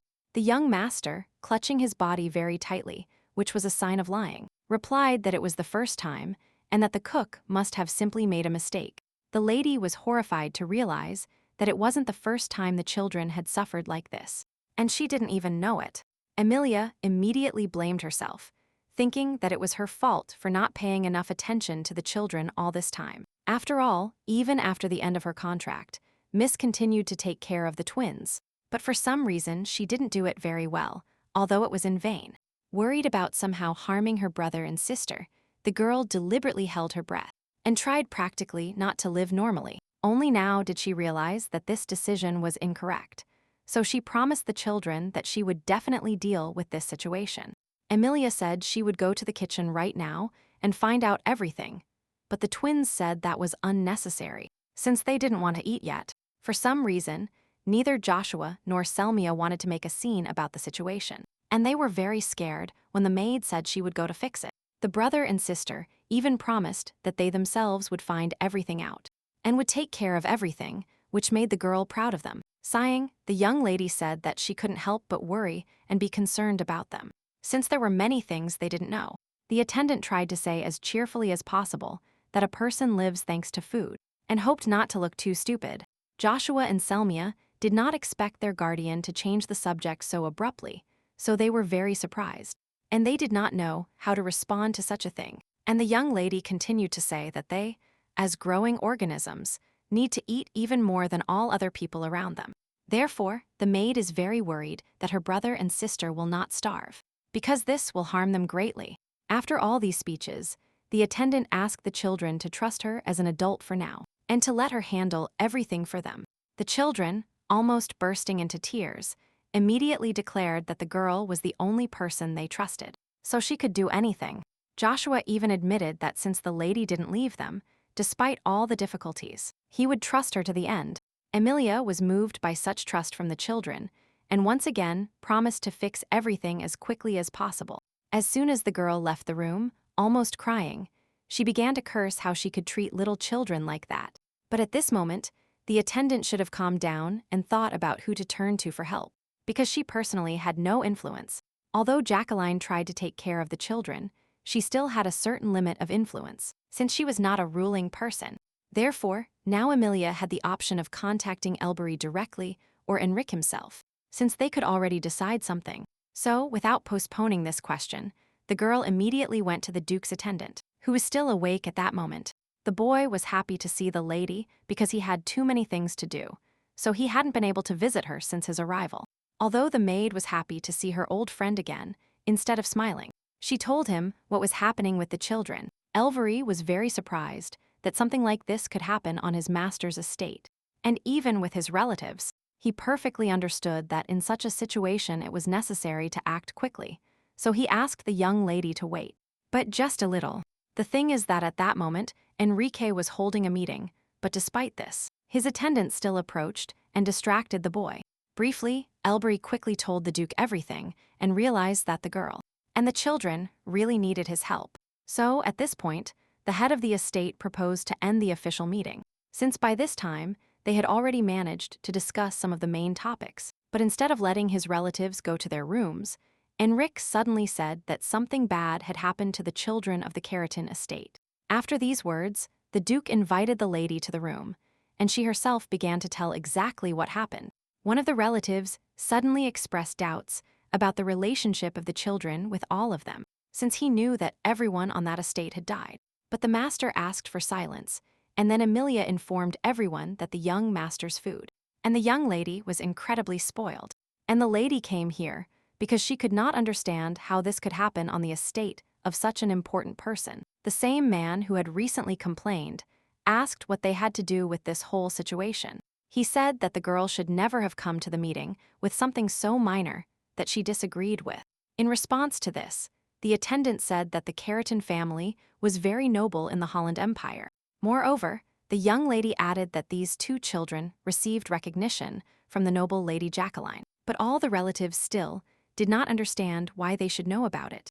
Amelia realized that it was unpleasant for such noble people to hear what some maid was saying, but there was no other option. So, Enrich came to the lady's aid and told her that since her guests were in this trouble, he, as the owner of the estate, was simply obliged to help.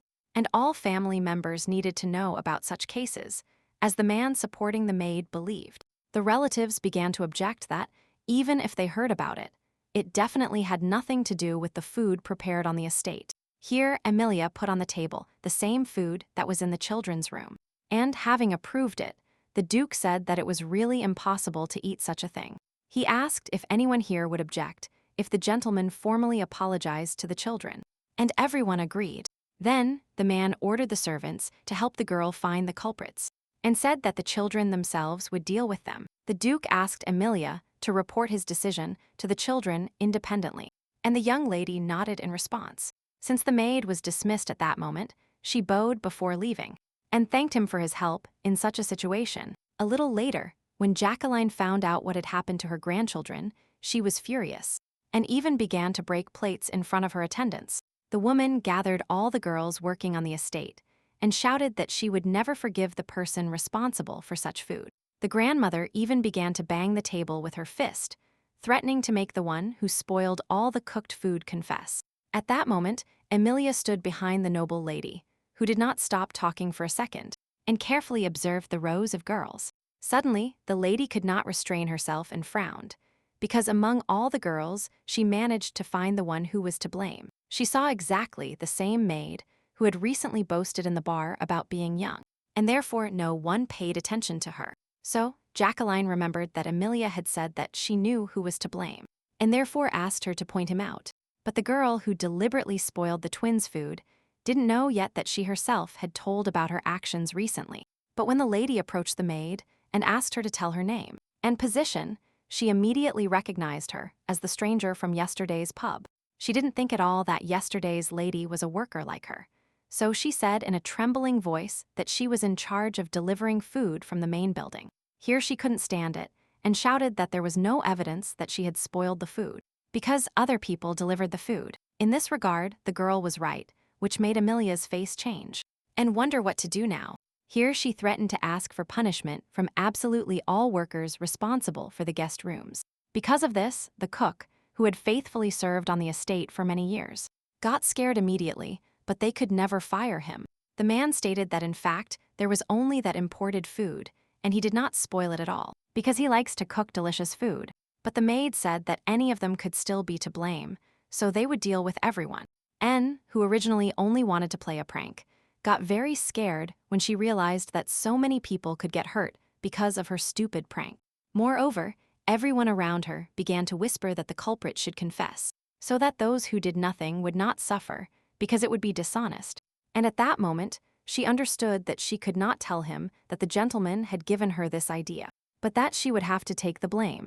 So the girl fell to her knees and shouted that only she was to blame for everything, and she really asked him to forgive her for this. Amelia asked why the maid was doing this, and she replied that she simply thought that these children had no place here. This phrase greatly angered Jacqueline, so the woman began to curse loudly again. Because she could not fully control herself, she began to ask for forgiveness from the girl who had identified her, but she said that she should not apologize to her, but to the children. The grandmother also confirmed the fact that it was Joshua and Selmia who would later punish the maid for her antics. But the woman herself could not resist the punishment, so from that moment on she swapped the work of the maids who served food, and worked in the laundry. Laundry work was considered the lowest, so the girls were against it, but Jacqueline stated that they were also responsible for the guests. The noble lady admitted that she even wanted to fire everyone who delivered food, but now there were very few hands on the estate. Moreover, just before leaving, the woman said that if the twins wanted to fire everyone, they would have every right to do so. A little later, when Amelia came to visit the children, they, with happy smiles on their faces, fed her the delicacies they had prepared. Since the sister and brother had managed to eat, they didn't want anything else yet. And finally, they weren't hungry after all this time. The boy thanked the attendant for solving their problem and said that on the issue of maids, they would follow the grandmother's decision, since it was the easiest way for them. In fact, the children didn't need anything else, because the lady had recently become their personal maid, which made her happy. Selmia dropped into the girl's lap and admitted that she often missed her, and that's why she was very happy that they could now see each other every day. Now, looking at the truly joyful children, the young lady realized that she should have been with them a long time ago.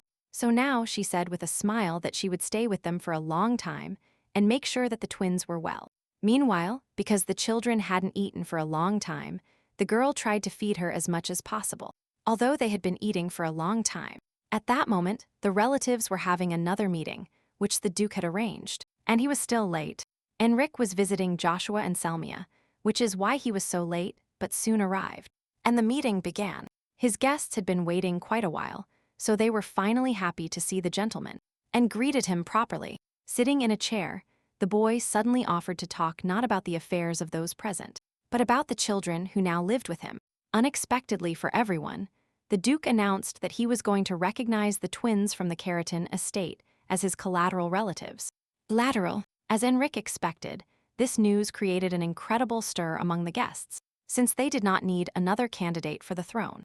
But raising his head, the boy pretended not to understand the reasons for the panic of the people around him, and added that this was at the request of a noble lady. However, almost all relatives said in unison that they were categorically against such a decision. Despite Jacqueline's approval, one of the men asked if, after being recognized as part of their family, the brother and sister would not be able to participate in the development meeting. In fact, after recognition, the children will have every right to participate in the meeting, while others will be completely against it. Moreover, the twins would have more chances to win, since they already had the support of their grandmother.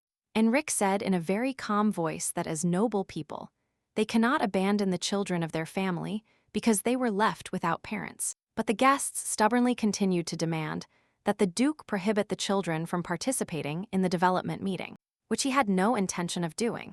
The gentleman shouted with particular force that due to such a pedigree, the sister and brother had no right to participate in the meeting. Suddenly, he could not restrain himself, and shouted that the babies did not contain the blood of their ancestor Heratius. But he immediately realized that he had gone too far. These words greatly angered Enrich, so he stated that it was already proven that the children were his relatives. Then the Duke's face twisted with anger, and the guy asked if the gentleman was questioning someone's relationship. The man tried to justify himself, but the gentleman abruptly replied that he absolutely did not need such stupid apologies. He said that his mother is now very involved with the twins, and therefore no one has the right to offend them. And the fact that someone dared to say that the children were not relatives of the family. Heratius greatly offended the gentleman, who simply could not forgive such a thing. Smiling maliciously, he asked if the gentleman really did not recognize his involvement in the family, because the children were part of his mother's family. Since the noble lady took care of all the guests during a certain period, they immediately began to worry. So, Enrich asked how they dared to condemn Jacqueline's choice and talk about their rights. Because this is very disappointing. The gentleman, because of whose words all this situation occurred, apologized again, and admitted that he was very wrong. Enrich scolded the man, telling him that in the future he should be more careful about what he says, especially about his loved ones. The Lord added moreover that he called the guests today not to get their opinion, but to confront them with a fact, because he was still the Duke. The relatives were displeased, because their opinion on this matter was not accepted. But in such a situation, they could do nothing. Seeing the general discontent, the Lord said that all those who disagreed could leave right now. But no one dared. However, suddenly, the gentleman himself began to reflect again on the topic of blood and the collateral branches of the Herodias family. But the Duke interrupted him and told him that he was not going to listen to anything else. At that moment, the boy prepared to leave, and before that he said that he was waiting for the man's speech at the next development meeting. As a result, the attendant, who had not the slightest fault for everything that happened during the discussion, even received a verbal blow on the head. As a result, the guy, who also got it, attacked the gentleman and began to scold him for such unrestrained behavior. One of the ladies realized that the angry attendant could get hit by the gentleman, so she tried to calm him down. In response to this, the man stood up above everyone and said that it was not too late to somehow try to expel the children from the Duke's property, and thus they would have no problems. Even if no one joined him, the gentleman finally decided to do everything possible to prevent the twins from attending the development meeting. At that moment, Amelia helped the noble lady, since she still had problems with her joints, although she was gradually getting better. Since the woman had prepared many different herbs in advance, she now had everything she needed, and quickly prepared the medicine. The woman wholeheartedly thanked the girl for helping her, since this was not her responsibility. The young lady said that she was trying, although she could not be compared with real doctors, since she has not trained anywhere and really doesn't know many things. To this, Jacqueline objected that even her doctor only slightly relieved the pain. But the girl almost cured her, so she was very grateful. The attendant was pleased with such praise that she couldn't wait, especially from a noble lady. So she became embarrassed and thanked her in return. Here the idol of the women was interrupted by the head of the maid, who knocked on the door and said that the lady had received an urgent letter. Jacqueline wasn't very busy, so she immediately read the message and at the same time thought a little, since the news it contained was unexpected. As soon as Leia left, the woman immediately sighed and wondered aloud what she should do. So Amelia asked what had happened. The grandmother replied that she was worried about the children, since the letter said that the governess who was supposed to take care of them during the development meeting would not be able to come. Although so many things had already been said about this very meeting, Amelia still did not understand what was happening at it. So she asked for an explanation. Jacqueline said that such a meeting is held to identify the strongest heir according to various indicators, and put him in the role of head of the family. Candidates for this are selected from collateral families and then receive the same education under supervision. And the governess is the person who helps and teaches during the entire time the children are under analysis. And at this moment, the lady did not know exactly whom to invite for this position, because the person should also be able to develop good competition. Amelia supported the lady, saying that her family was very noble, so they would quickly find a suitable candidate. Looking at the girl who was again helping her with her joints, the grandmother regretted that her status did not allow her to be given the position of governess. But as much as Jacqueline wished this, it was no longer possible to arrange anything, so she only thanked the young lady for helping her. That very evening, Amelia ran to her lover a little later, since she again needed to treat her joints, and arrived very late. Due to the rain, the girl did not immediately hear the bell, and all the other attendants had already gone home, so there was no one to help. Suddenly, the maiden bumped into a strange figure wrapped in a cloak, which blocked her way, and she got very scared. Amelia even decided that this was a very evil ghost, and therefore jumped aside so that he could not catch her. By chance, she hit the figure hard enough to make him bend over in pain, which made Miss realize that this person was not a ghost. Amelia was about to speak to the stranger, but then she noticed in his hand a hammer with a liquid that looked very much like blood. After what she saw, the girl ran away as fast as she could, because she decided that the figure in the cloak was a murderer. Moreover, due to the rain, all sounds were muffled and she could not see well ahead, so it was easy to kill her, and burying a corpse in such weather was even easier. The attendant seriously decided that this man had come for her, since they were looking for her, and suddenly grabbed her by the hands. But the girl immediately pushed him away, shouting that someone should come to her aid so that nothing would happen to her, because, while trying to escape, the maid was not very aware of her surroundings, so she tripped and fell down the stairs. And for some reason, the hooded figure, instead of trying to harm the lady, since she was a murderer, as she thought, suddenly approached to save her. Out of fear, Amelia closed her eyes and prepared to fall, but was surprised to realize that for some reason she felt no pain, although she was supposed to fall down the stairs.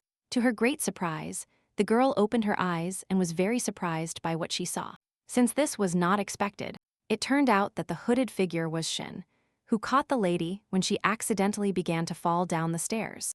The young lady replied that she was fine, and then the boy laughed at her reaction, guessing that she accidentally confused him with a ghost. He said that the point is that he went to repair the roof, and accidentally fell into a fence field where he dirtied the hammer.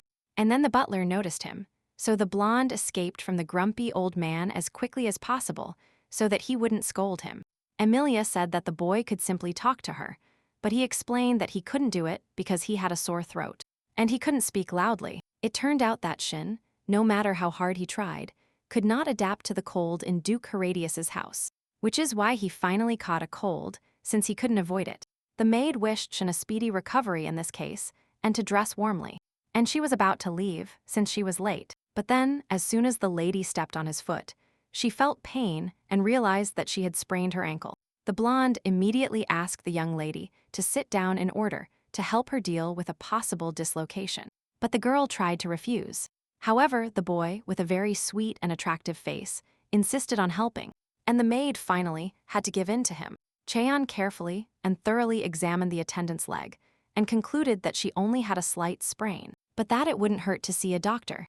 Only the lady had time to thank the boy for his help, when suddenly she heard a voice from the top of the stairs, asking what they were doing now. Both the boy and the girl simultaneously raised their heads to look up, and they saw that a gentleman was standing on the steps. The blonde said that Amelia had injured her ankle, and he helped her, which immediately began to annoy Enrich, so he immediately went down the stairs. The maid pretended that she did not feel any pain so that the boys would not worry, and even deliberately jumped to the floor several times, but almost immediately, the attendant felt pain immediately, so she stopped moving, and hiccuped, which made both men fear for her. Cheyenne carefully took Mrs. Hand and asked her to be careful for now, since the leg would not pass so quickly. Enrich saw this, and for some reason the boy's heart sank, and he himself pursed his lips with displeasure. Although he didn't realize it at all, the Duke suddenly approached the girl and told her that he would call a doctor for her, and that it was better for her to rest well from any work now so as not to go. As a result, for some reason Amelia found herself practically trapped between two boys, each of whom wholeheartedly wanted to help her. Since the young lady was very embarrassed by so much attention, she said that she herself could handle everything well. So that they would stop bothering her by asking for help, the lady hurried to change the subject and asked how Enrich had ended up here, because they were on the workers' stairs. To this, the gentleman replied that he was looking for Cheyenne and that he still needed to talk to him, so he asked to go to his office. Before leaving, the blonde once again advised the girl to carefully bandage her ankle and greeted her politely, leaving her alone. Unexpectedly, he returned and suddenly handed the attendant a candy, saying that it was compensation for the fact that he had scared her. And now for real, the boy also kissed the lady's hand, which made her blush a lot, since she was embarrassed. Then Enrich appeared behind the sociable and affectionate blonde, with the coldest possible face, and called him again. Amelia, who watched the boys interact with each other, was surprised that Shin spoke so freely with her master. A little later, the maid still introduced herself to the doctor, since Jacqueline insisted on this, who immediately called his personal doctor. The attendant was very embarrassed to be treated by such a doctor, and even in the room of a noble lady, which she couldn't even think of before. The woman said that she was glad that the young lady had no serious health problems, since at this moment she was limping quite a bit. Amelia herself saw the magnificent desserts in Jacqueline's room and asked her if she was expecting more guests. But the old woman explained that Enrich had sent these sweets when he found out that the girl had injured her leg. The attendant wondered why the Duke could do this, but was afraid to connect this situation with Cheon's act, who invited her to eat sweets. At that moment, after knocking, the head of the maids entered the room and said that a very important guest had come to see the lady. Jacqueline didn't understand why Leia approached her and reminded her that during the development meeting season, they didn't receive guests. But suddenly, the butler joined the maid and said that the guest had come with a letter of recommendation, so they couldn't drive him away. The old woman remembered that the bad governess had promised to send another girl in her place, so she realized that it was only her. Therefore, the noble lady had no right to refuse to receive a guest in such a situation, so she gave the order to take the girl to her room. Following the servants, she said that it was time for her to leave and Amelia, and then the woman offered to accompany the attendant so that everything would be in order with her, so that the lady could walk with her without problems. The lady handed her a cane, which she had prepared not long ago. The grandmother immediately complained that she felt like an incredible old woman every time she used it, but otherwise, walking still hurt her. However, the woman asked the young lady to hold her hand. From then on, she could walk calmly at least to the guest. Emily replied with a smile that her mistress could always rely on her, and immediately extended her hand to help. The only thing is that the maid asked the noble lady not to endure it, but to immediately tell her if she felt unwell. And she agreed. In the hall of the Horatia estate, Jacqueline met a new girl and said she was very happy to meet her. She handed the woman a letter, asking for forgiveness for her bad appearance, since outside there was a strong downpour, and there was no other way to deliver it. While the noble lady was talking to the hooded figure, Amelia suddenly realized that somewhere she had already heard the voice of the lady who had just arrived at the estate. However, due to the cloak on the guest's face, it was still impossible to see her face. No matter how hard the attendant tried, unsuccessfully looking under her face. So, the new girl herself remembered that she hadn't even introduced herself properly, and therefore reached out her hands to the cloak to take it off. As soon as the maid saw the girl's face, she was very surprised by this, for she realized that she knew her very well. It turned out that, fortunately, Miss Aileen had arrived at the estate and was supposed to take the children with her. The girl also immediately recognized Amelia and asked what she was doing here, since she expected to see her completely, even though they knew each other.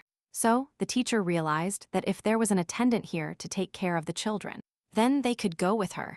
And she grabbed the young lady and asked about the twins. For some reason, Aileen was squeezing the lady's shoulder too hard and asked her to loosen her grip because it hurt. Suddenly, Enrich appeared next to Amelia, who pushed the newcomer's hand back and asked what she wanted. The boy explained that there was a suspiciously loud noise downstairs, so he came down to see what was happening, and he didn't like the guest's behavior. Jacqueline replied instead of Aileen, saying that this lady would now be the new governess of the town instead of the usual one, who suddenly fell ill. After these words, the teacher introduced herself and added that the noble lady's words were absolutely true. Moreover, Amelia, who knew Aileen, added that initially she studied Joshua and Selmia when they lived on the estate. This news surprised the children's grandmother so much that she even asked if it was true, and Aileen confirmed that it really happened. So, the girl approached the attendant and asked for forgiveness for having hurt her emotionally. The lady replied that she wasn't offended, which pleased the teacher, who then asked where the twins were now. Upon learning that her brother and sister were safe and sound on the estate, the girl fell to her knees in relief, shouting that she hadn't found them and believing that something terrible had happened to them. For some reason, the lady was so important that Joshua and Selmia were well, that she even burst into tears when she realized they were safe and sound. The girl cried so bitterly that the noble lady and the maiden even began to comfort her, and soon she completely came to her senses. Only Enrich realized that Amelia was now responsible for the lives of the children, so Aileen didn't have to worry about them so much. Then he asked how the teacher got to the Empire, since all the borders were closed, and she explained that a family friend helped her. Since she worked as a nurse in that family and there were gentlemen there, they were able to facilitate Aileen's passage across the border. The boy was about to continue interrogating the girl, but his mother interrupted her son and told him that the new governess needed to rest from the journey. The teacher smiled sweetly at the woman and thanked her for her concern, since she was indeed a little tired from the journey. Jacqueline also released her attendant for the day, who was also grateful to her, since she now had free time. Looking at her friend again, the maid realized that she still couldn't believe that she was really here now. For some reason, the teacher's presence on the estate was somewhat annoying to the young lady, but she couldn't even explain exactly why. A little later, Enrich convinced the noble lady that he would dismiss her, and when they returned to the room, she immediately collapsed into a chair. However, she couldn't help but think once more that with the arrival of the girl, her life had improved greatly, and the boy patiently listened to his mother's speeches while drinking tea, and periodically maintained a dialogue because he was interested. When enumerating all the positive qualities of the good lady, the grandmother came to the conclusion that she would be an excellent replacement for the head of the maid. But with a smile, Jacqueline explained that this would not happen now, since for now Amelia was doing the best she could to take care of the children. Only when the twins grew up completely would it no longer be necessary to take care of them, and the woman hoped that the maiden would remain on her property. The noble lady covered her son's hand and said that someday her brother and sister would reach the same heights as him now, but for now they would grow and grow. The Duke remembered that he became independent from a very young age, but he did not know if something similar would happen with the children. And the mother continued to talk, and even touched upon the topic of how sad Amelia would be in this foreign land of another empire. Here Enrich couldn't stand it, and asked if the woman had called him so late for some reason. And it wasn't just to drink tea that everything started, since this had never happened before.